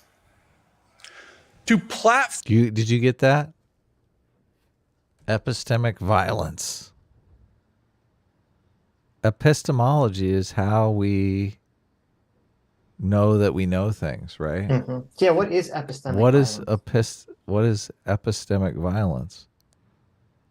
Knowledge violence? I do like the concept of what does he say? Marginalized knowledges? Knowledges, yeah. Marginalized knowledge. Yeah. Well, that's, that makes me laugh. When you just know something because you feel it deep down in your heart. Let's see. Epistemological violence. Mm-hmm. Epistemological violence refers to the interpretation of social scientific data on the other and is produced with empirical data are interpreted as showing the inferiority of or problematizing of the other. So it's basically like race science? Okay. So are they saying like it basically means like, yeah, if you're using some kind of using science to be racist? I don't think that's the way he meant it, though. I mean, I don't know that I know what he meant. That's why I paused it. Well, I mean, yeah. I like the word epistemology, and I do pay attention when people talk about epistemology, because epistemology is one of those fancy words that really just means how are you rationalizing what you believe.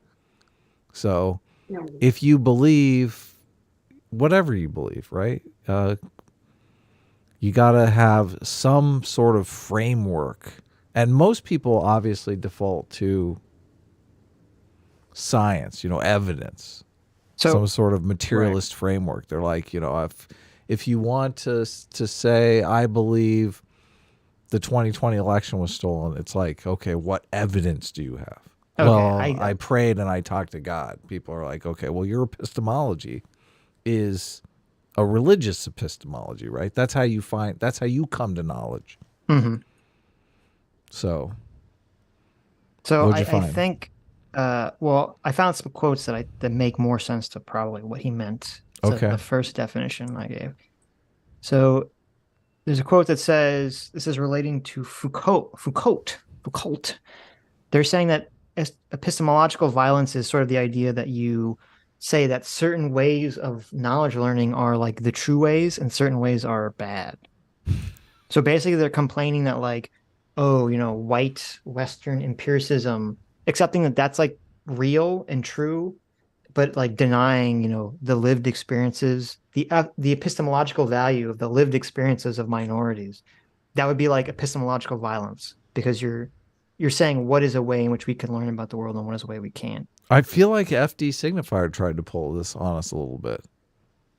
Maybe. Because he pulled the distrust me, bro. Are you sure that's not your Dunning-Kruger? Well, I've since learned that there is no reverse Dunning-Kruger, guys. That it's just Dunning-Kruger is like Dunning-Kruger, whether you have it my way, where you're very hyper intelligent, but you think yourself to be a lot more unintelligent than you really are. And there's other people that are just, dumbasses. Right. To simplify, epistemological violence is someone complaining about the hegemony. Right. They're saying, hey, why are you asking me for evidence? You have your epistemology that's scientifically based, and I have my epistemology, which is my lived experience being a person of color. Right. And my epistemology tells me everyone in the world is racist. And why are you going to do epistemological violence on me and ask me for evidence of that claim, right? Right. Yeah, no, I get it. I totally get it. To say that this is a matter of a debate in this House is to reinscribe the epistemic home terrain of the dominant culture. Which would be science, right? Epistemic home terrain of the dominant culture. On one hand, I really think this is like a genius thing that he's doing. Right. On the other hand, it's like no one's gonna know what he's talking about. I know. We've made this complaint about Lindsay a million times. It's twofold, because on one hand, if he's trying to argue on the woke side, so no one understands what he's talking about, but it's sounding woke, you can say is fine, right? Yeah. Like that can work on that level, but it works better if you actually do understand what he's saying. Of course. So, but I don't know how you could do both of those things. So maybe that's why we're here. We're going to break it down, right? Because what he's saying is that just having, and it is genius. It is a genius point. He's saying, having this conversation, having the format of this be a debate where people stand up and talk the way that they're talking is adhering to a white a quote unquote white colonial framework of knowledge seeking. Just having everybody on the civil rights side is like, I mean, what are you debating? That too. Ultimately, you're debating strategy. You're like, listen, we all agree civil rights is great. Well, no, you're not debating strategy. You need to stop saying that because it's not true. They have different ideologies. What do you mean? Well, assuming that the woke people are not just idiots, that just are not liberals that are carrying water for something they don't understand, and they're actually advocating for leftism or socialism, then they're not arguing over strategy. They're arguing over ideology. Yeah, but I would make the claim that all of the people on the woke side are actually just, they believe what wokeness is an extension of civil rights, even though they're incorrect. But we don't know that. Right, but they are not saying anything that would convince me otherwise. Okay, but we can't make that determination. You can just say maybe that's the case. Okay. No, I say it is the case. And to say that, to disagree with me is to do epistemic violence. There you go. On my personal lived experience. You're right. Listen. Look, I come to knowledge different ways, okay? You don't need to use the dominant culture epistemology to oppress me. There you go. Just because you want evidence. Look, I'm sick of this. S-class is the oppressive, dominant ideology on this. And we're sick of it. All of us. Sick of it. Sick and tired. You caught me. Look, S-class is in favor of epistemological violence. A-team got it. A-team has, look, A-team's intuition is unparalleled. You know it. There you go. I've been right about everything. So A-team is for true freedom. True epistemological freedom. When have I been wrong? Who's been like, oh, Adam didn't like that person, and then all of a sudden it turns out that person's, a great person. They won a Nobel Peace Prize. You've been wrong in the opposite. You like someone, they turn out to be a piece of shit. So. Did I? Who? Well, when? Oh, never mind. Let's move on. Let's move on. One time. One time. I counted 2 times at least. Oh, really? Yes. Okay. Well, tell me later after the stream. I don't want to throw anyone under the bus. Oh, you're right. Holy shit. Never mind. You don't have to tell me. I know who it is. It's Quackers. Yeah. 3 times. Oh, no. There's another one? Oh, man. This is getting horrible. Are people giving you hints in the chat or something? I don't know. I'm not. They are. Oh, that's right. What about you voting for Kanye, Adam? Well, shit. We just better. Got him. I told somebody. Look, there at the party last night, there was someone who's like a rabid Trump hater. Yeah. And I told them that I voted for Kanye West. Nice. Just to kind of trigger him. I was like, look at this irony. Anyway, let's move on. Well, before we move on, thanks so much, Aiden Paladin. Our good friend Aiden for $5. Says, feeling as if you are stupid while not demonstrably being stupid is actually a thing. It's called imposter syndrome, and it's stinky. Oh, yeah. Yeah, but see, Adam isn't saying he has imposter syndrome. Adam is saying that he's a big super genius, but everyone thinks he's stupid. So he has reverse Dunning-Kruger because everyone can't appreciate his genius. Well, I do also think that imposter syndrome does, a lot of times that goes along with some kind of accolades that people feel unworthy of. Yes, but that's not what you were suggesting. I don't, I have 0 accolades. You feel Adam feels very worthy. I have no accolades to my name, but I honestly feel like I should have some. I deserve some. There you go. I wish, I don't know, they should have these Ivy League course. Oh, I guess didn't Destiny take the LSAT or something like that? He was like, I'm going to take the LSAT and see how I don't know if he studied for it though. The LSAT is for being an attorney, LSAT's right? very difficult and weird. Yeah. So I don't think, and he did bad on it, which makes sense. You would expect, yeah, exactly. Yeah, because I remember, because I knew someone was taking it, and I was like, let me see that little, like they had like the little practice book. I'm like, what the fuck are these questions? It's like so bizarre. So. But I mean, I know my covalent bonds. I mean, give me the chemistry one, right? Right. But if he took the LSAT to prove it was easy and then it was not, then that's pretty silly. So yeah.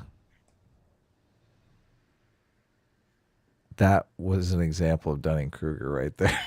As someone in the chat said, Adam, just say that you didn't vote for Ye, you voted for Kanye, so it's different.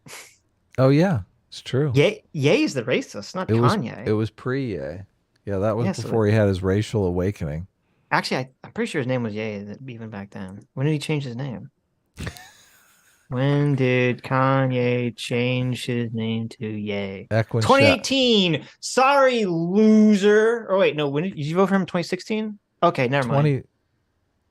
You got it. 2020. What are you talking about? Oh, I'm sorry. That's right. You voted for 2020. Wait, no, you didn't. You didn't vote for 2020. I did. You? Yeah. Oh, okay. Then you're not off the hook. I know. You voted for Ye, you racist. I know. It's awful. It's terrible. Nope. Why does Adam say acolyte's weird? How am I Acolyte? saying? Why am I saying? Oh, Did you mean accolade? Some people accolade. say. Yeah. Yeah. Sure, you can Did say you say accolade instead of accolade? I said accolade. Okay. Okay. Okay. Okay. I didn't hear. I missed it. Did you do epistemic violence against members of marginalized groups who occupy marginalized knowledges? Yeah, which means you come to your stuff through your personal experience and fifis. Right. Yeah, he's saying that the format of the debate is violence against the minorities who maybe want to communicate their ideas through some other fashion. Right. The place that I would vehemently disagree with him here is that is the marginalized epistemology. I would say that is the majority epistemology. And that culturally, we have realized that epistemology is crap. So we, as a part of culturalization, say, listen, you should probably not focus on your personal experience and fifis because it doesn't promote the best outcomes. We have this thing called writing and science. We have all these cultural tools that we use to get better. Yeah, but that's all white. From. Yeah, but that's all white knowledge. That's all white epistemology, Adam. Okay. It's up to the quote unquote minorities to go back to my fifis. To go back to the dominant epistemology. That's the point that I'm making.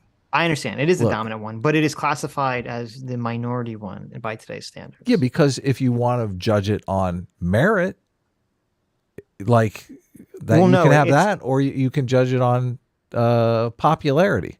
The reason it's a minority epistemology is because only under woke doctrine of intersectionality and oppression Olympics, a white person couldn't make that argument. That's stupid. Oh, that is the point of it. Right. Yeah, is to win an argument. But right. Yeah. You need like 10 layers of oppression protection before you can make an argument that dumb. Mm-hmm. So to platform in such an esteemed location in opposition to woke culture at all is again to reinscribe that violence. I mean, that's not an esteemed location, obviously. Oxford? They probably of course sold it is.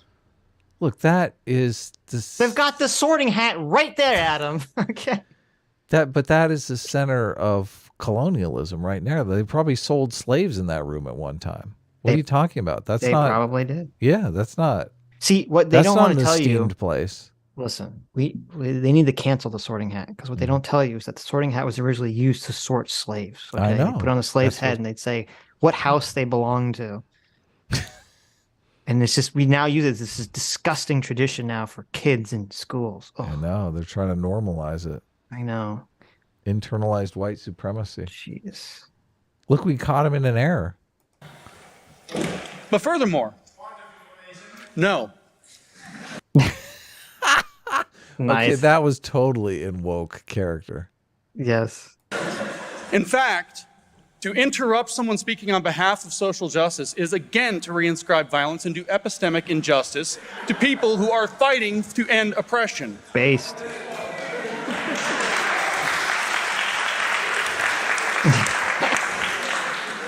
I like he's holding his hand like that. Let's take an example of an opponent to woke culture who's been invited to this debate. This guy's probably canceled by now because he's loving this a little too much. Who? The president? isn't this guy on the woke side here? Oh yeah. He had a big smile on his face. He's loving this a little bit too much. It's Everyone's pretty like, funny. how dare you, James Right. Lindsay?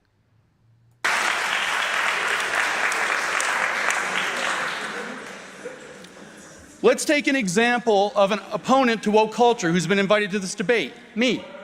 No. How in the world could I have been invited to this debate? Let's go through a hit list of some of my greatest hits. I'm famously known for being against woke culture. Turns out I was involved in the grievance studies affair a number of years ago, in which I revealed that woke scholarship is in fact fraudulent. I wrote a book in which I defined critical race theory as calling everything you wish to control racist until you control it. True. I'm at the center of identifying the sexualization of children through queer theory as groomer behavior. And while I was in London a couple of days ago, I might have visited Karl Marx's grave and danced on it. More than that. Where's the laugh from that? Look at this dress code. Look how great we look. Don't we look great?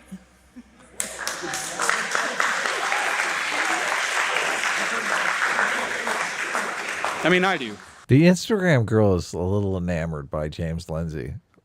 That's It's all why that alpha energy he's exuding at him. Well, I mean, I thought he's funny and charismatic. Yeah. Yeah, it's strange. I don't know. That said, what we're celebrating by clapping for this outfit is colonizer formal wear. And you laugh. You laugh. And it's fine for a virile, straight white male with considerable prowess, such as myself, to wear a black tie. But you have to think of the impact that it has on members of marginalized groups who cannot bring their full, authentic selves to a forum such as this to share their ideas. True. How is it possible? True. Why are you saying true to that? True. Why? Listen, where are all the people of color, Adam, that are too poor, or even if they have the money, don't want to degrade themselves by wearing the clothes of the colonizer? Okay. Why aren't they allowed in this forum to talk? Okay, sure. I'm just saying. What do you mean, sure? These are good points. This is an excellent point that James brought up. Look, even when he's doing his sarcastic woke bit, Sitch loves James Lindsay so much that he can't help but yell out, "True!" Even though he's like, look, that's insane. Obviously, people, look, they're not going to, look, if you walk into that place with a big old afro, they're not going to throw you out. Come on, let's be real here. Listen. It's not just the afro, Adam, okay? It's the clothes. It's the clothes. You can wear, I think. Look at the guy in the corner wearing the sweatshirt.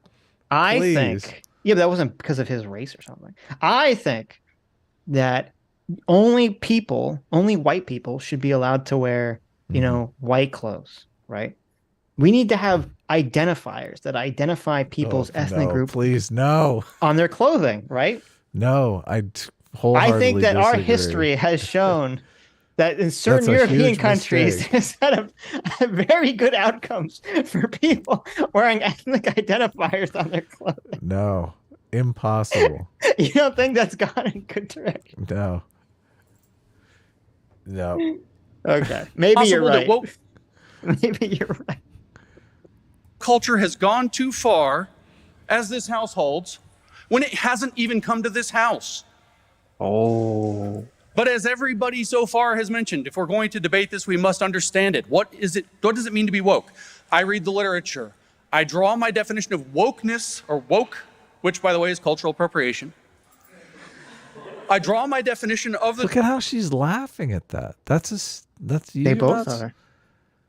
Yeah, but this shows what a fraud the woke people are. Look, they're arguing...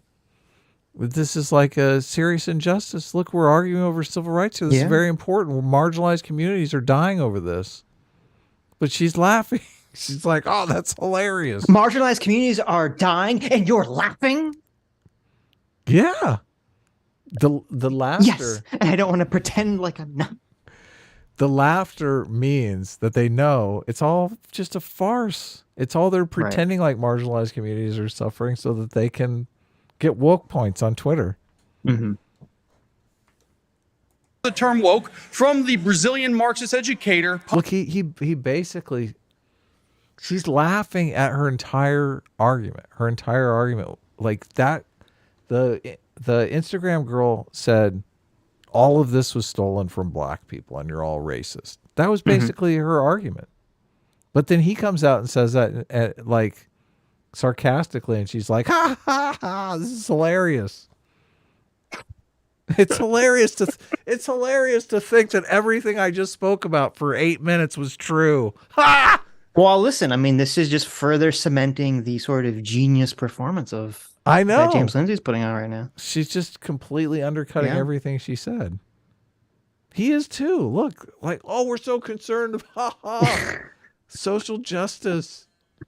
I'm so glad the camera's on them. God, this is way different for me than I saw it the first time. I was like, who are these people? But now that we've heard these people speak, it's like he's literally undermining every argument you made. And you're just sitting here, oh, this is hilarious. He's calling you fools to your face and you're laughing about it. It is interesting. Paulo Freire, who says that the point of a thorough education is conscientization, the raising of a critical consciousness. As he phrases it, what that means is being able to recognize the structural reality of our lives. That means being able to recognize dehumanizing forms such as structural racism, sexism, cis-heteronormativity, ableism, oppression of all kinds. It also means, being able to be aware and recognize modes of what Freire called domestication, such as wearing colonizer formal wear and doing debates. Conscientization is the essence of woke, because it is the idea that you learn to see these things so that you can denounce these things, so that you can denounce them critically in order to announce the possibility of our liberation from them. It's just progressive education, basically, is all he's saying. Well, no, he's saying we need to, it's like, you know, when Anita Sarkeesian famously said, everything is sexist. Right. And I think she also said everything is racist, and we need to point it all out. Right. You know? It's to problematize everything. Because I mean, if the whole goal at the end of the day is revolution, right? The whole goal is to bring about socialist revolution, some kind of leftist revolution. So you have to continually attack, chip away at status quo. Every part of the status quo, which is liberal, we live under liberalism, is a problem, is problematic. And that's why you feel like when you talk to these people in situations, that's why you feel like you can never win, because that's the goal. You can't ever win. Of course, yeah. You must chip away forever. So, well, the liberalism sucks and everything is racist is a worldview. That's like a lens, a way to look at the world. And the consciousness raising thing that he's talking about is just educating people to believe this. It's very simple.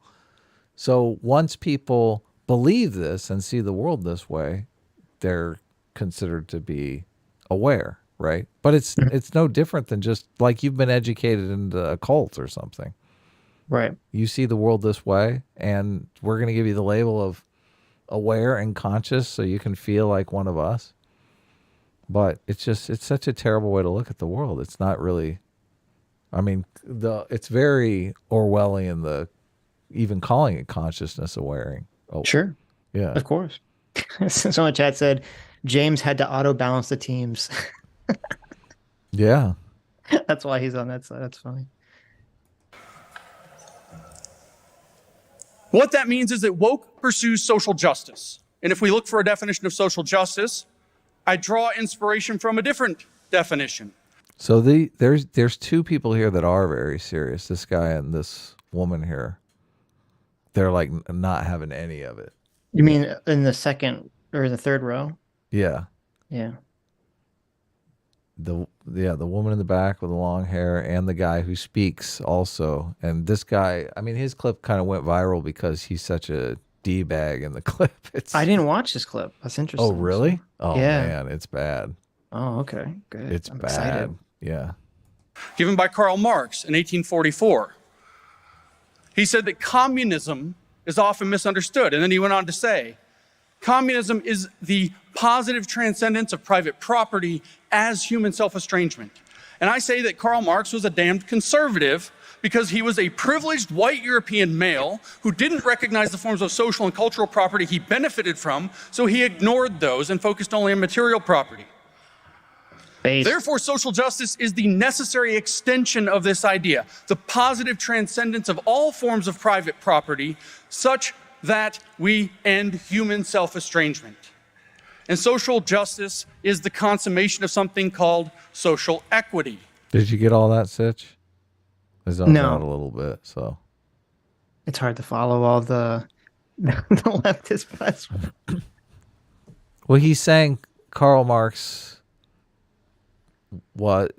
benefited from his station in life, and that we shouldn't. Karl Marx he's saying that Karl Marx fixated and focused on the specific issues that he did because of his own white privilege. Right. He had to ignore that, so he only focused on economic issues. And I mean, this is Lindsay's point that the new woke system is race Marxism. Right. Karl Marx didn't focus on race because he had a bunch of baggage, but. Well, I don't know if in Germany at the time that Karl Marx was writing his stuff, I don't know if race was really on top of people's minds. I think it was really more about class. But so it's only when those guys came over, because it was a homogenous society. Yeah, exactly. Right. Where Karl Marx believed in something called socialism that consummates to communism, we could define that as something like, I don't know, a administered political economy in which shares are adjusted so citizens are made equal. It just so happens that's the exact definition given in the public administration literature by George Fredrickson for social equity. And we don't even bother to take real steps towards social equity. We turn to Ibram Kendi. What does he say it takes to achieve social equity? In How to Be an Anti-Racist, on page 19, he says the only remedy to past discrimination is present discrimination. The only remedy to present discrimination is future discrimination. And the only remedy to racist discrimination is anti-racist discrimination. But look what's happening right now in the Supreme Court of the United States. Harvard and UNC are being challenged on their anti-racist discrimination that points toward justice. We're trying to walk back our walk towards social equity. And why? It's not a surprise. We turn to Kendi again.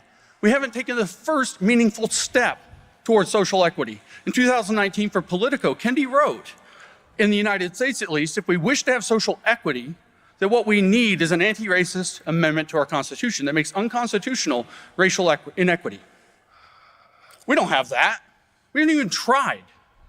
What would it do? He said, well, it will establish a federal bureau, a bureaucracy, the Department of Anti-Racism that would have absolute authority over all state, local, federal public policies, public figures, private entities, and their officials to make sure that racist ideas and racial inequities don't surface. And it would have punitive powers to make sure that they're adjusted should those things surface. We've taken no steps toward achieving this. Now, scholars... How could anyone... okay, so if Kendi's kind of fallen out of favor. Really? But, yeah, and I'm curious as to why, but it's how could anyone who suggests something so ludicrous? Every law that's ever passed has to go through a fourth branch of government. Oh, I know. That says we have to make a determination whether this is going to create, racially equitable outcomes. And if it doesn't, then, we overturn the law. It's such a fucking preposterous idea. Yeah. And I'm trying to remember what example possible. We listened to a while ago. I listened to what's his name, Ezra Klein. We're talking about Ezra Miller. I don't want to say Ezra Miller. Listen to Ezra Klein interviewing Kendi, and I'm trying to remember. He even brought an example. It's some random tax policy that the Democrats were in favor of. He's I think it was a homeowner's tax credit or something. He's well, that would help white people disproportionately because white people own houses more than black people. So you're saying that the Democrats should be against this homeowner's tax credit or something? And then Kendi was just completely stumped. He's well, that's why I talked to you, Ezra. You know how to stump me. I was what the? This is your big policy. You didn't think about it for 10 seconds? This is preposterous. Yeah, John McWhorter on Twitter was basically calling Kendi an empty suit, and it was so good. Well, he's been doing that for years, which I think he is. But yeah. John McWhorter's super frustrated because he's John McWhorter hangs out with all the like super intelligent black guys. Like college elite, you know. Yeah. Yeah. And it just bugs him that they let this guy, like, now this is the face of the quote unquote black community. I know. And he's like, he's got no ideas. He can't even defend his ideas. He won't even debate people. He won't talk to people in an open That's forum. epistemological violence. They ask him. Okay. They ask him for a definition of racism, and he gives a circular definition. He's like a fucking moron, dude. This guy. Look, and nobody can say that because the race. They'll be accused of being a bigot. How dare you say a black man is a moron? Right. Right. Well, he is. He's a fucking moron. Okay. Look, if you said it, like if Ezra Klein asked you a question and like it's about your main policy and you have not really thought about it, then I mean, I don't think it is the end of the world, because like that happens all the time with us, just streaming and stuff. But I'll dig in and learn about it. Is Kendi doing that? Like, is Kendi ready for the next time? Is Kendi going, oh, I need to figure out a definition of racism that's not circular, and get out there and start being, a positive force in the world? No. He's like, give me the $100,000 grant. Let me just shut up and, go write another book about baby racism. So I saw an article today. It was a college professor, Professor Natalie Gosno, who is white, by the way. I only say that because it's going to be important. She said, as an astrophysicist, I am a product of institutions that are steeped in systemic racism and white supremacy. The tenets of white supremacy that show up in physics of individualism and exceptionalism and perfectionism, it's either or thinking, and there's no subtlety, there's no gray area. Yeah, that's how meritocracy works, bitch. So there's a white lady complaining that astrophysics, the field of astrophysics has binary answers to questions. That physical science has either or answers to questions. This is why, and we did that debate with Carl about the value of liberalism, and I came up with my 6 things, but I did miss meritocracy, and I think I'm meditating on that more and more, and I do feel like there is some connection between meritocracy and liberalism, because most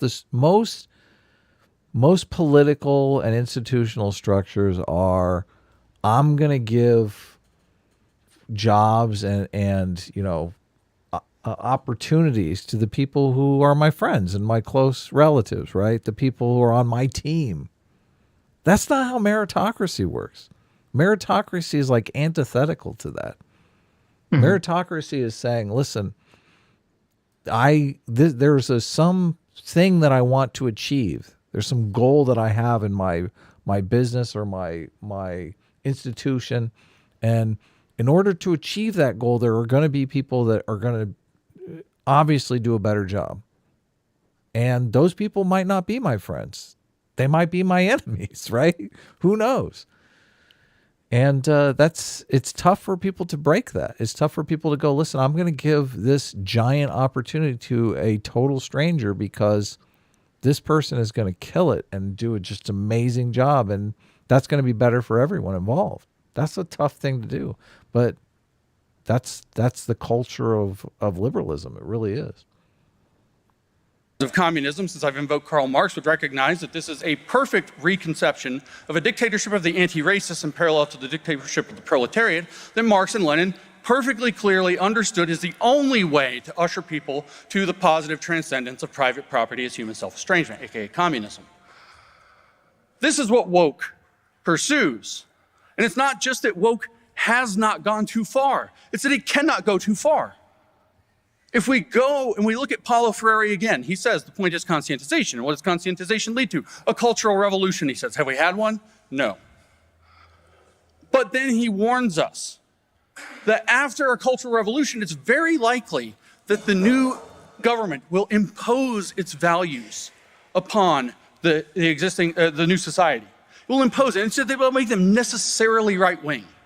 He says that it threatens to make the new government sclerotic, bureaucratic, necrophiliac, death-loving. everything it professes to be against. And he gives us a remedy to this problem. What Freire says is that once you have conscientization, once you have the Cultural Revolution, what you need is not less woke culture, but more woke culture. You need to conscientize further. You need deeper critical consciousness. You need to call out new forms of dehumanization, new modes of domestication. That's what you must do. So woke culture... So what he's saying is Freire was so crazy that essentially, and this was a guy who is he's such a hard-on for revolution, right? Like, this is a person whose brain has rotted. They literally have no free will. They just are controlled completely by their elephant. And they were either born or they experienced something that basically made their moral intuition say, revolution, revolution, revolution. They're just so anti-tradition. They're so, like, their entire worldview is so controlled by this emotion of anti-tradition that even when they get the things they want into government, even when they get the ideas they want into society, he's like, you still have to revolt against that. You just have to fucking revolt forever. It's a never-ending revolution. How stupid. How idiotic as a person you have to be to listen to the ramblings of this insane person. Right. And just not say, you're a buffoon. Please fuck off forever. Yeah, I know. How are you, like, you finally achieved utopia. Do we really have to rebel now? Yes. It's like, yes, you must always rebel. Always rebel. It's never ending. Yeah.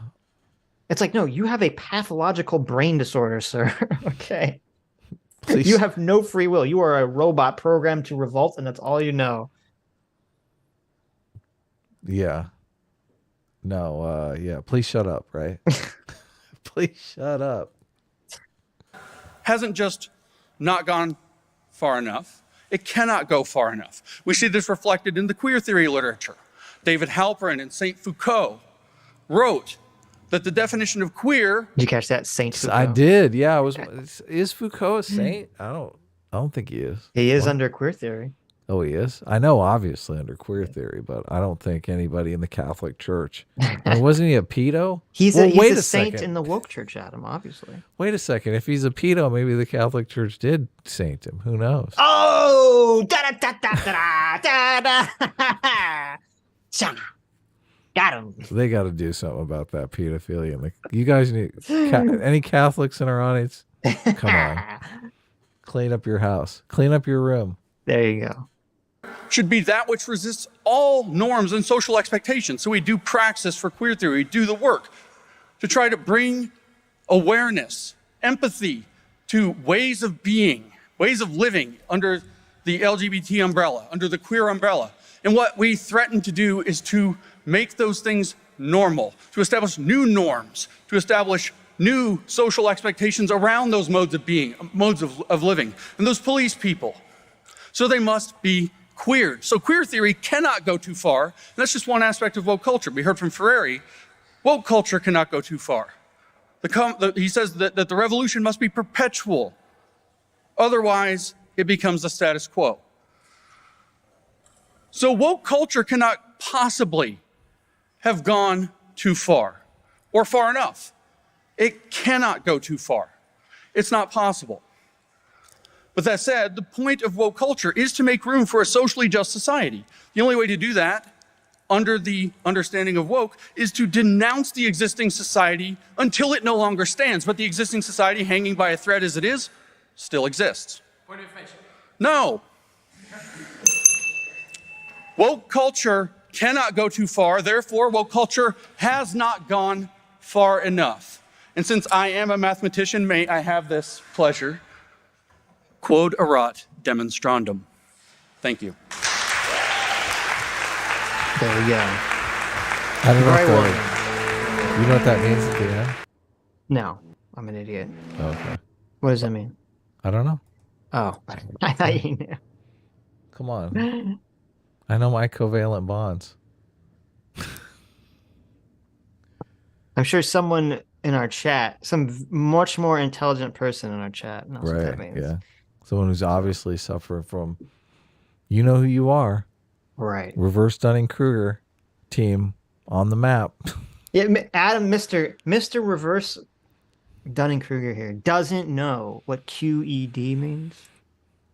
Oh, it's QED. Hilarious. Huh. There you go. So yeah, QED just means you have to show your work, right? QED means that which was demonstrated, according to Lord Tennyson's pipe. There you go. According to Balbo, it also means QED's nuts. Okay. There you go. Thank you. I'll add QED to the ad hom ad proctem ergo aldo. QED. Yeah, I'll add QED.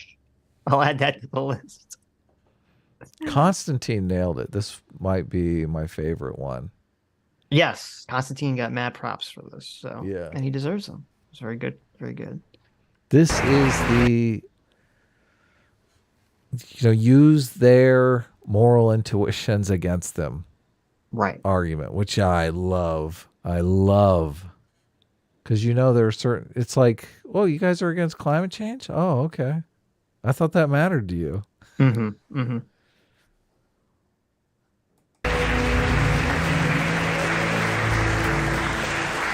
Well, first of all, Mr. President, I'd like to thank you for that preview of the 2024 American election we witnessed earlier. And if you're not persuaded to vote for the proposition tonight by that speech by James, I don't know what will persuade you.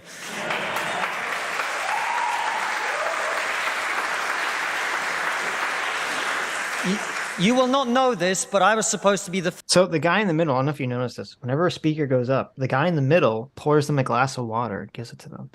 Oh, really? Yes. So I think the entire time he's taking notes on the exact amount of liquid that each individual speaker is drinking. For the spreadsheet? Yes, for the spreadsheet. It's very important that it's so important. This person has to be center frame of these shots. He has to really write out the exact statistical measurement of the amount of water each speaker drinks.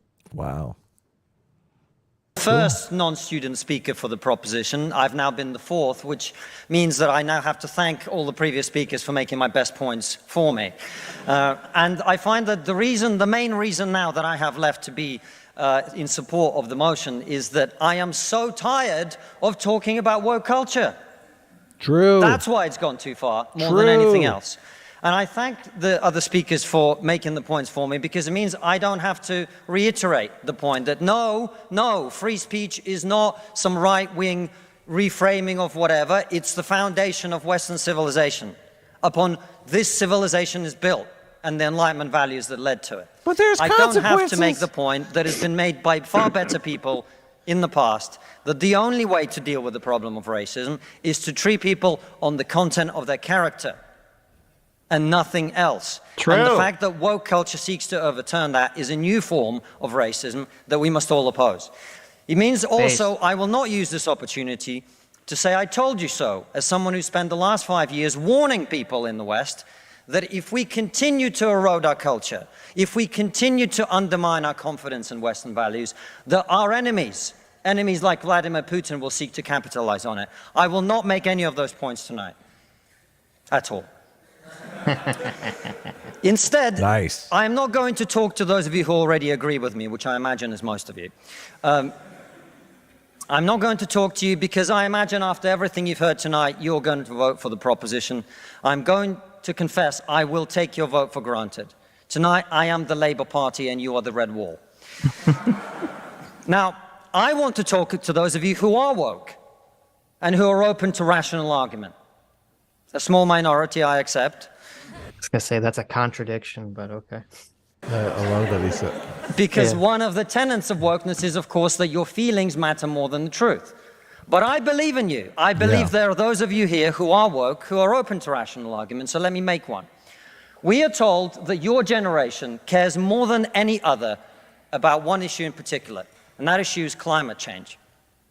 We're told that many of you suffer from climate anxiety. You wish to save the planet. And for tonight, and tonight only, I will join you.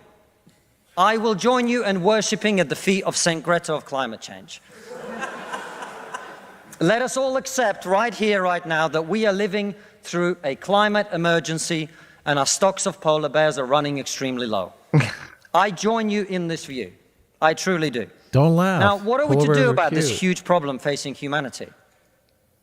What can we in Britain do? We can only do one thing. You know why? This country is responsible for 2% of global carbon emissions, which means that if Britain was to sink into the sea right now, it would make absolutely no difference to the issue of climate change. You know why? Because the future of the climate is going to be decided in Asia and in Latin America by poor people who couldn't give a shit about saving the planet. No, thank you. No, thank you. It's going to be decided by poor people in Asia and Latin America who don't care about saving the planet. You know why? Because they're poor. Because they're poor. I come from Russia, which is not a poor country, it's a middle-income country. 20% of households in Russia do not have an indoor toilet. What they have is an outdoor toilet. And I don't mean one of those nice portaloos that we get here. I don't even mean a Glastonbury portaloo. I mean a wooden shack with a hole in the ground that holds a collected fermented memory of the last 10,000 visits. How many of you are going to go home tonight and say, let's rip out our bathroom and erect a Siberian shithouse in the back garden? No. And if you're not, why should they? 120 million people in China do not have enough food. I don't mean that they don't get dessert. I mean they suffer from malnutrition. That means that their immune system is breaking down because they don't have enough food. You're not going to get them to stay poor. Imagine you're Xi Jinping, the leader of China. When you were 10 years old, there was a revolution, a cultural revolution in your country, and people came and they put your father in prison. Your mother had to denounce him. Your sister killed herself. Oof. And you, no longer enjoying the protection of your formerly powerful father, were sent to a village where you lived in a cave house. And here you are, decades later. You have clawed your way up the bloody and greasy pole of Chinese politics to be the undisputed supreme leader of the very Communist Party that destroyed your family. And you know that the main thing you have to do to survive and to stay in power is to deliver the one thing that the people of China want: prosperity, economic growth. Where do you think climate change ranks on Xi Jinping's list of priorities? 0. A third of all children who live in extreme poverty in the world live in India. That means they are starving and dying of preventable disease. Now, about 15 months ago, my wife got pregnant. Not me, because we're old school.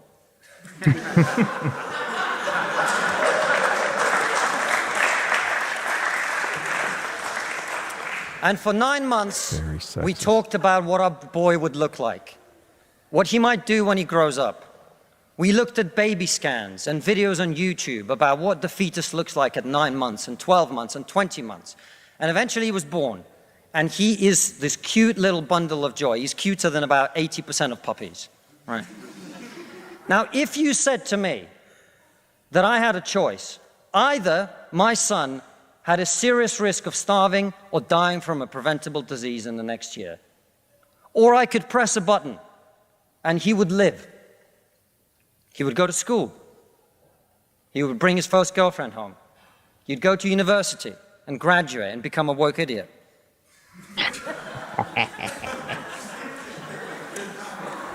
And then he'd get a job and get married and have children and become a man. But all I have to do is press this button. And for every day of my son's life, a giant plume of CO2 is going to get released into the atmosphere. Now, you're all very young, and most of you are not parents. Let me tell you something. There is not a parent in the world who would not smash that button so hard their hand bled.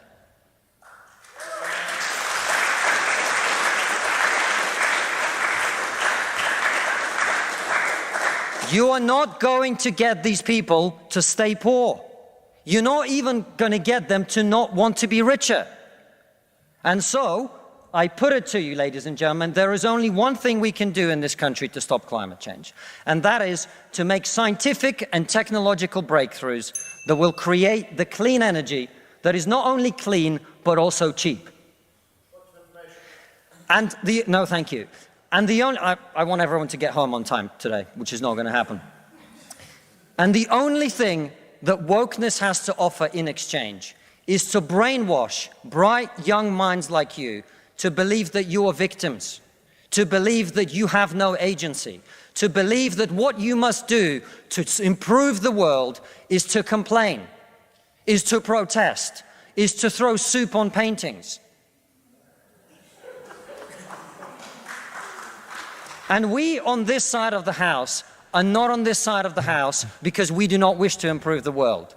We sit on this side of the house because we know that the way to improve the world is to work, is to create, it is to build.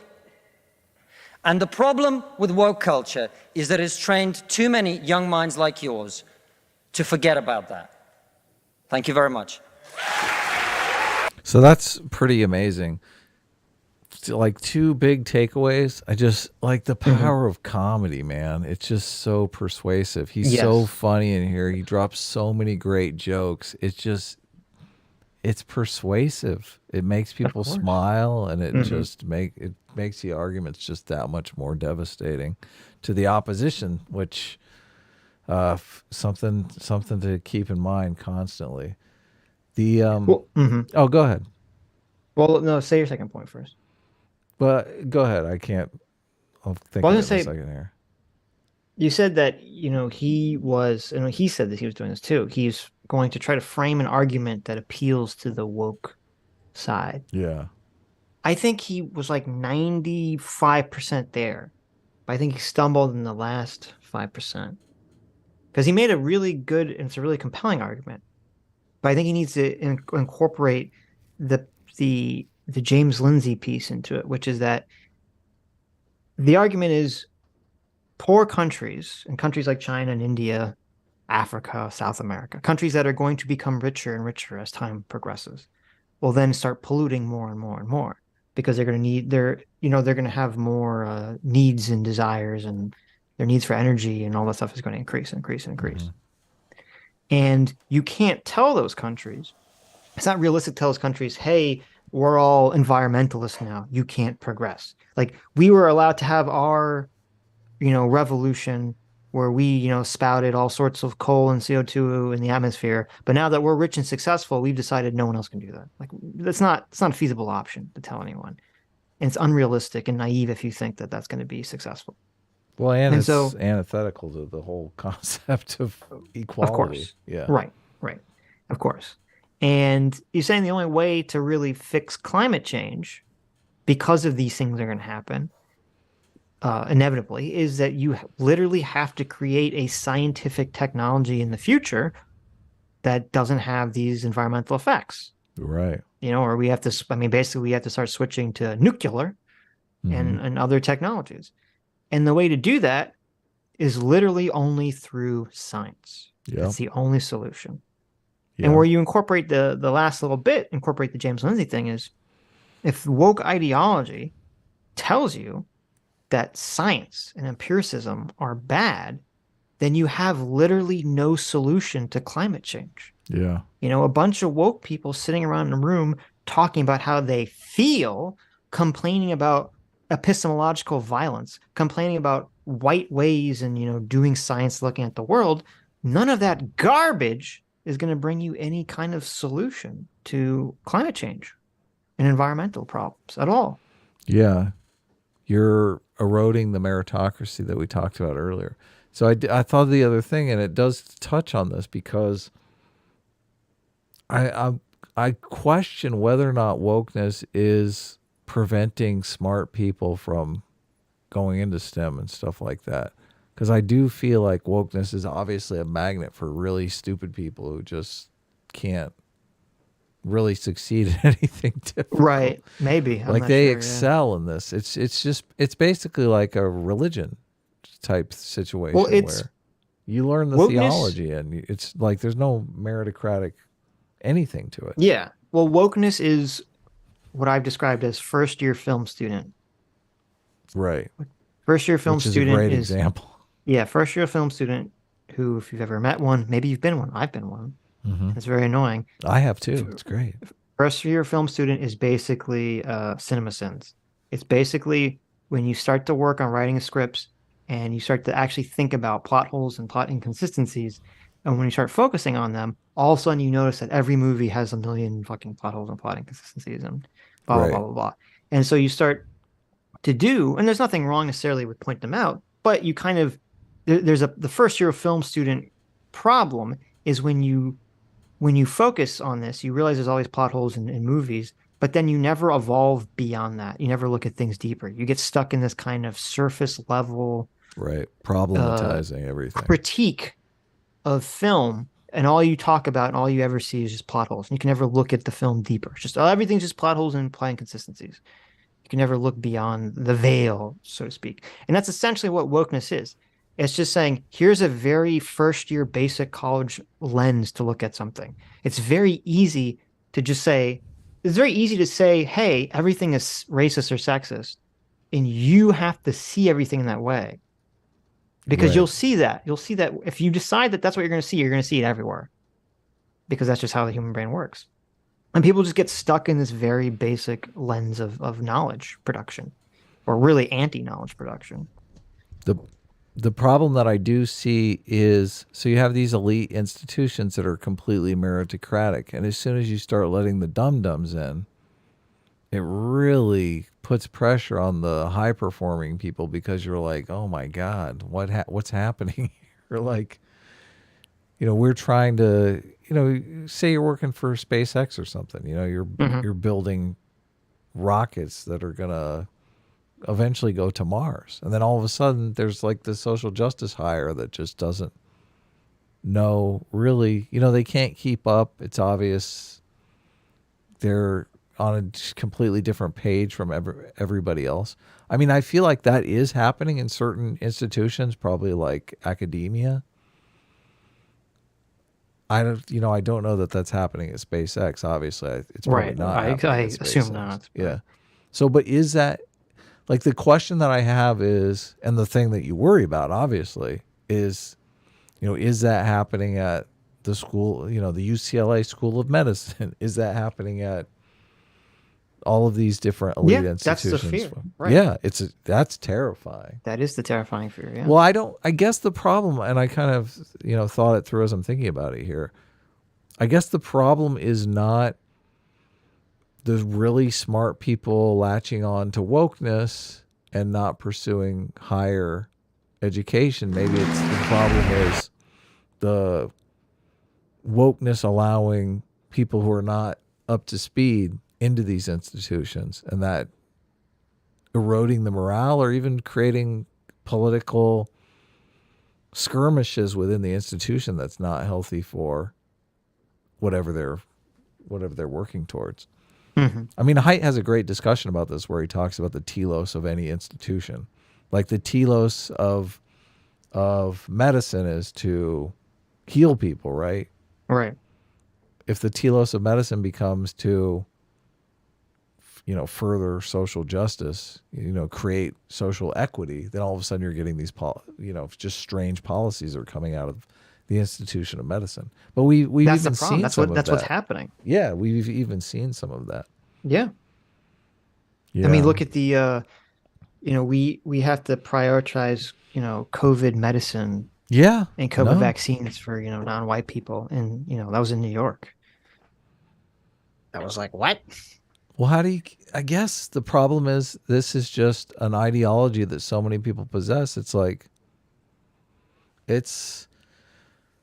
we all, a lot of people grow up religious. Obviously, they're Christian, they're Jewish. Well, I don't think that's what's, I think there's a small minority of people that believe this shit. And the rest are literally just spineless cowards. Right. And I think that's true of all social movements. It's like with the Nazis. There's probably a small minority of like people in Nazi Germany who gain power that believe this shit, and everyone else is just spineless cowards to just go along with it. Yeah, I kind of agree. Yeah. And that's what's going I on with totally this woke agree. shit. There's always spineless cowards that don't just stand up to people and say, no, this is crazy. But you stop it. Look, I was going to say, there's culturally, I think there's a prohibition. All of us, everyone grows up. Well, obviously not everyone, but most people grow up with a religion, right? But culturally, it's not acceptable to go into your place of business and say, I'm a Christian and I think we should all be Christians here. Let me proselytize to you a bit about Christianity. But it is culturally acceptable to go into your place of business and proselytize about wokeness and injustice in the world and equity and racism and white supremacy all over the place, right? But it's just, we have to get, I guess that's the goal, is to get there to be some sort of social taboo against that. I mean, it used to be that way. It used to be you don't talk about religion and what?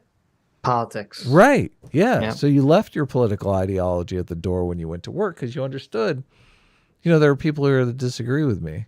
Right. I mean, it's weird because in California. That's liberalism, though. So it is liberalism. It's live and let live. It totally is live and let live. One of the only reasons I made it out of the progressive bubble, though, is because I'm just such a curious person. I was like, these conservatives, like, what's going on in there? Why does everything I see seem to be completely different than the way they see it? Like, what's happening here? And I just wanted to explore that idea. We talked to he's never coming back on. If we talk to FT Signifier again, I'm curious. I just thought, like, because we're talking about like climate change and using science to solve the problems. CRT is one of the fields which kind of subscribes to this epistemological violence of empiricism. Yes. We need to sort of focus on the lived experiences of Black people, which FT Signifier was kind of invoking at the end of the conversation. And then other times he's saying trust the science and I got the data and you should shut up. I mean, right. So that would be my question is to him is like, well, wait a minute. How if he brings up a study, he's bringing up the resume study. I'm saying, well, why are you bringing up a study? That's a form of white empiricist colonial knowledge gathering. Why would you trust that? There is this paper that is a CRT paper I came across where they're actually they are CRT advocates, but they're saying CRT has to give up this folk epistemology because sooner or later they're going to have to actually embrace science to be able to make their positive change in the world. And I was like, this is hilarious. They're like, you've been calling science white supremacist for years now, and you're saying, oh, well, by the way, we have to embrace this white supremacy in order to further our cause. Yeah, no shit, you moron. That's why calling it white supremacy is dumb.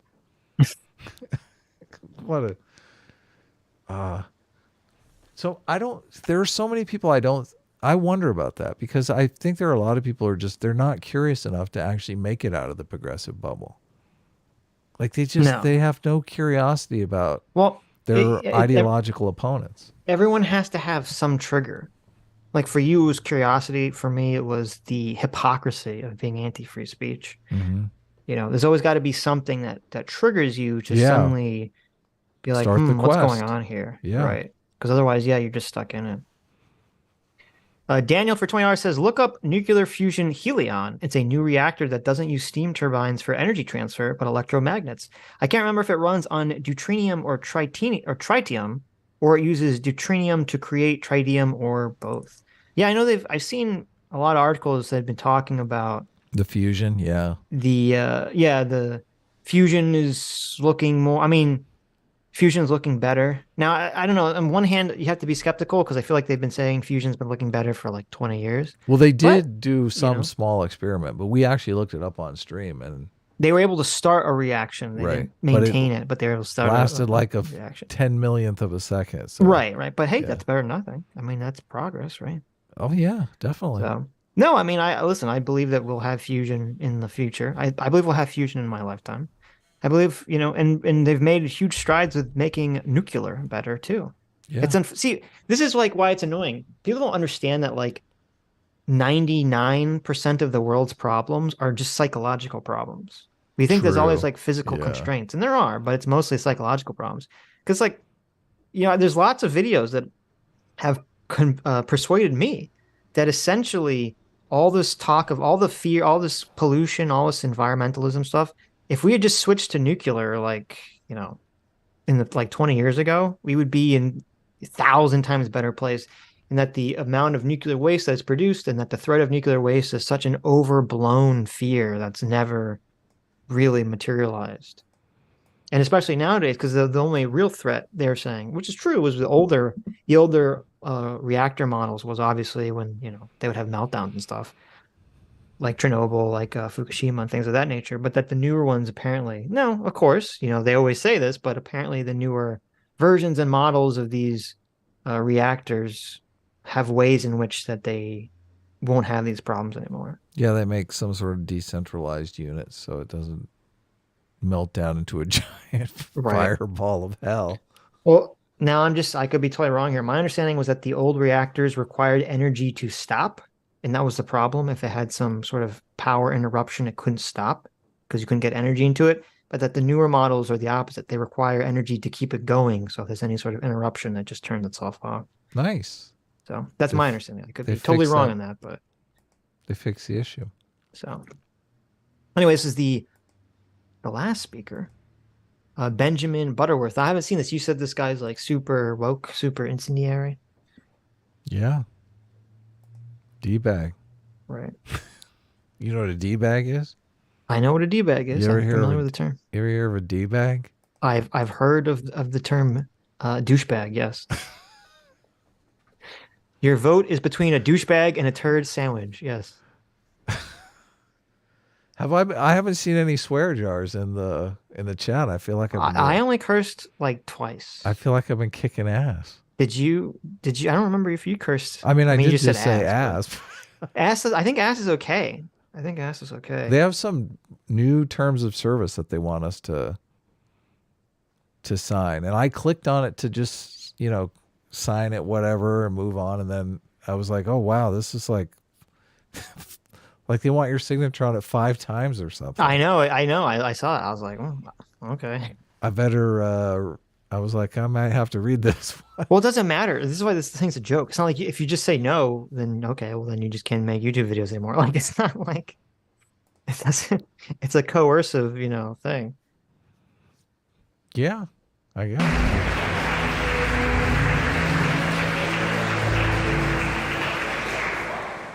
Thank you, and thank you to all the people that have spoken before me. Given it's the end of the night, I must say that, I'm glad there's still somebody here at the end of the night, so it's already better than most of my dates. Ha ha! That wasn't meant to be a joke, but... Applause for you.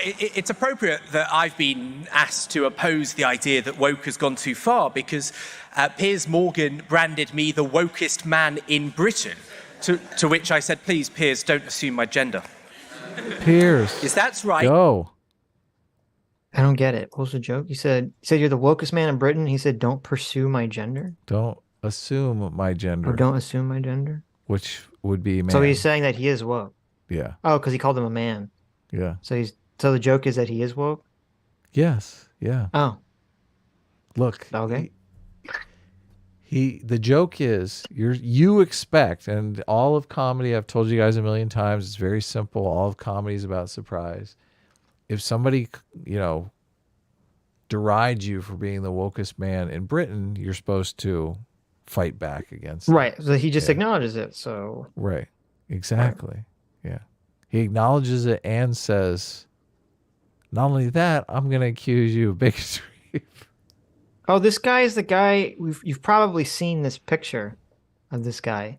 He looks like woke iDubbbz. He was on Good Morning in Britain saying Piers Morgan should be fired. He's like a very recognizable thumbnail. Mm-hmm. Okay. I'll send it to you. But I'll bring it up.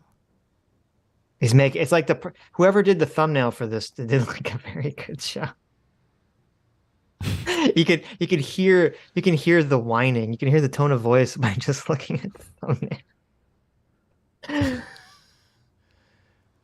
I mean, I look at this thumbnail and I am kind of wondering why Piers Morgan assumed his gender. I mean, got him. I mean, I would kind of throw this into the non-binary camp, wouldn't you? I mean, I would call it effeminate. I don't know if I call it non-binary, Okay. but maybe we'll watch the clip afterwards because we'll see. Sure. You can be woke and funny. You can care about social justice, but also be self-deprecating. But Yeah, just like Velma, right? Yeah, just like Velma. That shows I hear or She-Hulk, that hilarious show we covered last year. There you go. Man, that was funny. She-Hulk was just a laugh a minute. All show, those jokes right? about dumb men. Oh, Yeah. Yep. Those dumb men. Well, it's interesting. That's why the woke people don't like the Velma show. Mm-hmm. The Velma show is trying to be a mid 2000s edgy cartoon where everyone's stupid and sucks, but it's also trying to be woke, but those things are not compatible. Right. Because then you have a situation where you have like all the non-white characters and all the non-straight characters all have to be shitty and stupid too. Right. And that pisses off woke people. That's the real reason why woke people don't like Velma, because you have the lesbian characters are all idiots. You have the non-white characters are all assholes. Because everyone in the show has to be an asshole and an idiot. Right. If it was only the white people that were bad, if the Velma show was literally exactly the same, but only the white and straight people were the bad idiots, all the woke people would be like, oh my God, they'd be masturbating about this show. This is the best cartoon show that's ever come into existence ever. So it's trying to be Archer? Well, no, because Archer's actually good. Well, no, but I mean, in the fact that everyone's an a-hole and you let it go because, well, I just, this is the thing. Normally they give a character that has flaws, something that they're good at. So, okay, I have a reason to like this character. Mm-hmm. Like even the Fred character, I saw some of the clips, obviously of him trying to cut the steak and stuff, and he's a moron. Right. And I thought, is he good at anything that you? No. Okay. So that's a problem because we don't want to, we can laugh at an idiot if we know, okay, well, he's a nuclear physicist. Like he's amazing at this other thing. But if he's just an idiot, pretty soon you're like, I feel like I'm laughing at like a crippled guy falling down the stairs here. It's like, I don't where's think the they have to be good comedy? at something. I think they have to be likable. There's to be some likable attribute to them. Yeah, but being good at something, I think, is what instills that likability.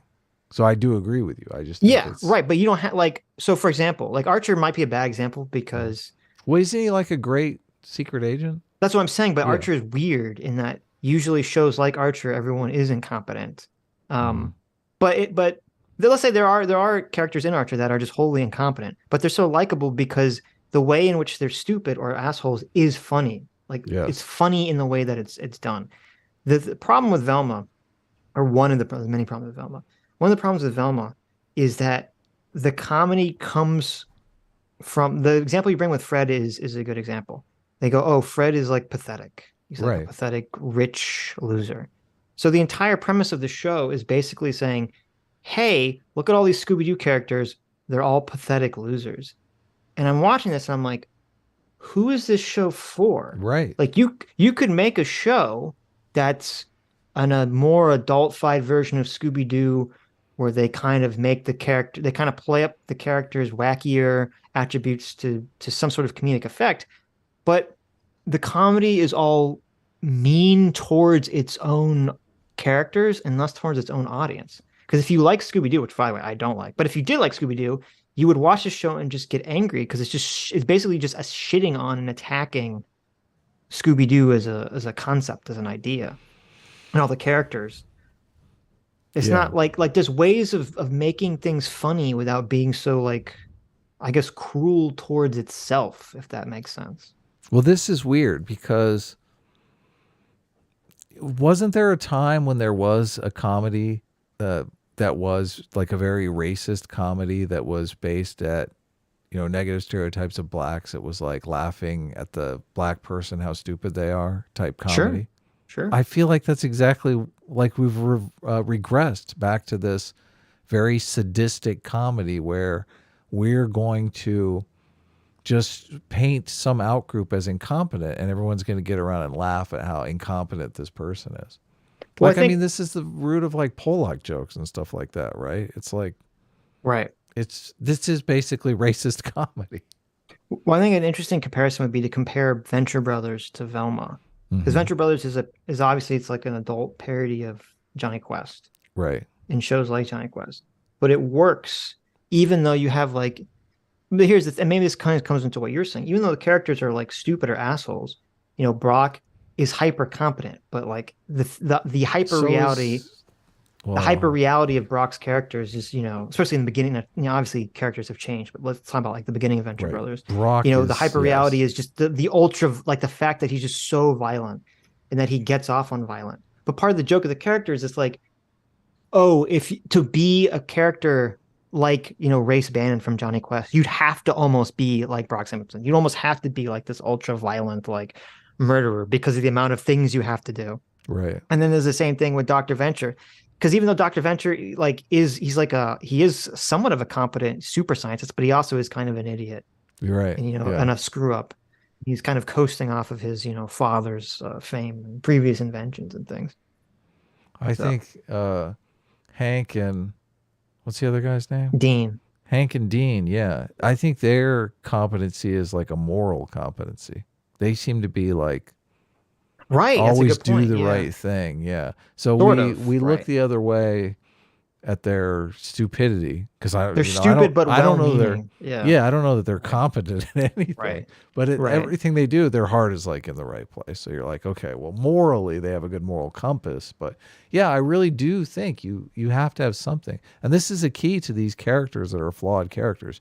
You can't make because what are we even watching them for if they're not good at anything? Yeah. Well, not good at anything and not likable. Yeah. Just horrible. Yeah. Yeah, you got to pick that thing. That was the one thing I was wondering. I wasn't going to watch it. You said you were going to watch Velma, so. I have watched it, yeah. Yeah. I'm writing a script for it. A script for what? For a video. A video? A Velma video? A Velma video, yeah. Oh my God, I can't wait. I know. So I don't have to of course, watch the that term piece of garbage. Is a largely nonsense, redundant term that was invented by people who have always had a problem with social. Wait a minute. Yeah, this is where this guy's But of course, so the bad. term woke is a largely nonsense, redundant term that was invented by people who have always had a problem with social justice. They spent, wait. Yeah, I know. I know. What is he talking? The term woke was not created as a pejorative at all. Originally, it was used by Black people originally to mean to stay vigilant towards, you know, fear of having racial violence enacted against you, and then it got co-opted over time, essentially by white people, to mean anti-liberal leftism, and then it only became a pejorative because people were like, "I don't like all this woke shit." Yeah. This is just a lie. Like, this is crazy. It's totally a lie. It's a lie on two levels. It's a lie on the level that you pointed out. It's also a lie on the level that this guy has sat here and listened to 7 other speakers, and none of them, as I said earlier, are those right-wing types that are basically have always had a problem with social justice. They're all in favor of social justice. Every single one of them. Right. So he's completely straw-manning their argument. Yeah. Yeah. I didn't see any right wingers on there that are saying, you know, the big problem was when we decided to let women vote. But that's his argument, is that all the woke people are just these people that don't want women to vote. No, those aren't your interlocutors in this debate. Bad faith from the get-go. We're like 57 seconds in, and he's already mischaracterizing the opposition, which is, I mean, this is a signature move of the woke people. Just take people out of context, lie about their arguments. You know, it's gross. The 15 years of people overwhelmingly wanting or having a Labour government, desperately trying to oppose all those sorts of social progresses that were introduced, and decade went by as they couldn't find a word for it, and eventually they got woke. So now they use that to use all sorts of ideas to deride ideas that are aggressive and have been for a long time. You know, were you to listen to people on that side of the debate, you would have this sort of fear that there is some cultural revolution happening, that transgender people are trying to change the very fabric of society, that we're being overtaken by a woke mob, they say. Transgender activists. I mean, when you're trying to say that sex and gender have no connection. Yeah, you literally are trying to change society. Yeah, and you're trying to say that every human is born on a blank slate. I mean, yeah, you are. I don't know what you mean by that. Yeah. I don't know what you mean. Definitely, you're trying to change the very core concepts of society. Like, you can be in favor of them, but don't pretend like you're not doing it. Like, this guy has no. This is what's annoying, because James Lindsay's done all this. He knows. He's done all this research. He's done all this reading on all these academic, leftist woke a-holes. And what does this guy know?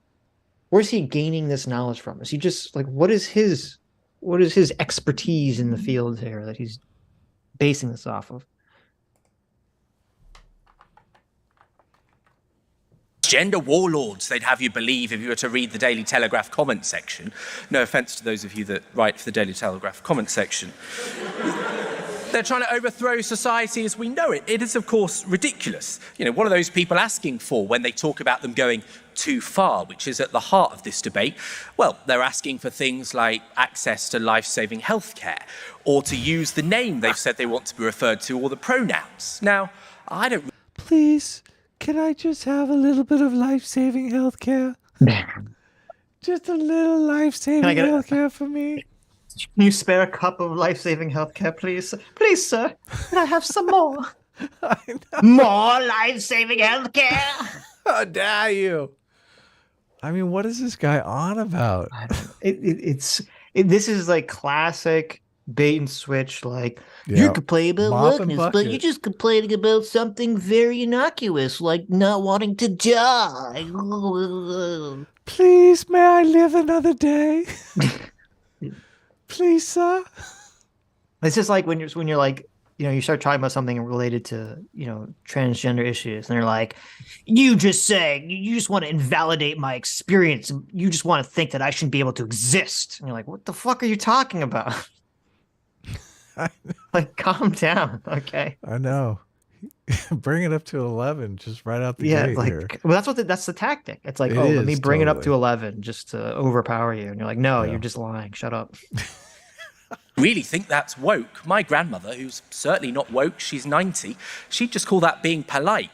But people on that side, they seem to think it's going too far, and they obsess over it at the expense of a lot of real issues that people have. They're painted as people. It's amazing how it's like, okay, we're going to demand a bunch of changes to society. Right. We're going to demand a bunch of changes to culture. Now, we're not going to have a conversation.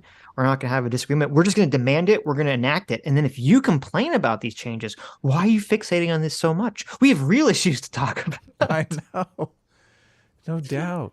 No doubt. What the fuck? This guy is so like this is just the greatest hits of like bad faith NPC, woke talking points. I would like to talk to his grandmother about women's sports and biological males competing against her nice little granddaughter, and her granddaughter coming in second place in the big. I'm sure she would just call that, oh, that's just being polite. Honey, lose to the biological male. That's fine. Just be polite. There you go. Be polite. It's okay, that scholarship that you lost. Just be polite, honey. Come on, it's not just being polite here. There's real stakes involved. People who are prime examples of asking for too much. But you know what? These people have always been claiming to have too much. Much like the arguments made against interracial marriage at one point, against... Oh, here's where I lost it and went to Twitter. Here's where I lost it and went to Twitter. Okay. This is where the tweets came from. oh, we got it right on this one and that Right. one and this one Right. and that one, and just listing all the hits and ignoring all of the misses. It's Right. just so boring. Please stop. Same-sex marriage against equal pay or legal rights for women. When those arguments were made, as Yasmin referenced earlier, they were always derided, usually by a majority, as demanding too much and going too far. I mean, You know, all these things that he just listed off, they were all argued on the basis of liberal principles. Yeah, freedom of speech. Otherwise, we wouldn't be able to argue them. They were all argued. No, but all the concepts, interracial marriage, Oh, you're right. gay yeah. marriage, Expanding equal of pay, individual rights. Yeah. everything was argued on the basis of individual rights within the framework of liberalism. Yep. Wokeness is saying, fuck liberalism, throw it in the trash can, rip it up. We all need to be collectivist leftists now. Let's argue But on this guy group rights. is too stupid and too pig-headedly ignorant and hasn't done, I would probably guess, even a modicum of actual research, of actual reading any of the academic literature that all these people grab all their talking points from to understand what the hell he's advocating for. Yeah. He knows what they're advocating for because he's completely heard it mischaracterized on Twitter his entire life. Right. Look, But no, it's so- you guys are the bigots. Right. It's like imagine how stupid this argument is. Like, what if someone was like, okay, I think progress means that I get to exterminate all, all the people of a Careful different now. ethnic group than me. Careful right. That's now. right. If someone says that's what progress is, I mean, is this idiot going to silk up and say, well, he's advocating for progress, so I guess we got to go along with it because it's in the name of progress. Yeah. Yeah, no. This is why I point this. He's already talking about the transgender stuff. This is why I point out the framework of expanding the circle of individual rights. Well, you've hit up against, now you're like, to expand the circle of individual rights, you got to take away other people's rights that you already gave them. Right. It's like, you're not. You're contracting the circle. Yeah, exactly. Sorry. I mean, just 15 years ago, same-sex marriage wasn't supported by most people. That was seen as going too far. And yet now, the vast majority of people in this country have no issue with it, consider it to be a right. He should do the same argument with pedophilia. What do you Well, think? no, see, so I would love to talk to this guy. I don't know if he'd ever talk to us. Because my question would be, everything you just listed off, what was it argued on the basis of that we should have these things? Right. Liberalism. Exactly. Yeah, on an individual right. And they say, okay, so what the people are arguing for right now, this anti-cultural appropriation, this, a lot of the transgender stuff. Explain to me how that fits in the framework of individual rights exactly. Yeah. Well, there's all kinds of things cannibalism would go into this. I mean, I'm serious. I'm like, he's like, just because it's like people advocate for crazy shit all the time. Are you Sure. in favor of cannibalism now? Are you saying because we have not achieved cannibalism yet that's the place that society should go? Well, This listen, is such a simplistic way to look at the world. how you could take his argument and you just have someone who's a map. Mm-hmm. Yeah, I know. Say it. That's why I'm Yeah. like, no. You just have Like, some map say it. So, oh, well, look, progress was right about all these things. They so do what about, say that. That's what's I know they do. terrifying. I know they do. That's what's terrifying. Yeah. That's why this argument's so dog shit. It is dog shit. Everyone who makes it should know that. It's because things change, not that they go too far. Oh, things change. Not that they go too far. They just change. These are the things that the proposition believes. So if we were to believe that woke culture, and by the way, I think the term, as we've kind of all agreed, woke culture is a bit of an absurd as a term, has gone too far, then we must think somehow that we've reached the pinnacle of liberation already, and now it's just getting much too wild. Earlier this... Wait a minute. Did he just unironically endorse James Lindsay's joke speech? I guess he did, basically. Okay, that's The interesting. idea that we could have... You said the revolution, we've Yeah. succeeded, the revolution's over. Yeah. Okay, that's interesting. that year, and this really surprised me, I spoke to some of the people that marched in the first Pride March in this country, which was 50 years ago on the start. See, it just goes on and on and on. He's like, okay, here, look at this success we had. Look at this success we had, which is, it's just stupid. Right. What are you advocating for now? Cannibalism? Tell us. Of July. Now, they faced the sorts of verbal and physical aggression that you can imagine. They were called names like puffs and Yeah, why do we have to take responsibility for the people who were against positive change in the I mean, it's completely absurd. You're basically just saying because anyone who opposes change is wrong, which is not true. Look, you yourself, I think, would oppose change if it was cannibalism. Shirt lifters, but also they were called things like yuppies or social justice warriors. Basically, they were called woke at a time when they were just asking for the idea of homosexuality to be decriminalized in this country. Now, attitudes of the vast majority of Britons Look, they just want to eat people, okay? have changed since that time.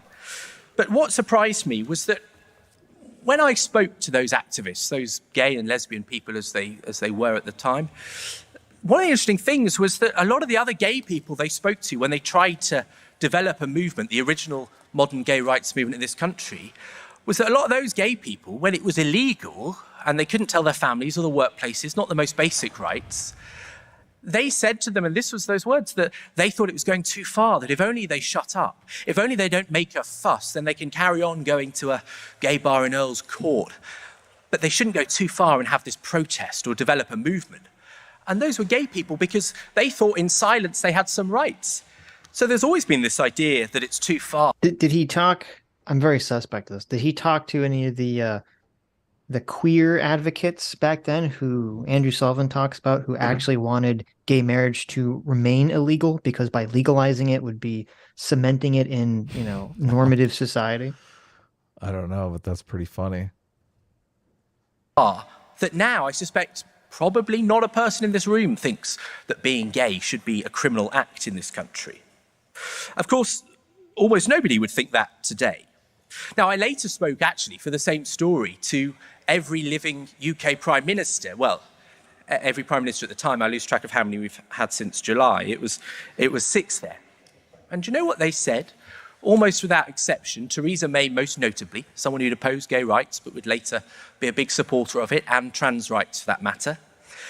They said they regretted the arguments they'd made, that they admired those activists who were called things equivalent to woke at the time. And they said, as John Major said in the piece he wrote for me, that he wished he'd gone further, not that they'd gone too far. And if you were to accept what the proposition is saying, then you have to accept somehow that the shifting sands have stopped and now we're too far. Well, history tells a very different lesson to that. Now, the proposition makes an argument also that we live in some kind of cancel culture. So wait, so far we have the argument. So the arguments against wokeness have been wokeness is inherently based on an anti-liberal ideology. That was one of the arguments put forward. Another argument was wokeness can never end, right? Which was essentially James Lindsay's argument, even though he was arguing, against it, quote unquote, against it. And then we have Constantine's argument that wokeness is completely incapable of solving the actual practical problems of our society today. Mm-hmm. And the rebuttal has been people advocated for change in the past and that was good. So that means change is good now. Well, yeah, automatically good. This is why this just drives me insane. It drives me insane. It's like you're not arguing on the merits of the change at all. Right. You're not saying how this is, how this is going to affect society and, contemplating the pros and cons. You're just saying, you're basically saying nothing. Right. Well, this is like a baby brain argument. Yeah. So. Now, this is absurd hyperbole, frankly. If I hear one more time that J.K. Rowling has been cancelled, a woman who sold more books this year than she has for 10 years, who's a dollar billionaire and can tweet anything and make the front page of certain newspapers. If that's cancel culture, then I only hope to achieve the heights of cancel culture. And so they always point to the person who who manages to fight it off. I know. Right. They call so him because, out on this. You're gonna love yeah, it. because J.K. Rowling's books are too well liked, and because she's just too rich. Oh well, cancel culture doesn't exist because she is just beyond it all. It's like, yeah, but what are all the people that aren't beyond it all? All the average people you don't really hear about that get fired from their jobs or whatever. And look at what's going on even with people you do hear about. Look at Jordan Peterson right now. They're trying to revoke his psychology license. Yeah. And we looked through for insane reasons. Yep. Because he was mean to people on Twitter. Yeah. It's ridiculous. And you know, we all know that if Jordan Peterson was just as mean, if even not meaner to people on Twitter, but was woke and was directing his meanness towards the anti-woke people, there would be no problem. Of course. Yeah. No one would say a thing. They'd give him a promotion. Yeah. They'd compliment him. They'd throw him a parade. You should be the head of our organization. Yeah. You should be the high priest of wokeness. Now, they claim that it's overtaken British society and that people become victim to this, but I don't accept that, because what it really is a necessary realignment of who has power, or more accurately, who has a voice in our society. It's not cancel culture that people on my side of the debate champion. It's accountability culture. God, so painful. God, so cringe. So painful. Accountability culture. And the way that you're held accountable is if you say anything that's against the progressive dogma, you don't get to speak anymore. I know. That's the accountability part of it. Well, this is what's so annoying when all these people make all these arguments. None of them are actually, they never address the actual issue. Totally. At all. None of them are speaking on the actual, the people that were arguing, against wokeness in this conversation were all, for the most part, giving actual substantive issues wrong with wokeness. And the people defending wokeness, none of them have addressed any of those things or even brought forward their own arguments. They just say, in the past, you guys were mean against progressives and the progressives were right, in the past. So therefore you're wrong now. Right. Nanny, nanny, boo, boo. It's, baby brain argument, I think, is the appropriate term. You totally nailed it. Your little baby brain. This is what I was saying earlier when I'm like, the people that come out and they realize, oh, there's a tiny bit of similarity in this situation, and therefore it's completely the same. Yeah. There's no difference. It's just, come on. Now they're not simply my words, though they're good words, they're right. But they're the words of Graham Norton, who said it at a discussion a couple of weeks ago with Times Radio. He said simply, he didn't really express an opinion, but he said that when it comes to the trans debate and J.K. Rowling, trans people should be asked. Well, what happened? The furious, sensitive right-wingers, the anti-woke lobbyists, they mercilessly attacked him. And they got him so abused that he felt he had to delete his Twitter profile. They played the victim, not this side of the argument. The anti-woke brigade were furious. But you know what? You get people that would say, J.K. Rowling has been cancelled just because she doesn't satisfy the arguments of the transgender lobby. It's so, first of all, I'm curious. I'm going to look up to see what he actually said that, got him in all this. So this is whack. A woke guy that right-wingers were trying to get canceled. Well, first of all, I've not seen a right-winger on this panel. So right. I pointed that out. Right. For a reason. Because when they start comparing everyone to Hitler, I'm just like, okay, what's going on here? Obviously you're lying. So, okay, well, let's see. How did he characterize what this guy said? But you know what? That he felt he had to delete his Twitter. Sensitive right-wingers, the anti-woke lobbyists, they mercilessly attacked him. And they got him so abused that he felt... He said simply, he didn't really express an opinion, but he said that when it comes to the trans debate and J.K. Rowling, trans people should be asked. Okay, that's all he said. He said trans people should be asked. He just said, someone said, how do you feel about J.K. Rowling? I feel like... And he said... All he said was, Don't ask me, ask a trans person. That's Right. all he said, right? That's all he said. He didn't say anything else. God, I love this. Right? He didn't say anything else. He just said, how could anyone have a problem with such an innocuous statement that he said? I know. Jeez. Why are the right wingers getting all uptight over something so friendly? Of course, he didn't actually say that. Of course, he said a lot more than that. He said, you read a lot of articles and papers about people complaining about cancel culture, and you think, in what world are you canceled? I'm reading your article in a newspaper, or you're doing interviews on how terrible it is to be canceled. I think cancel is the wrong word. I think the word should be accountability. No. And he goes on for another 3 minutes in this clip about, garbage, woke, saying all this woke dogma crap. Well, did he? Why did he delete his Twitter? Because I don't know, because he's a bitch. Okay, so he just yeah. I don't know. I don't tell you. Because he's a wuss. So right wingers basically criticized him, and he deleted his Twitter, and he's casting that as some sort of assault, some sort of J.K. physical Rowling. violence. He didn't even really say ask trans people.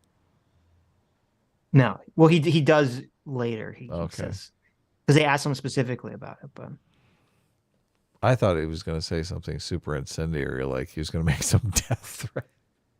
No. He didn't say anything. Well, I don't know. It's a 3-minute clip, so I haven't listened to the entirety. So there's probably like a death threat in there or something. There you go.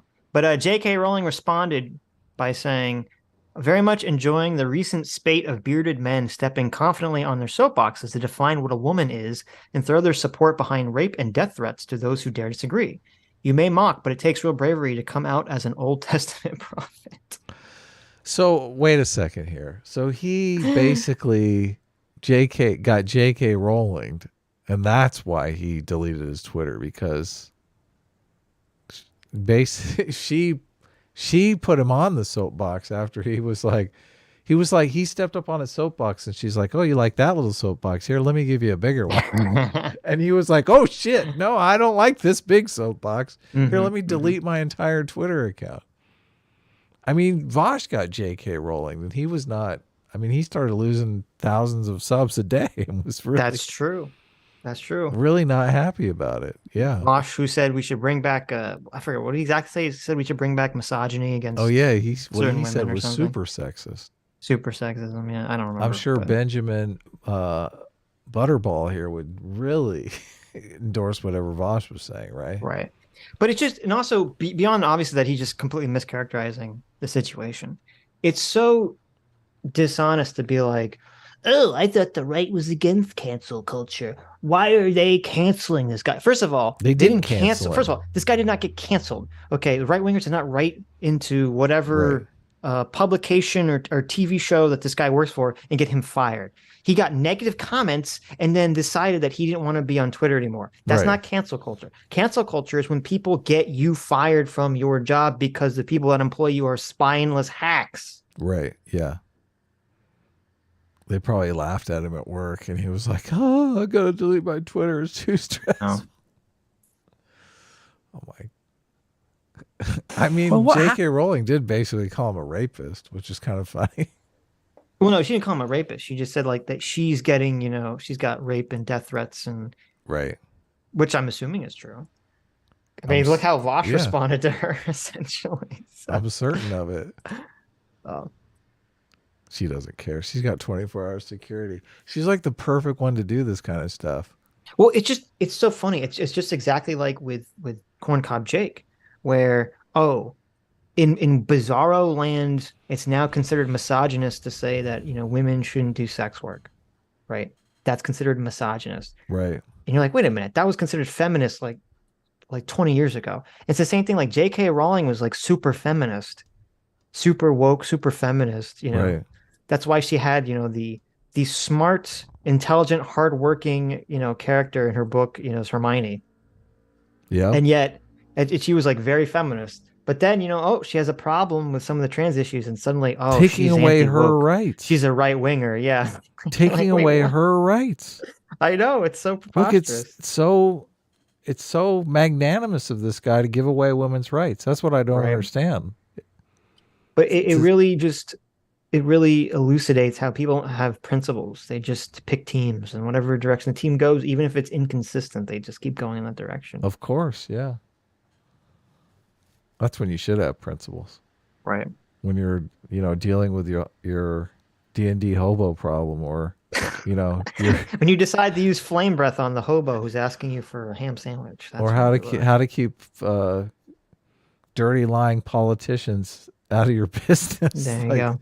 Sometimes the guy was like, "Please, sir, can I have a sandwich?" And Adam's like, "I hope you like toast." And he just went, he just melted his face right off. Did he ask for a sandwich? I can't remember. He is now. Now in the retelling of the story, he asked for a sandwich, and you said that line.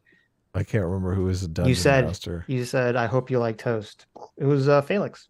Oh, you're right. Yeah, I thought it was. No. Happened. The furious, sensitive right-wingers, the anti-woke lobbyists, they mercilessly attacked him. And they got him so abused that he felt he had to delete his Twitter profile. So abused. They said, "Listen, your argument is incorrect." Mercilessly attacked him. Welcome to Twitter. I think that's what's fun about Twitter. Nut up, guys. Well, and also it's rich. Like, it was literally woke leftists that created this toxic environment of hyper aggression, at least on Twitter. On Twitter, before all that woke stuff, people would say all sorts of crazy crap as jokes all the time, and no one cared. Of course. Well, that's how you get like the Dan Harmon, baby rape jokes from like 2008. Of course, yeah. But they deplatformed everybody that was edgy and against him, and now it's like all those people have risen from the dead. But yeah, exactly. So now they really got to feel like their work of the last 5 or 6 years has gone to waste. Yep. Cancel culture just got away from them. I love it. They played the victim, not this side of the argument. The anti-woke brigade were furious. But you know what? You get people that would say, J.K. Rowling has been cancelled just because she doesn't satisfy the arguments of the transgender lobby, and that it's the reason the West is coming down. Sorry, that sounds a lot like what Konstantin said, but actually that was Vladimir Putin who made that argument. So at least you have strong supporters on the side of your argument, people that made basically exactly the point that you did tonight. I know I would never want to be on the side of Vladimir Putin. What a disgusting piece of shit. I told you. Did I not say? Did I not say it? This guy uses like every underhanded tactic you could imagine. Constantine, who's been so vocally anti-Putin from the beginning, who he didn't say anything like he didn't say anything like that. He didn't say when in that conversation when Constantine stood up. When did he say trans rights are going to bring down Western civilization? When did he say that? Never. In his speech. I missed it. I must have missed it. I must have zoned out at that point. I was still thinking about Yasmin's cleavage ready to burst out of her Catwoman suit. I just couldn't think of anything else, and I must have missed when Constantine said that. He didn't say it. I don't I don't even know if he said it in another video. I don't know that Constantine is not sensitive to the nuanced trans debate. I don't think he's anti-trans. I remember him saying that he was going to say, for the sake of hypotheticals, acknowledge that climate change was the greatest existential threat to humankind, and that the only thing that would solve that problem was science and technology and not wokeness. That's what I thought I heard in this conversation. I must have missed when he... I know. He actually... Okay. So even more dishonestly, I remember Constantine said that something that he was trying to bring to the forefront of fears is that the absurdity of wokeness would end up being used against the West, because then you would give some sort of coverage to allow tyrants like Vladimir Putin to try to make arguments against wokeness as justifications for what he's doing. That's what Constantine said. Well, that is true. He didn't say that Putin was right. He said Putin is going to do this thing, and he did the thing. He's still doing And then the this little thing. weasel turns it around like, you're agreeing with Vladimir Putin. Oh. Gross. Yeah. In a debate.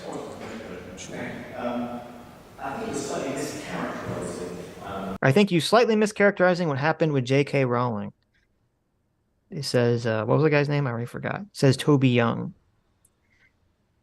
What's happened with J.K. Rowling? So the Free Speech Union is currently representing someone. The Free Speech Union is currently representing someone called Gillian Phillips. Gillian Phillips. And she lost her job at HarperCollins. She was an adult young fiction writer. Yeah, HarperCollins is like, that's big league. Right. An adult young fiction writer. She was fired after a revolt by this company, HarperCollins, when she tweeted, I stand with J.K. Rowling. It's not the J.K. Rowling in this world that got canceled. It's the people who express any support for them who don't have her power and her money. Thank you, the little Toby people. Young. Thank you. Toby Young is based. Now get ready for his response because Oh God. Get ready. Just get ready, okay? Okay. I'm might want I'm something to strapping bite in. down on. Do I have to put a hat on? Is my head gonna explode? Do I have to could. get a beanie to collect my brains? He's just such a D-bag, man. Okay.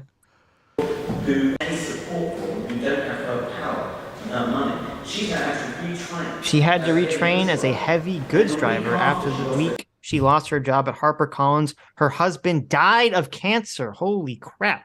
Yeah. So she's basically a forklift driver now, and her husband died of cancer. Jeez. She was a young adult fiction writer. Right. Now she's driving a truck. Right. Her husband died of cancer. Are you saying that's what Is that what you mean by holding people to account? Yeah. Accountability culture. There Is you this go. what you mean? There you go. Well, there's a tragedy in that person's experience. But Thank you. Applause. I'm afraid that, on other points you made in your speech earlier, where you talked about conservatives fearing losing their job, well, if they happen to be people that have racist or bigoted views, then I'm afraid that's not the same as people who don't have those views, because we're better than that as a society.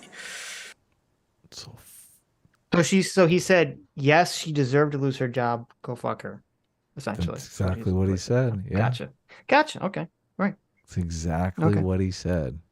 So someone saying I stand with J.K. Rowling, a complicated issue that has lots of nuance, complexities to it, an issue that was considered feminist a mere 10 years ago. He just signed off on cancel culture. He's like, you got to understand, she had bigoted views. Listen, cancel culture doesn't exist, but when it does exist, they deserved it. That is so harsh. That is so harsh. That is It's so stupid. This guy's so baby brained. He spent the whole first part of this saying cancel culture doesn't exist, and he's like, "Well, actually, here's a person that got canceled. Well, she deserved it." It's like, well, what the fuck? This is so harsh, man. God. This is the worst. Yes, this guy sucks. This is like young Stalin here. I mean, yeah. Oh God. Now, many people would say that they make the argument somehow that it's out of touch with the working class to have views like mine. Well, I think that... I mean, I think you just demonstrated that, but yeah. Well, listen, she's in the working class now, right? She's driving a forklift. That's patronizing to many working class people. Because the truth is that their argument is not about free speech or cancelling. Really, this question is an argument about power and who has the right to claim it. These are the things that... Oh, hang on. Look, he's flustered. He's totally flustered. He knows. He knows he just got spanked in front of everyone.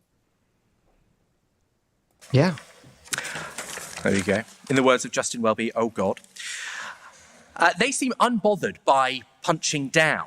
Racist jokes. See, oh man, the context of all this is so rich after that story, and he couldn't have known that this was coming. But what was that you just said about punching down? Yeah, you just punched down on that lady.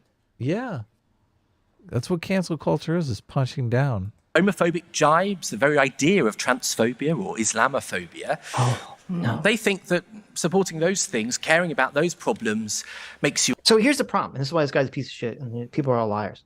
So if this guy was saying, listen, let's not punch anybody. Okay. Let's all just exist in this world of love. This is a world. If he says, I am Vash the Stampedo, and we exist in a world of love and peace, and be like, okay, well, he's being consistent, right? But no, they're saying, we get to punch up as much as we want. And also we get to decide what is considered up and what is considered down. We get to punch you and punch you and punch you and punch you. And then we get to use our various biological identifiers, such as race or gender or sexual orientation, and we get to organize around those for power. But you don't. Yeah. You have to play by a completely different set of rules, and you just have to fucking suck it up, because we had to suck it up. And when I say we, I don't mean me. I mean people that died before me for 50 or 100 years ago. They had to put up with other things that you didn't do, but people that shared your skin color and gender did. So now we get revenge against you. Yeah, it's so sick. Because this totally like stolen valor, because they're that's a good way. It is stolen valor. Well, because they are. They're living off of the gains of the actual gay rights activists. The oppression of other people. It's not even them. Yeah. Yeah, the people who did get beat up in the streets. Right. Yeah. Right. So that you could go beat up people on Twitter. Why do all these people that advocate for this, they all have that like disgusting smug face when they talk? Like, I'm so smug about this dumb, like saying stuff I know nothing about. Righteous indignation. They really don't know that they're what morons they are. They have no concept of what morons they are. No. There's your Dunning-Kruger, Adam. Yeah, it's true. This is just possession. It's just NPC. the white guys. It's just a bunch of white males, Adam, who, they don't want to lose power in society. They're so afraid of losing power in society. Well, it's like, listen. That actually makes sense when you categorize it like under their worldview, under the leftist woke worldview, where everything has to be viewed as power, battles of conflict and power of different groups. And you've decided that you're going to organize around skin color. Under your worldview, the white people should be afraid of losing power, because you're basically saying that you're going to put their heads on spikes. Yeah, that's what happens when you throw away liberalism. That's why that was the only thing that was fucking working. Because you're saying we're not going to play these games at all. We're going to throw these games in the trash can. Yeah, these power games. We're going to throw them away. People are taking notice.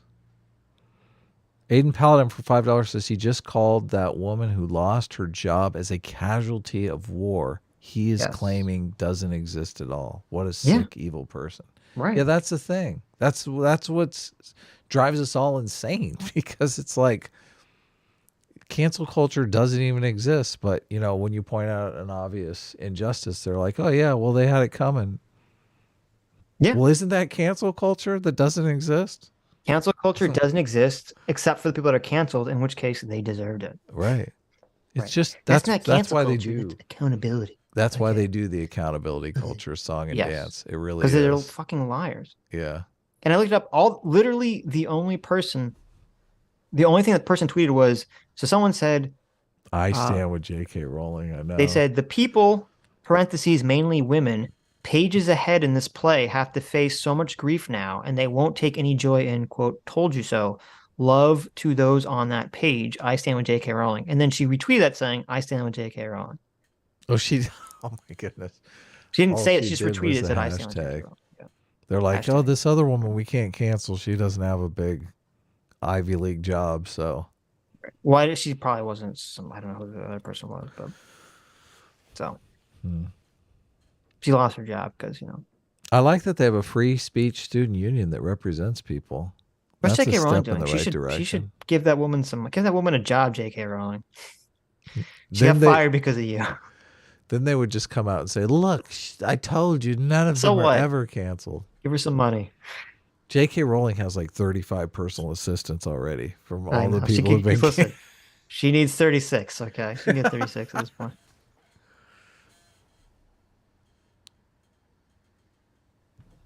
Okay, I'll press it. Snowflake. It's a term they often use.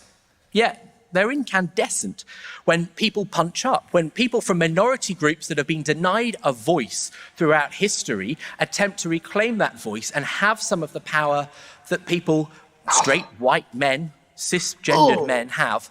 They're incandescent when they try and claim that power back. We just want so the to power accept the premise of the motion that woke culture has gone too far is to determine that the clock of progress should stop ticking. I think that would be ridiculous. Maybe it should tick off Toby Young, but I don't think that's any problem. What does that mean? I don't know. What does that mean? Is to determine that the clock of progress should stop ticking. I think that would be ridiculous. Maybe it should tick off Toby Young, but I don't think that's any problem. It should anger him. And so there is no finish line to the pursuit of progress. To refuse the idea, to get stuck in the quicksand of the fear that this progress can go too far is ridiculous. If woke means anything, it means the embracing of minorities and the changing power dynamics. That may scare some people, but if you look at the lesson of history, like the activists who stood up for gay rights in 1962 or 72, they were told they'd gone too far. But the arc of history says that it's not that we've gone too far, it's just that we have so far to go. And that's why I think you should reject this motion. Thank you.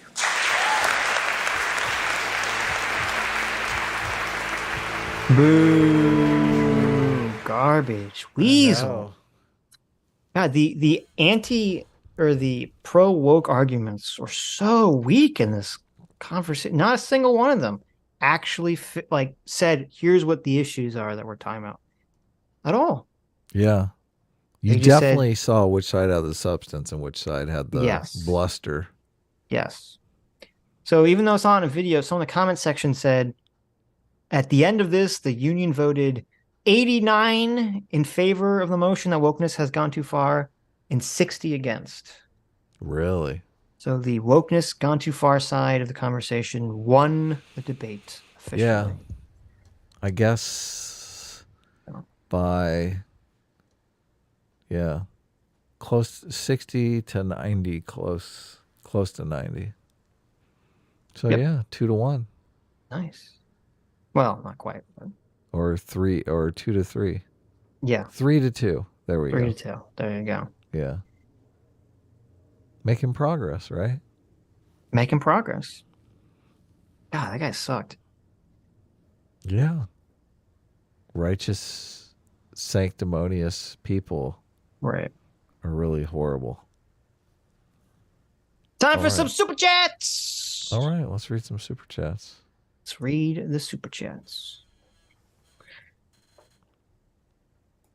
Christian Baller, who was arguing with you, Adam, I think, on Twitter.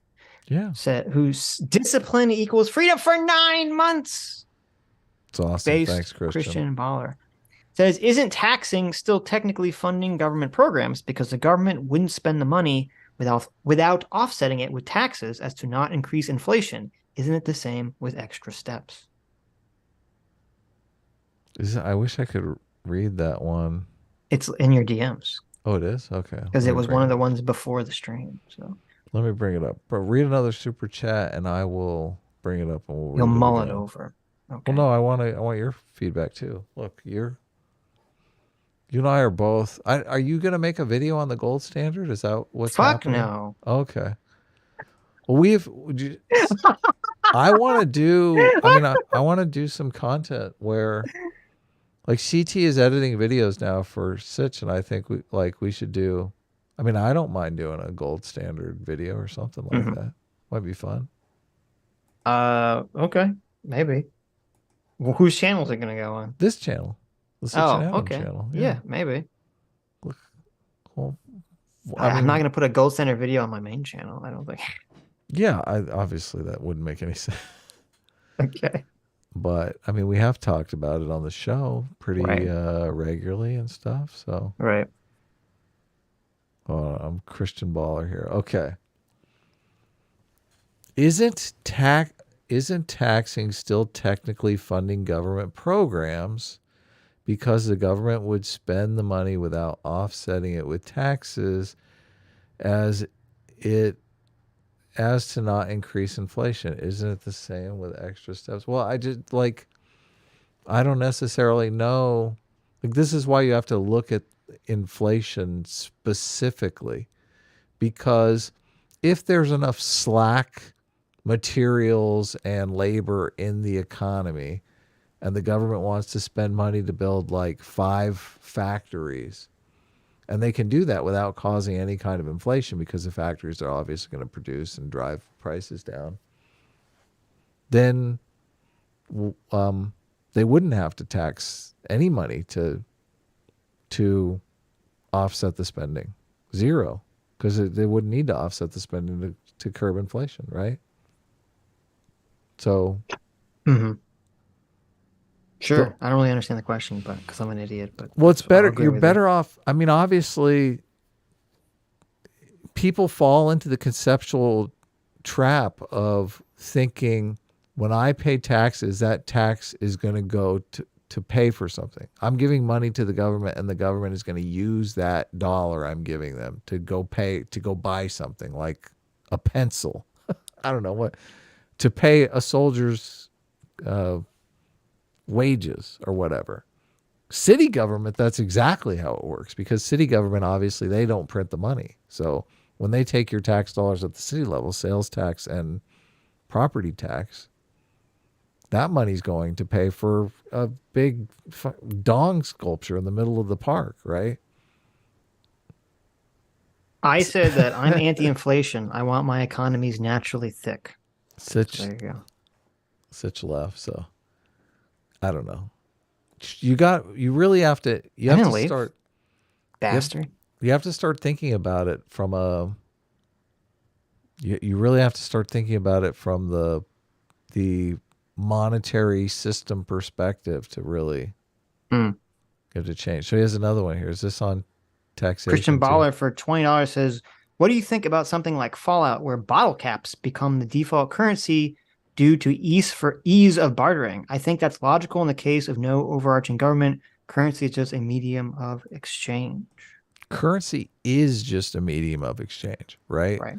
If everyone agrees to it, sure, it can be whatever you want to be. Well, I mean, you have can to agree. force people to agree, right? I mean, that's basically what taxation is. They're saying, listen, you use whatever medium of exchange you want, right? But when I tax you, I want you to pay me in dollars, okay? So then everyone's like, well, I guess I could trade in Bitcoin, but sooner or later I'm going to have to turn that Bitcoin into dollars to pay the tax, right? Right. So. Well, I mean, listen, bottle caps work because the video game. It's hard for me to imagine in a hypothetical real world post-nuclear war Fallout situation. What are bottle caps worth? Nothing.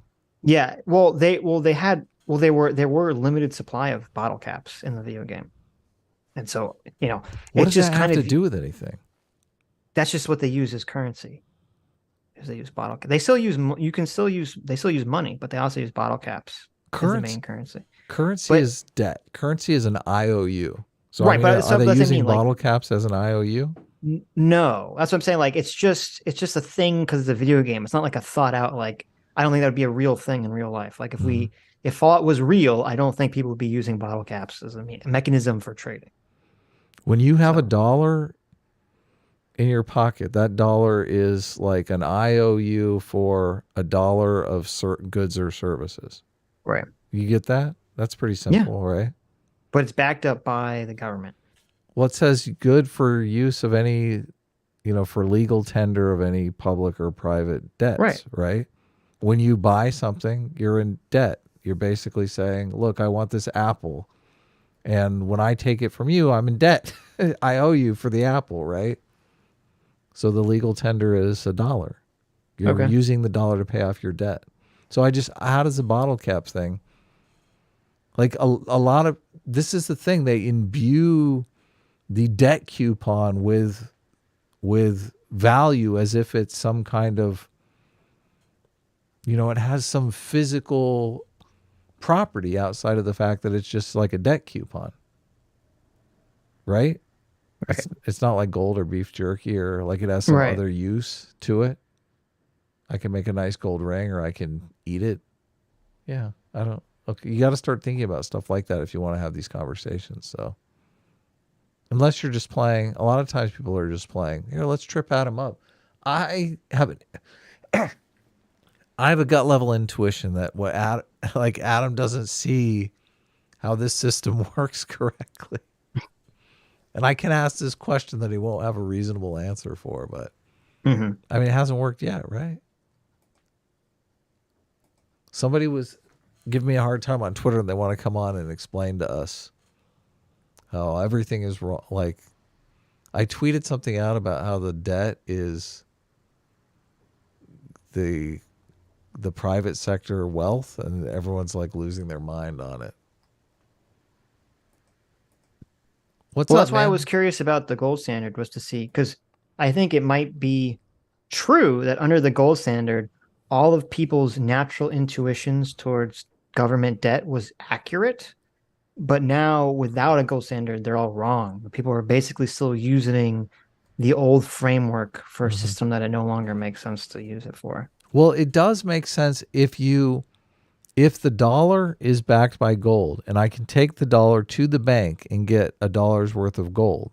It makes sense to start thinking about the paper as $1 worth of gold, right? Well, no. In terms of like, so if you're on the gold standard and you talk about like debt, the government's debt, the government, I mean, I don't know exactly how it works. Like, I don't know how the government would value dollar to gold, but assuming it was some kind of fixed thing, if the government starts to create more money, or they just couldn't create more money, it would have to actually create more gold in order to create more money. So the government debt would be kind of like personal debt to some extent, because they still needed this physical object in order to acquire money. But without the gold standard, government debt no longer functions as personal debt at all. It functions as a completely different entity, and people can't wrap their minds around that, or don't want to wrap their minds around that. If that makes sense. Yeah. No, it makes perfect sense. Anyway, no one cares about this conversation. Gene Campini, thank you so much for being a free seeker for 4 months. Says, keep up the truth seeking, boys. Maybe one of you can explain to me how scientists make Maybe some of you can explain to me how scientists make broken glass taste exactly like blood.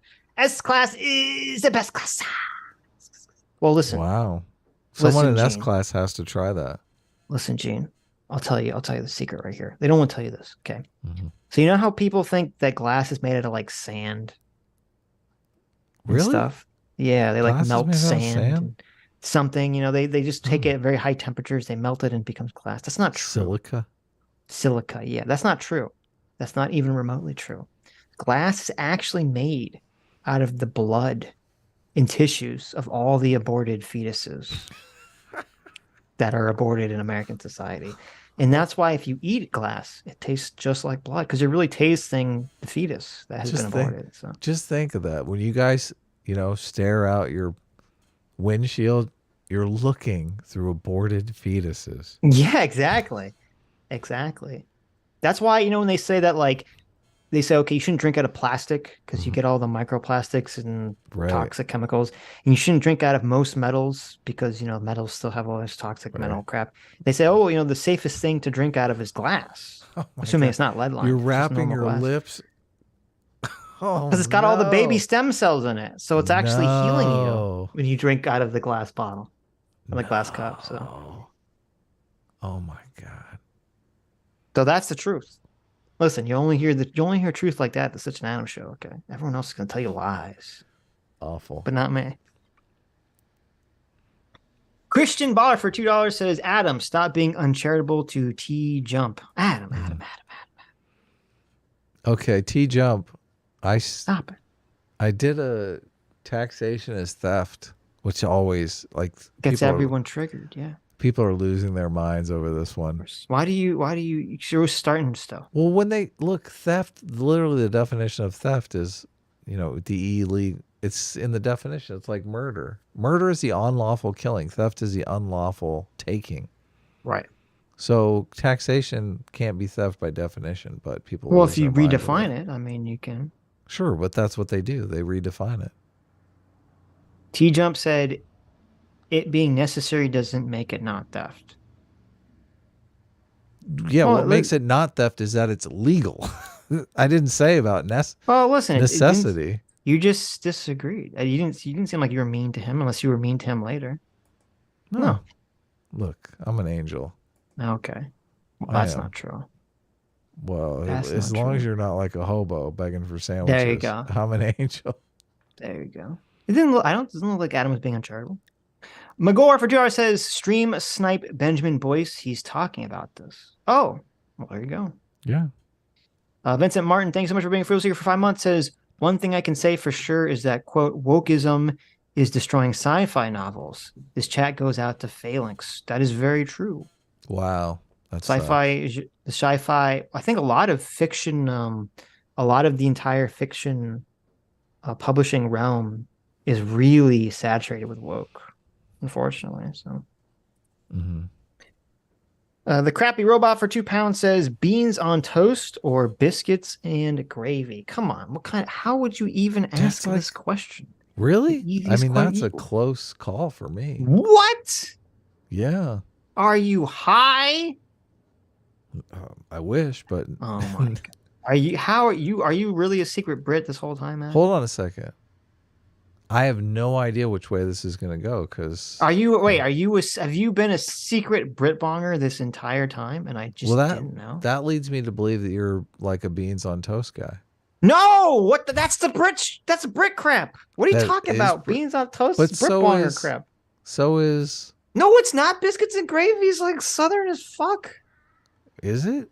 Yes. I feel like Brits do some biscuits and gravy pretty regularly. They might, but that's also a very big thing in like the South. Oh, okay. Listen. I mean, they do beans on toast in the South too. I mean, that's like Creole special. Yeah. No. Get yeah. out of here. Okay. What are you talking about? Listen, we'll do a poll. Okay. With some jambalaya with some nice toast. Okay. Well, wait a minute. Jambalaya does not count as beans on toast. Okay. I completely disagree with that. What kind of beans are we talking about? It's gross. I don't know. Whatever. Is it like pinto beans or? Sure. It's not garbanzo beans on toast, is it? I don't know. Look, everyone is against me in the chat. I'm a little. Biscuits and gravy is based. Dude, beans on toast is kind of. I love biscuits and gravy. What are you talking about? Yeah, who doesn't like biscuits and gravy? Yeah. So what? Why you gotta be such a hater? There you go. I put up the poll. Okay. Where's the both? They don't even use the word biscuit for it. What word do they use? What do they call it? I mean, I'm gonna go biscuits and gravy by just a hair. Wow, that's shocking. It's tough to tell. There's a video called "British People Try Biscuits and Gravy," so I don't think it's a British thing. I mean, I feel like I just had beans on toast not too long ago. No, I'm telling you, biscuits and gravy, you gaslit me into thinking it was a British thing too. No, it's 100% Southern. It is? 100% Southern. Okay. Look, T-Jib just weighed in.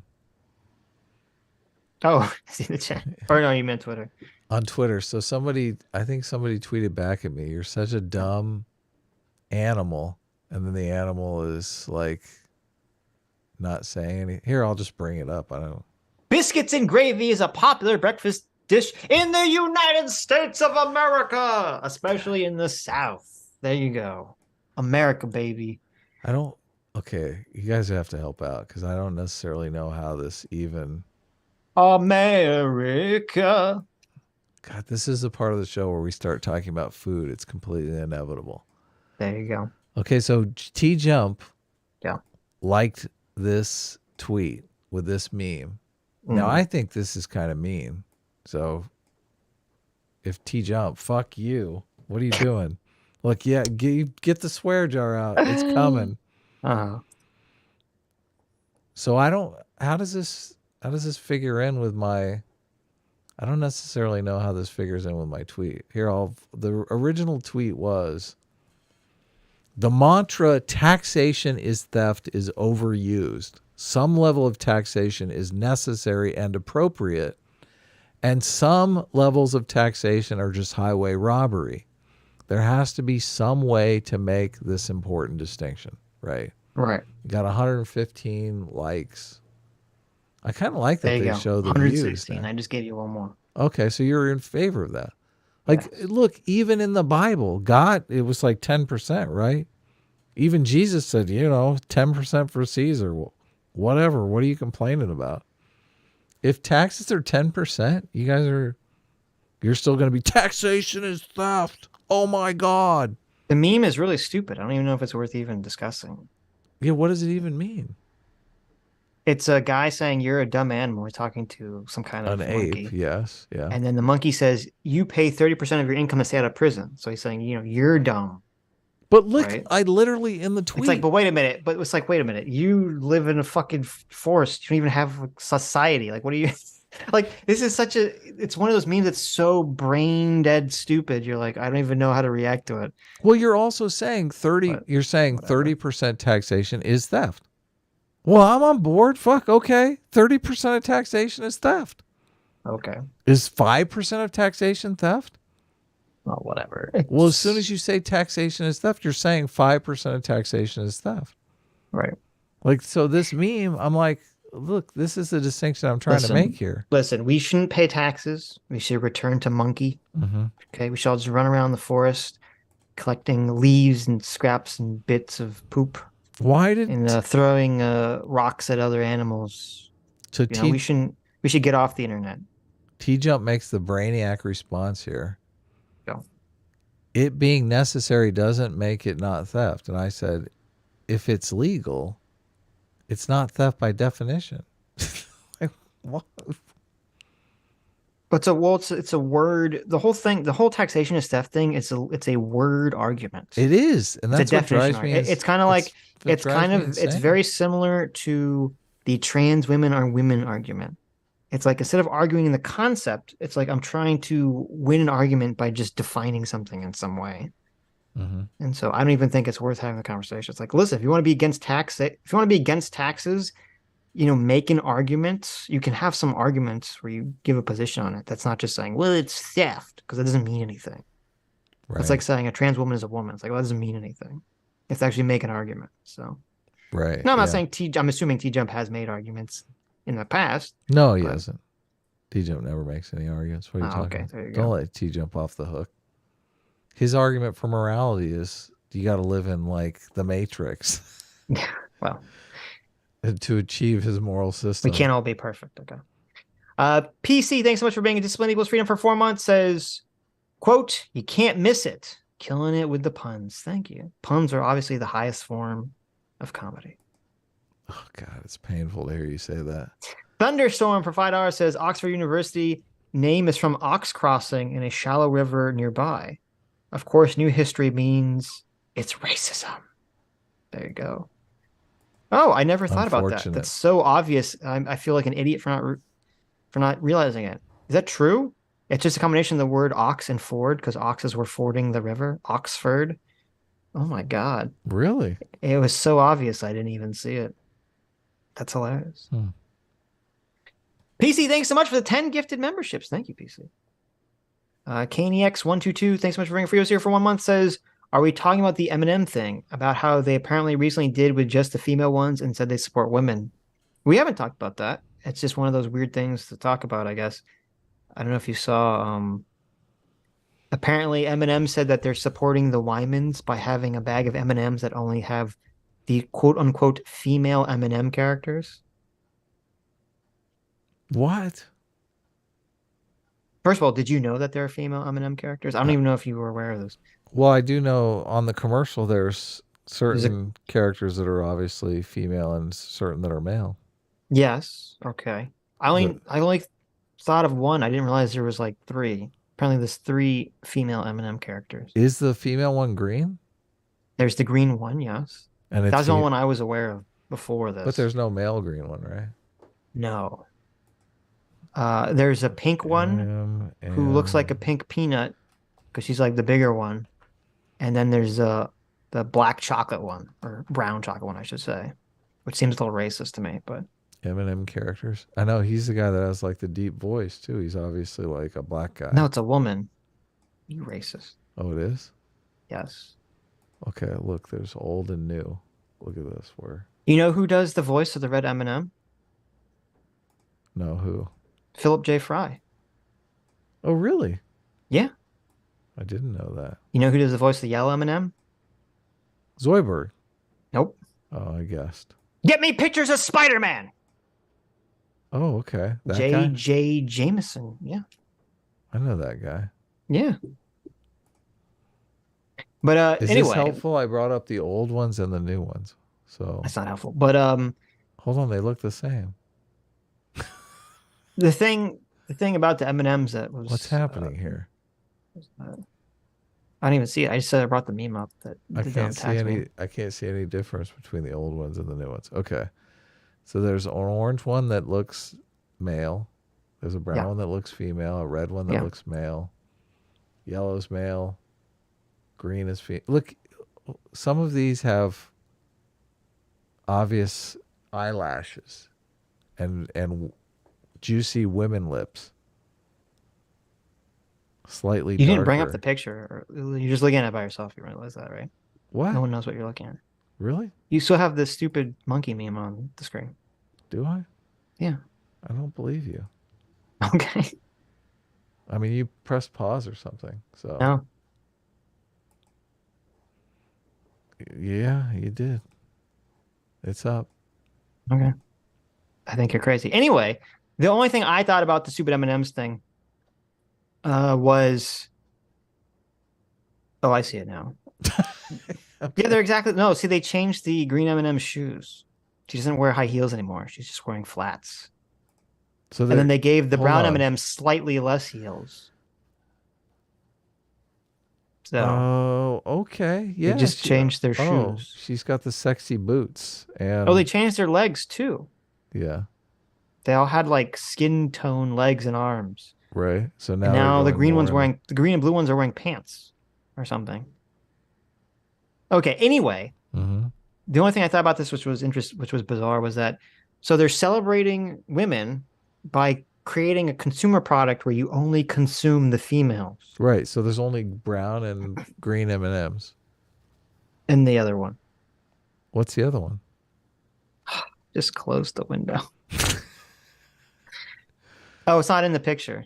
There's a purple one or something. A pink one. A It's pink one. Gotcha. Yeah. So the way you're going to celebrate women is to symbolically consume them.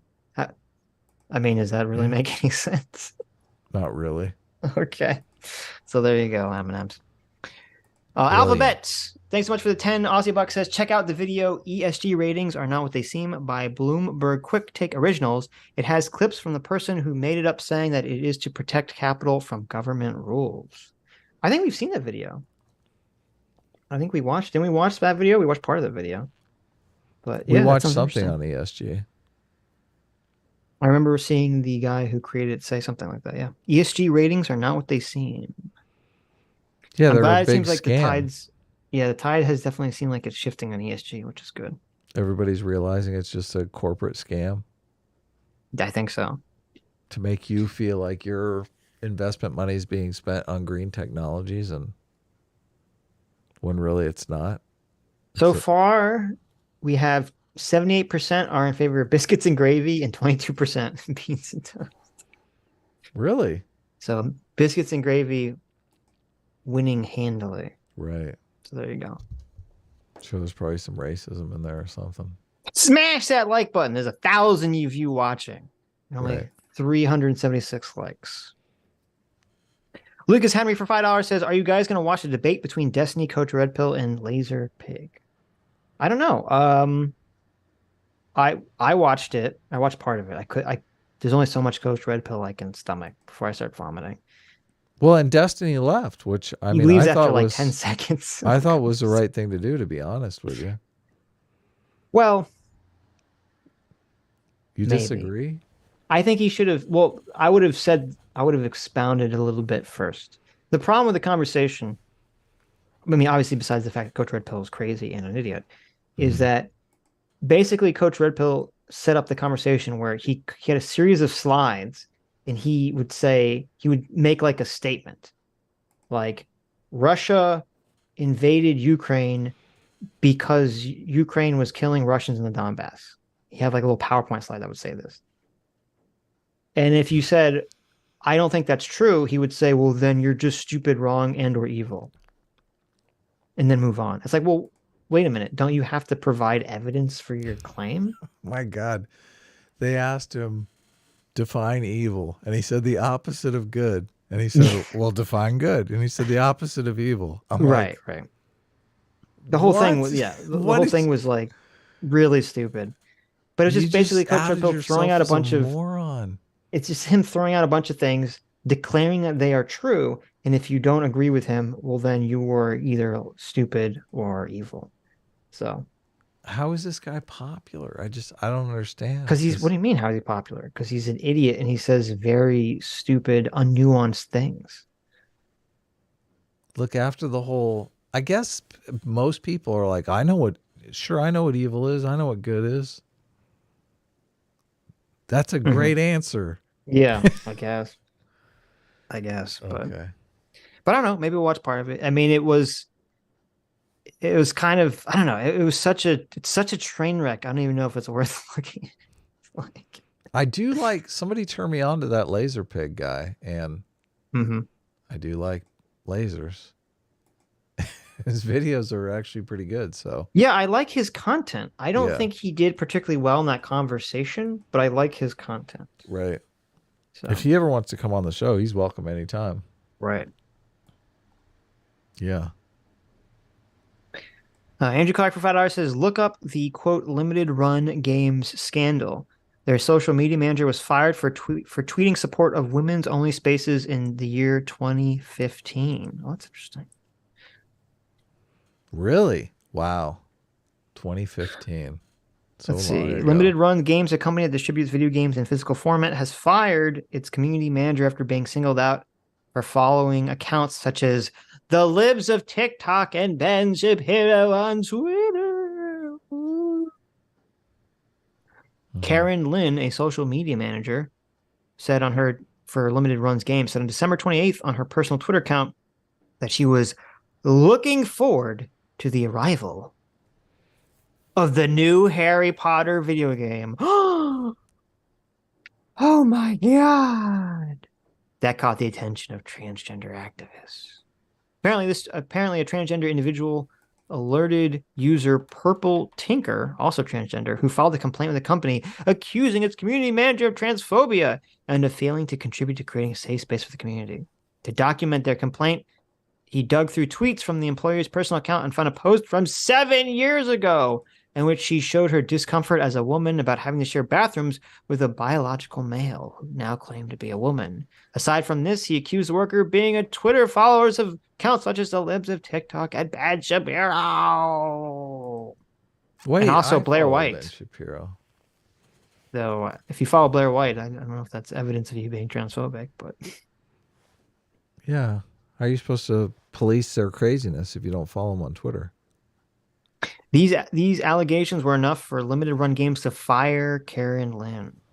According to a statement, so look, cancel culture isn't real.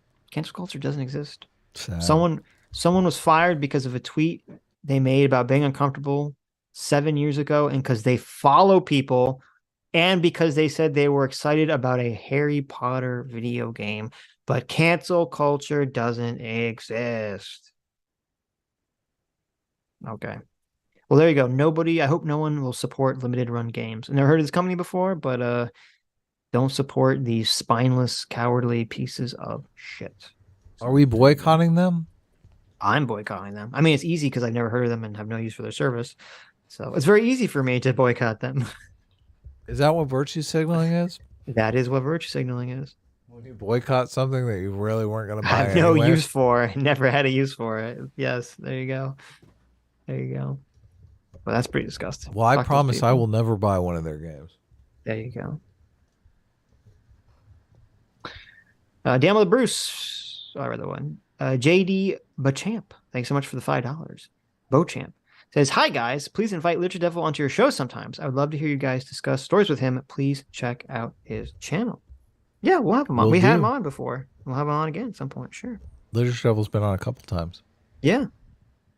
We need to do, I mean, it's just this channel's kind of focused on politics, so it's really hard because people want to hear politics on this channel. We do talk about media from time to time, but obviously, I mean, if you want to talk about the way YouTube is structured, it's structured based on like topics. So, yeah, the thing to do is to start an economics channel and a media channel.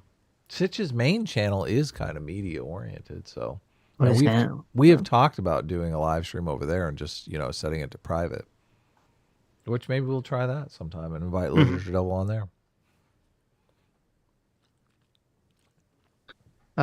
Vincent Martin for $10 says, sorry if I started a feud with JXE between you two. I don't think anyone started. First of all, I don't think I had a feud with Jay. Yeah, no feud and thank you. Right. But I don't feel like there's a feud. So if you want to start a feud between us, go for it. Jay does respond to not a lot, but I mean, some of my tweets. Mm-hmm. I kind of feel like Jay obviously has a much different perspective than me. But I mean, we're always cordial to one another. And he's been on the show before, so yeah.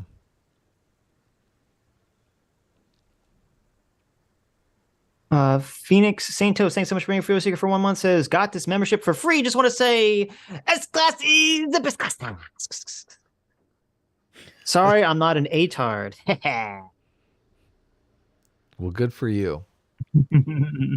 We only allow people with reverse Dunning-Kruger in the A-team anyway. There you go. I like it. Dr. Diddler. Famous S-Class General. Scum.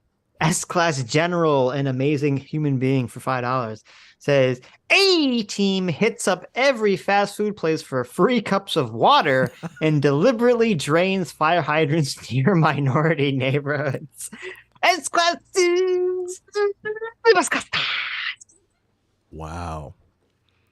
First part, I mean, if you're thirsty, what are you going to do? Second part, I mean, that's racist. Come on, you can't. There you go. Look, I know what you're doing with the imagery there. Not good. Gene Eric Penguin for $5 says, anyone remember the Observer from the Venture Brothers? 10 feet tall with a speaker in his chest screaming, ignore me! Yeah, of course. My God, that was like, me and my friends would scream ignore me at each other for years after that episode aired.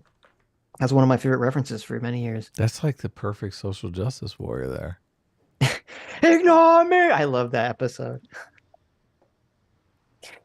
It was this giant 10-foot tall alien who had a very low resolution, scratchy sounding speaker in his chest, who was like, I am here to observe Earth and human behavior. Ignore me! And he would just scream, ignore me at you. It's amazing. I gotta watch Venture Brothers again. Venture Brothers is great.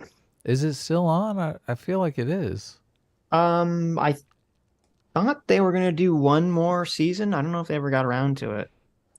I never actually watched the last season. Yeah, I don't think I did either. I used to really like Metalocalypse too. Metalocalypse was great. Yeah. That's the same guy as Home Movies, right? Brendan Fraser. Brendan Small. Oh, Brendan Small. But close. Who's Brendan Fraser? Brendan Fraser is the guy from The Mummy and the just fuck my shit up meme. Oh, you're right. That's it. He's known for that now. I was close though. It was really funny actually. I was talking to my mom the other day. I don't know what she watched. She said, I saw some movie and there was Brendan Fraser. And I just remembered how he used to look so cute in The Mummy, and I wondered what happened to him now. He's all fat and ugly. He was in that movie, but I think he's wearing a fat suit though. Oh, maybe. I don't know. I just couldn't stop laughing. Think of even my mom was like, Brendan Fraser is the just fuck my shit up me. He is definitely fat and ugly in that movie, though. Was he wearing like an outfit? I think so. Maybe. I think it's like a movie about ableism or something. The Whale? The Whale, that's Oh, it. you're right. He is wearing a fat suit. I mean, he still looks not great, even without the fat suit. But the fat suit doesn't help. God, remember he used to like remember when he was in George of the Jungle? He was like super buff. Yeah. And he had the long I hair, never saw and George of every the woman Jungle. was like, "Oh my God, he's so hot." You never saw George of the Jungle? Wasn't he in Encino Man? Wasn't that the where he began his heartthrob journey? Oh, you're right. Holy shit. I forgot he was the caveman in Encino He was like Man. the naked caveman in Encino I Man. completely forgot about that. Yeah. Yeah. He was young as hell in that movie.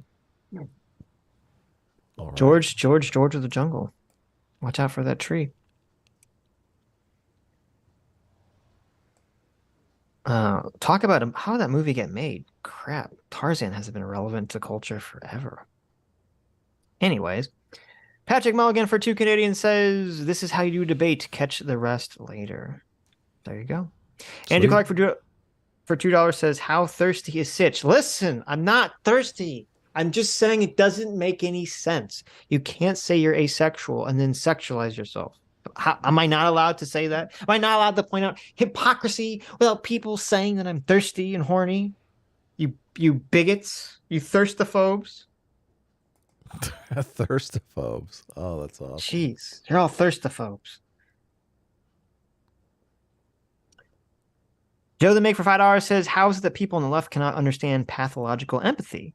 It's literally what's destroying the addict community in California." Well, because they don't understand it, because in their minds and in their worldview and in their moral foundations, all the world's problems come from a lack of empathy. So they can't understand that having too much empathy would ever be a bad quality. Right. Yeah. They see a dearth of empathy in the world. Well, there probably is, but that doesn't mean that there can't be too much. You need to listen. The answer is simple. Everything requires balance. Yeah. Okay. Foolish Samurai for 7 months says, "I don't think she's asexual with all this public master baiting." There you go. There you go. Wow. I didn't say that. That was Aku, Lord of all evil. Andrew Clark for $2. S class is thirst class. I see that. You guys aren't being fair. Okay. You guys are being mean. I don't like this. Stop bullying me. Michael, thanks so much for joining the Free Will Seekers. Shell Shock TM, thanks so much for being Free Will Seeker for 5 months. Says, "Can't stick around much longer, but I'll watch the entire VOD later." Also, S class is the best class. Wow, no A teams. No. What's going on? Yeah, oh, I already read that. Yasmin Zipper. Thank you again, Yasmin Zipper, for doing. I'm saluting you, Yasmin Zipper, for doing the hard work of keeping it together. Mm-hmm. Me too. Stuck for $5 says, "Asexuals were opposed by those damn conservative Christians preaching celibacy. That was cultural appropriation. That's what it was." Yeah. Was that it? All the asexuals were mad at the cultural appropriation of celibacy from the Christians? Well, I do feel like there's something to well, I guess they weren't really asexual. The save yourself for marriage contingent of Well, I mean, aren't Christianity. technically nuns and priests supposed to be asexual? Oh yeah, they're definitely. Yeah. There you go. I guess the Catholic wing is the asexual wing. Caffeine Tweaker. Thank you, CT. Oh, I read that one. Did you? Potato. That was Dragon Adam, yes. Potato. Hey, Potato, our surrogate uncle. Thanks so much for being outside the simulation Yeah, very kind for of you. 6 months. Says, Mm-hmm. They said Adam's D&D goes to another school. Mm-hmm. What does that mean? Like Adam's girlfriend goes to another school. I Oh, swear I okay. have a I girlfriend. She just gotcha. goes to another school. Yeah. I swear I play D&D. They just all go to another school. I gotcha. There you I go. gotcha. There you go. It's true though. CT for 2 Canadians says, Adam, we're playing D&D again if you want to join a session. Maybe. Well, there you go. Keep you guessing. Adam will play one game like he did last time. Kill one hobo and then stuff. What? Yeah, you make it sound so bad. Investigator 1 Quim, thanks so much for being free here for 6 months. Says, I agree with Adam. The best way to decrease poverty is to euthanize the homeless population. Thank you, Investigator 1 Quim. There you go. Yeah. He knows what I'm talking about. Lord Tennison's Pipe for 2 months says, I got retweeted by James Lindsay last night after trying to explain feminology to him. He really doesn't get some of the philosophy he's dealing in. What is feminology? I never even heard. It's the science of phenomenon. Science of phenomena as distinct from that of the nature of being. Okay. Lord Tennyson's Pipe for $2 says, is this where we start singing in the international? Yes. We finally made it to regionals, everybody. Oh, did we? Yes. Andrew Clark for $2 says, for $5, thank you, says, apparently demonetized stream revenue can be charged back or withhold future earnings to balance your account. Seems like a bad move, YouTube. Yeah, I saw that. It's totally batshit crazy. What happens? Is that in the thing? That was in the new terms of service. Yeah. What is it again? The monetized stream revenue can be charged back or withhold future earnings to balance your account. So it doesn't really make sense. And I guess we'll see how this plays out, because I'm not sure YouTube creators will stand for this. It seemed like there was something that said that if you get demonetized, they can take back the money, but that would only make sense if YouTube returned the funding. Well, even then, why would who's getting the money? Is YouTube returning the money to the advertiser? Maybe that's what they're doing, because otherwise it would just be YouTube stealing the money from the creator. Yeah. Because you'd say, well, even if it gets, because it sounded like what it was saying was that if it was monetized and then it gets demonetized, you would lose the money you got from it while it was monetized. But it's like, well, that means people already saw those ads. Right. So how do you? Then that just feels like stealing. YouTube needs to grow some fucking balls with their advertisers. Yeah, tell the advertisers to fuck off. What else are they going to do? Well, I mean, they get to select where their ads run, basically. I mean, it's so targeted. I don't see what the big deal is. Well, no, they don't get to select. Well, I guess they do, but it's supposed to be the algorithm is supposed to. Well, no, the point is the algorithm is supposed to match up the best people with the best ads, but then they get to opt out of all this controversial content because the idiot boomers that run these corporations still think that we live in some sort of psychotic world where like someone watches a YouTube video and then they see a random ad pop up and they think that the ad has anything to do with the YouTube content that they're watching. Well, it depends. I mean, is a YouTuber in the video doing the ad? Yeah, they're like, oh my God, I saw a Charmin toilet paper commercial after Ben Shapiro. That must mean that Charmin toilet paper supports Ben Shapiro's political positions. Like no one thinks that anymore. Okay, like this is so, only a fucking moron would think that. Well, Birch Gold does support his political positions, obviously. Yeah, but he's doing what's the difference between doing sponsored ad, sponsored spots for them, but yeah. JV for $5 says, as a white person, isn't it expected of him to depreciate himself or to deprecate himself? Who is he arguing against with that? That's a good point. That's a really good point. He said, well, I think he would say I'm gay. I think that's what he was shooting for. So he's going to do the iDubbbz, I'm gay. Just jumps out. Well, I seemed like he might be gay. He looks like gay iDubbbz, so I guess that makes sense. Look, I got nothing against gay people, so I'm not calling him gay as an insult. I'm saying if he's gay, he's going to use it as protection. I understand what you're saying. Yeah, of course. Look, I don't think Vosh is gay. Like, I think he's lying. So is Destiny? I mean, Destiny said he's gay, and I don't like. I've never heard him talk about any. When did he say he was gay? I thought he said he was vaguely bisexual or something. Oh, really? I don't remember.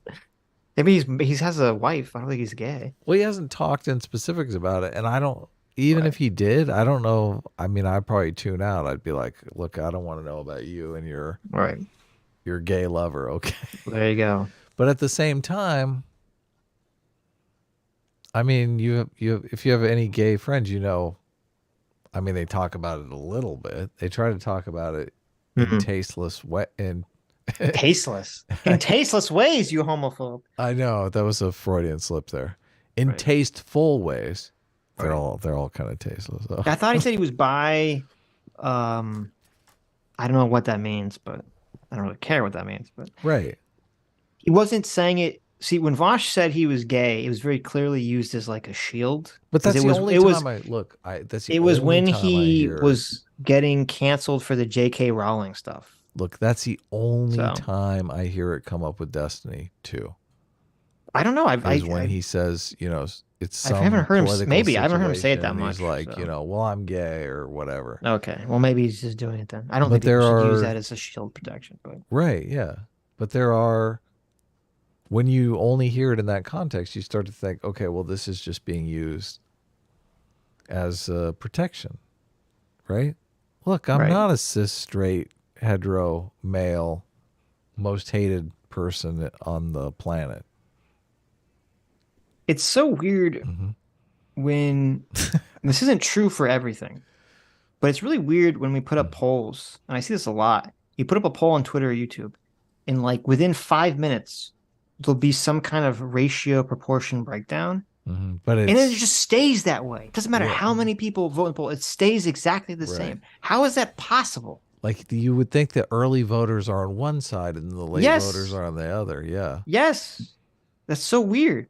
This is how they're able to get, 5% of the vote in. We are calling Georgia. I just like so even though we've had twice as many people now weighed on the biscuits and gravy versus beans on toast, it's literally like the same proportion.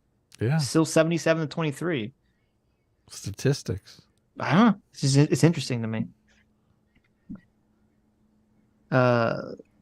Where was I? Flo PL for $2 says, Sitch, you missed my super chat from the end of the Tuesday show. Oh, did I? Oh, that's right. There was one that snuck in right at the end. Oh. Wasn't that the show where I was going? I mean, I feel like this. I had a thing up because Sammy G was in the chat being completely obnoxious. I don't know if you saw it. Sammy G is never obnoxious in the chat. I don't know how you could say such a thing. Well, I screen capped it. So I have evidence of it. What does she do? She says Sitch doing the sucking and Adam doing the blowing. What is that? What's that mean? What does that mean, Sammy G? There you go. I feel like that's a sexism. Look, hold on. Does this get us? Can we use this as a shield? Look. Look, our fans are making queer commentary on our there you show. Go. We're not gay, but our fans pretend like we are, so that for their homoerotic fan fiction. So does that give us like? Are we safe now? Are we safe? Do we get the F pass now? Because I mean, we're basically right, basically protected at that point. Right. I feel like it's more honest than anything Vosh is doing. Here you go. PLO to PL for $5. It says, contrary to popular belief, Sitch's catchphrase is not, hey now, or where. It's actually, there you go. That's true. That's one of my other catchphrases. I do say, there you go. There you go. Sweet. That's one of your catchphrases. Sweet is one of my catchphrases. Sweet. You say it all the time. Sweet. There is, of course, the other catchphrase that Adam has stolen from me because it's so good. Okay. Yeah. The dismissive. Okay. Okay. Okay. Yeah. Ah, you thief. You gotta have So your good. dismissive commentary. If you're gonna be in this, if you're gonna be in this game, you really gotta Uh-huh. have your dismissive commentary. There you go. I just said it. There you It's go. always interesting. You never catch on to all the little and then you things start you hearing say it all the time. until you're streaming and someone points it out. Okay. Bruh Moment, thanks so much for the 3 months. Says, hey, I recently came across your channel. I recently came across a channel you may find interesting, Unlearning Economics. He has a video on the pay gap. A team is dream team. Well, thank you, Brahmo, for the A team, and I'm familiar with Unlearning Economics. I didn't watch his gender discrimination video where he has Jordan Peterson in the title. Right. I was familiar with him because he made a video attacking bread tubers for being stupid on economics, Right. But he is kind philosophy of a too. leftist. But he is I believe a big old socialist leftist. So. Right. So I don't know. Maybe I'll check out his Jordan Peterson video. It's kind of old. I remember. I think I remember trying to watch it when it first came out, and I just got too bored. Yeah, he's I'll kind of give it another boring. shot. Yeah.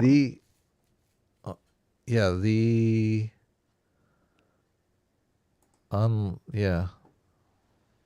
Jeez, I forgot what I was going to say. I didn't steal my okay from Saitama. Saitama says it completely differently. He says, okay. He says it very dead and neutral. I say it very dismissively. We are supposed to have a Very debate. different. We have a debate on the pay gap. So we do. Did you get this? Did you get that stuff I sent you? You asked me to send you the links, and I did. Oh, that's right. I never looked at it. Oh, good. I don't care. Okay. When is that? Is that? Well, we can look at it together. Is that on Wednesday? We're not streaming Tuesday, right? Right. Wednesday. We're streaming on Wednesday. Right. And who are we talking about? Cherry. She was supposed to come on once before because everyone was giving her a hard time on. I don't know. She called. You're gonna try to build the bridge between her and Connor. Yeah, Connor. She called Connor like a big moron. A big poopy head. Big poop face. I don't know what it was, but no, he brought up it was the detective conversation. And she was like, fuck this, I don't care. And I'm like, well, I don't care either. So, I mean, no big deal. But then we had some stream that we were laughing about the wage gap, and it got it got under her skin. She was like, the wage gap is still real. No. You guys are fuckheads. She didn't say that, obviously. She's nice as can be, so. Resend it to me, because I'll have to actually look at it this time. Yeah, you will. I told her, I said, listen, we're reasonable people here. Come on and change our minds. Are we, though? I said, if we're incorrect about the wage gap, I don't know how we could be, but, I mean, if we are. Everyone always wants to come on and correct you. And that's great. That's awesome. There you go. You want to figure out. At least I want to understand their perspective. Like, what am I missing? Okay. What's the name of the Pokemon, Adam? Name that Pokemon. Hipponautica. Hipponautica. Yeah. Hipponautica. Okay. You got it? I got it. I see where you're going with that. Does that fit? That's acceptable. Hipponautica. Okay. And I'd actually buy it. That would be a real Pokemon name. Oh, okay. Look. So there you go. Good job. I thought Astro Lime for 2 Canadian says, on some islands, people use boulders as currency. That's smart. We're saved. We're saved. Listen, it's not just any rock. It's a boulder. What they always say, anyone can start a currency. The problem is getting it accepted. Yeah, that's the thing. Yeah. Dumb Money Media for $5 says, I up my animation skills. Kilo the Comics Breaker might be up your alley. Give it a gander review if you're bored. Love you guys. More to Coom. I'll check it out. Thanks. Dumb Money Media. Kilo the Comics Breaker. Nice. Doing some animation. Yeah. Dumb Money Media has done some animation before, and I think he's into crypto. I think you're right. Dylan Elliott for $20. Thank you, Dylan. Says, have you guys heard of Dave Ramsey? And if so, what do you think of him? S-class refugee looking for admittance to 18. Well, you're welcome.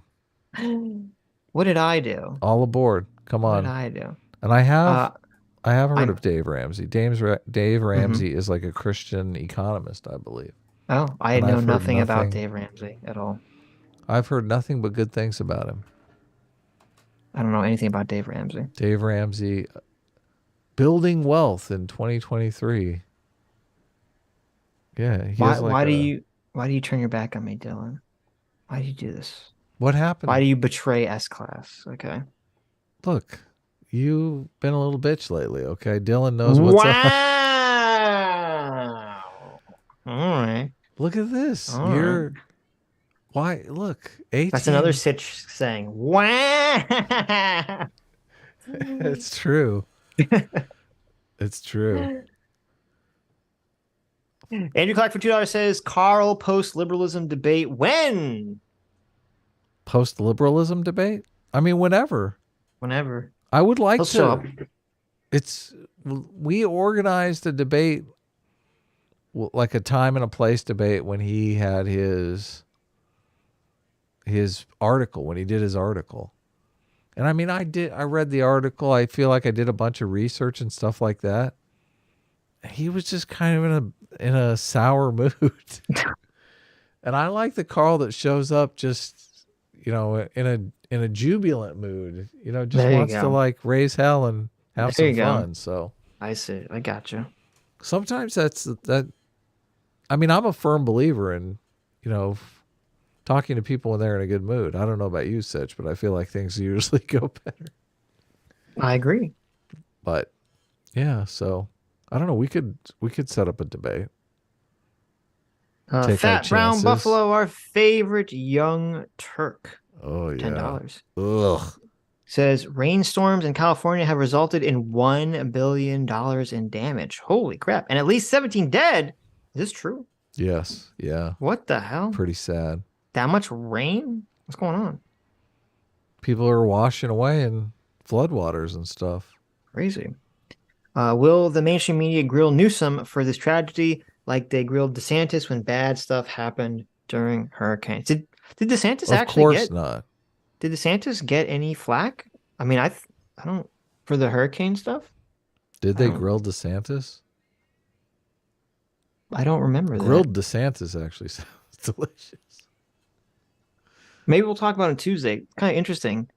I would have predicted incorrectly that the media would largely ignore / excuse the Biden document story, but they've been talking about it and fixating on it really quite strongly. Yes. So it's kind of interesting. Whenever they say, they're like, rattle your chain. You're supposed to get upset about classified documents. Is it bad that I want to know what the documents are? No, because I think that's most people's take on it. But. Yeah, I feel like, well, are they classifying the president's lunch schedule now? And we would hope it's something more important than that. Yeah, well, what is it? Please tell me. Damn, Trippy Liquid said that their house flooded. That sucks. What the hell's going on in California? Is it just that California is so used to like a drought that when they get a lot of rain, they don't know how to deal with it? Well, that could be part of it. When fire season takes all the foliage off the mountains, it creates giant landslides and stuff like that. Yeah, but is it the rain cause? Does the rain make a landslide happen or something? Or is that separate? Those happen, sure. All kinds of different stuff going on. But California, you got to understand, California is a giant state, so. That's true. I don't necessarily There's know a lot of different environments. I'm in Southern California, and it's been raining like mad. Totally crazy. Insane weather. It's raining right now. It was raining yesterday. Wow. Cleared up a little bit for the murder mystery party, which was nice. Apparently no one has got your Pokemon yet. Good. I tried to make it a little bit more difficult. I mean, it seems like I could have did a really easy name, but... No, I think it was a good name. Demon Bunny, thank you so much for being free for 6 months, says, fun fact, peafowl are Asian pheasants. They only lay 3 to 5 eggs and are very fragile for the first year of their life. Rip my featherly menace. Mm-hmm. Wow. Did you have a peafowl? If so, No. rip your peafowl. I've had a peafowl before, but nothing, too destructive. Are you trying to make some kind of like peeing joke or something? Yeah. Oh, okay. Gotcha. So I didn't know what a peafowl is, so I looked it up, and it's just a picture of a peacock. Or peacocks, what is the difference between a peacock or is there a peafowl? What's the difference between a peacock and a peafowl? Or are they the same thing? They're just different. The term peacock is commonly used to refer to birds of both sexes. Technically, only males are peacock. Females are peahens. Together, they are peafowls. Oh, well, there you go. They are the same thing. I know in Florida, peacocks are hated because they jump on your roof and they rip the fuck out of the little shingles on your roof. Yeah, you've claimed that was going on during a live stream that you... It was going on during a live stream, yeah. But there was happened. no photographic evidence that it took place, so... Oh, just about my camera? It's like a common occurrence in Florida. It's not like a noteworthy thing. Okay. They make a weird chocobo sound too. So you can hear it. You go, oh, fucking peafowl on the roof. Get the gun. Chat says, have you guys considered getting Kidology on? I don't know that we could get Kidology on, to be honest with you. So, and I guess the answer is no. I didn't really consider getting Kidology on. Did you? I mean, I hadn't really considered it, but you thought I have to actually watch the rest of the video. You thought I was considering getting Kidology I assume you consider getting everyone on because that's what you do. But not really. I mean, oh, okay. Some people I do. And some people I don't. I mean, obviously there's friends of the show, right? There's other creators. Become the Night was a great guest. I want to Become the Night on again. Stug for 9 months says, here's a joke I don't have any context for. One does not simply woke into Mordor. I like it. I like it. Was that from the show? That's from the common meme, yes. I don't know what you're talking about. Solodoge for $2 says, legit missed the stream. I'm assuming Adam made Sitch cry. Always. Always, yeah. It's true. Such a little crybaby. Little poopy crybaby. Chat says that we could because we both misunderstand her arguments. Maybe? I'd have to actually go listen to their video. Well, she did call like a bunch of conservatives all racist. Yeah, a bunch of conservative content creators, white supremacists, anti-Semite, alt-righters. And I was like, can you really? She claims to be politically neutral, but can you, like, as soon as you come out and call Jordan Patrick Peterson, is saying she's more reasonable than we think. Well, no, this is, look, I am totally willing. Well, not really though, because look, when I first heard her do this in the video, when she was saying like the online right is basically the alt-right, I was like, okay, well maybe she just doesn't know. But she has in her video like a political chart, and she has alt-right listed with anti-Semite, like white supremacist, like it's all the horrible shit. I'm going, so fundamental, like you can't have that and not think that she fundamentally believes all conservatives are racist. How is that not apolitical? She says she's apolitical. How's that apolitical? I don't know. I'd have to actually watch the video I'm to see the context. I'm apolitical, but everyone on the left is a loving, caring, right? Person who's interested in free speech and equality, and everyone on the right is a racist, anti-black piece of shit. Okay. Not only that, she studied like political science or something like that. Okay. And Well, I maybe thought, we'll oh, talk to her. We'll wow. see. What a great education you She got. does believe that. Okay. Oh, she does believe that? Is that what That's what people someone in say the in chat said. I don't know. Yeah. I'm distracted by Lechonk, the best Pokemon. Well, this is what this is what FD Signifier was trying to say, and you need to explain that to me. You need to walk me through that. Listen, like I said, my journey began as in the progressive bubble. I believed all of these things. I believed conservatives are inherently racist. I believe the conservative ideology is basically based on selfishness and racism and all the horrible things that the left gaslights you into believing. And I had conservative friends and stuff like that. And I would say, listen, these people are the most giving, kind people in the world that would do anything for me. And yet I'm sitting here having conversations with them and thinking in my mind, I'm better than this person. And, I should keep things cool because, I deep down know that I'm morally superior to them. And it's such a horrible way to look at life. And I just completely got conservative ideology wrong. And I feel like you have to have some bit of curiosity to actually work your way out of that bubble. Maybe she has it. More Maybe she important doesn't. than all of what you just said was, did anyone get your Pokemon? Probably.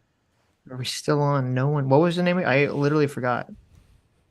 It's a Hippo something. Mm-hmm. What was the name of your Pokemon? Did you forget? Me? No, it's Yeah. right here. What did you call it? Hipponautica. Hipponautica. It's so easy. It's just wow. There you go. Hello, Doomer has joined the chat. Why does Doomer have a wrench again? Did you re-wrench Doomer? I don't think he ever was unwrenched. I unwrenched Doomer, I'm pretty sure. Did you? Okay, unwrench him now. So Metalworks $411.95 says Purple Tinker. That was a person that got that individual fired. Was a controversial figure in the Brony community back in the day. I was so glad when she stepped down from running BronyCon when it got bigger. Well, there you go. BronyCon. We should check that out. Why aren't we going to BronyCon? Oh God, why would we want that? I know. So CT says yes, someone got it, but they're trying to figure out who got it first. The answer was Loudred. Mm-hmm. Loudred. That was the name of the Pokemon. Loudred. Hipponautica. I assume you saw the speaker ears and you thought they were like hypnotic swirls or something. Was that the thought process? Well, it looks like a hippo. Yeah, but where's the Nautica part come from? Where's the? Oh yeah, because it's like hypnotic. I thought that's where you were going. You just meant like you just took like Nautica, like Subnautica, and you just because it was like watery, and you said it was a hippo, so it's a hippo and it's got nautical on it. Was that the thought process? Was I giving you way too much credit? No, I thought like maybe Okay, hypnotizing. yeah, okay. I thought the ears sure. were kind of All right. hypnotizing. Okay. Okay. Thank you. Where's the stomach on that thing? Mm-hmm. Both Corona Kid and Thoth get credit for it. Oh, really? Doomer, my personal tsundere, is in the chat, professing his great love and affection for me. So, you can invite him always, on if you want. Thank you. I don't know how much longer you want to go. We can invite him on just to kick him. That's always funny. Sure, I don't care. Andrew Clark for $2 says, Adam, ask your wife to find Sitch a girlfriend. Wow, Andrew. Calm down, Andrew. Don't be so thirsty. Yeah, Andrew. Jeez. I told Sitch I was going to turn over a new leaf and not really pry into his personal life anymore. So I felt it had run its course, and Sitch will let us know when he's finally dating. Listen, I don't know how to tell you this. That racist Instagram models. Listen, I've come out as asexual and aromantic, everybody. Okay. See, look. I'm asexual. Now, I will be there you got your also answer. opening up an OnlyFans page that proudly features my junk. Okay, but I am clearly asexual, but I will be profiting off of my sexuality. So if you guys want to see Sitch's asexual dong, yes. But remember, it's asexual, so don't you dare send me any messages, any sexual messages, because I am clearly asexual. Okay. Oh man. Oh god, that's so good. Become the knight for $5. It's just so it like screams of like, I need attention. It sure does. Does it not? Does it not? It does, yeah. Become the Knight for $5 says YouTube is doing their biannual shakeup to clean up the platform. It's their eBay change the background to white scheme. This is all intentional. Maybe. Oh, really? Mayhaps. Is this gonna hurt us? I hope not. No, we're too based. We don't get any of our money from ads anyway, so it doesn't matter. It's true. Well, a little bit. I mean, we started doing clips again. People seem to like I guess that, that's true. Death by Sloth for $2 says, no one believes that speech without consequences is desirable or even possible. True. We're debating what consequences are fair. That's a fantastic way to phrase it, Death by Sloth. Yeah, we should remember that. I should write that down on my desk. You should write that down. Remember it. No one believes speech without consequences is desirable or even possible. We're debating what consequences are fair. Right. That's what the accountability culture is. Right. The consequences are the accountability. Right. And the consequences seem like they far outweigh the perceived crime. Right. This kid's side of the aisle believes in way outsized punishment compared to the crime committed. Yep. True. Exactly right, Death by Sloth. Good job, Death by Sloth. Amazing. That sloth did a horrible thing to you.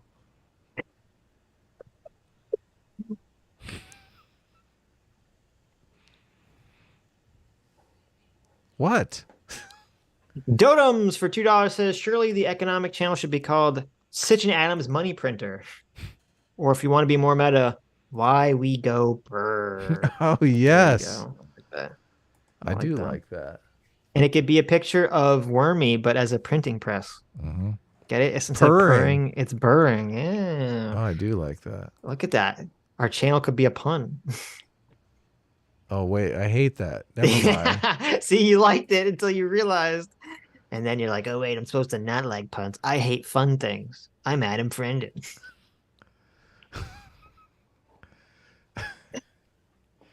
At least I don't like Weird Al Yankovic. Come on. Man. Wow. Yeah, because you hate fun things. Yeah, exactly. You've proven my point. Is Doomer on Discord? Oh, look at this. Yeah. Okay. Why? I'll send him the link. Okay. I want him to come on just as we leave. Okay.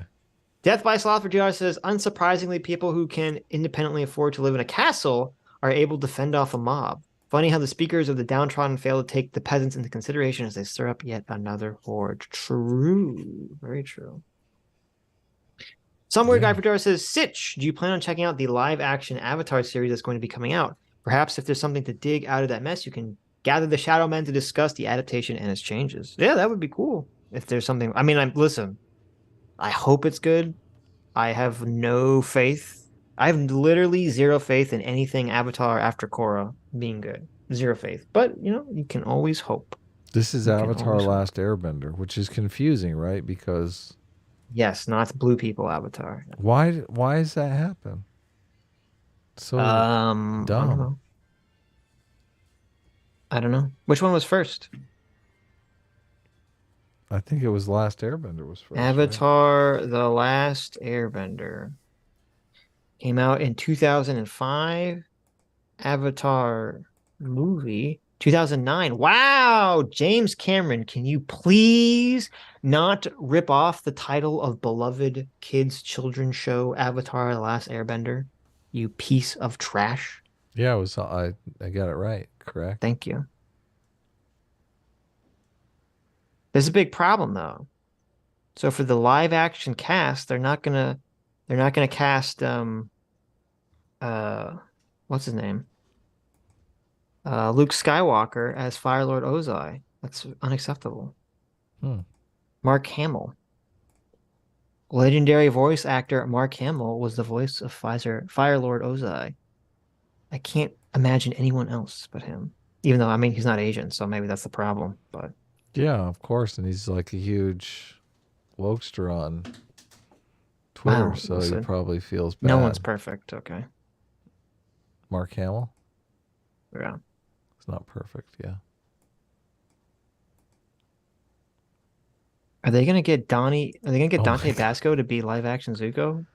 Oh my god. I mean, he's kind of old, but I mean, listen, that's fine with me. Here's the latest response to my taxation is theft tweet.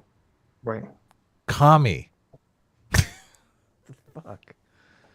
God, people are morons. I like it. The Avatar's creators aren't involved in the live action show because they didn't like the direction it was taking. Oh, you mean the direction that maybe was actually going to be good? Oh, zippity zappity zoo. Get fucked, Bright. You suck. Bam, bam, bam, bam, bam. Yeah, get fucked. Oh, damn. How hilarious would that be if Bright is not involved in the live action show and it's actually like super awesome? I would laugh my ass off. Avatar to Korra is like the perfect Star Wars prequel comparison. Caffeine Tweaker CT for 5 Canadian says, Sitch, can I pay you on OnlyFans to eat Oreos? Listen, listen, I will sell pictures of my asexual junk, but I will not degrade myself by eating Oreos, okay? That's a line too far. Ouch. Too far. That's I don't like degrading. Oreos. I mean, they're delicious. That's my hot take. I don't like Oreos. Not a fan. It's not degrading, though, to eat them. I mean, if it is, if you don't like them. Oreos are gross, guys. I don't know what to tell you. Gross. Give me little chocolate chip cookies any day. Anyways. Oh, is that it? That's it. Anyways, thank you all for coming.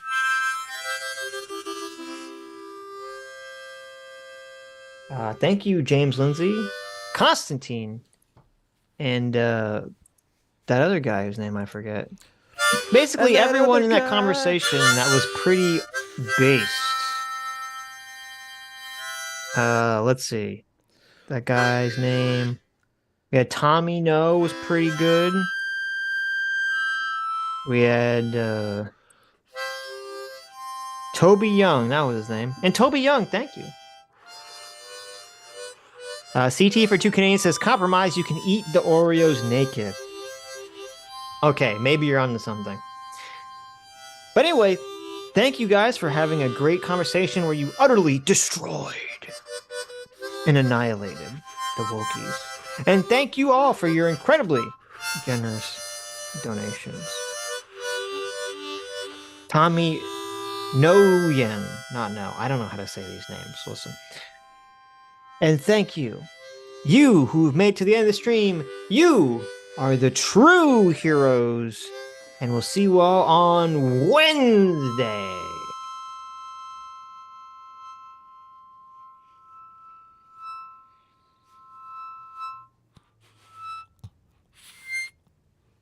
Bye-bye. There you go.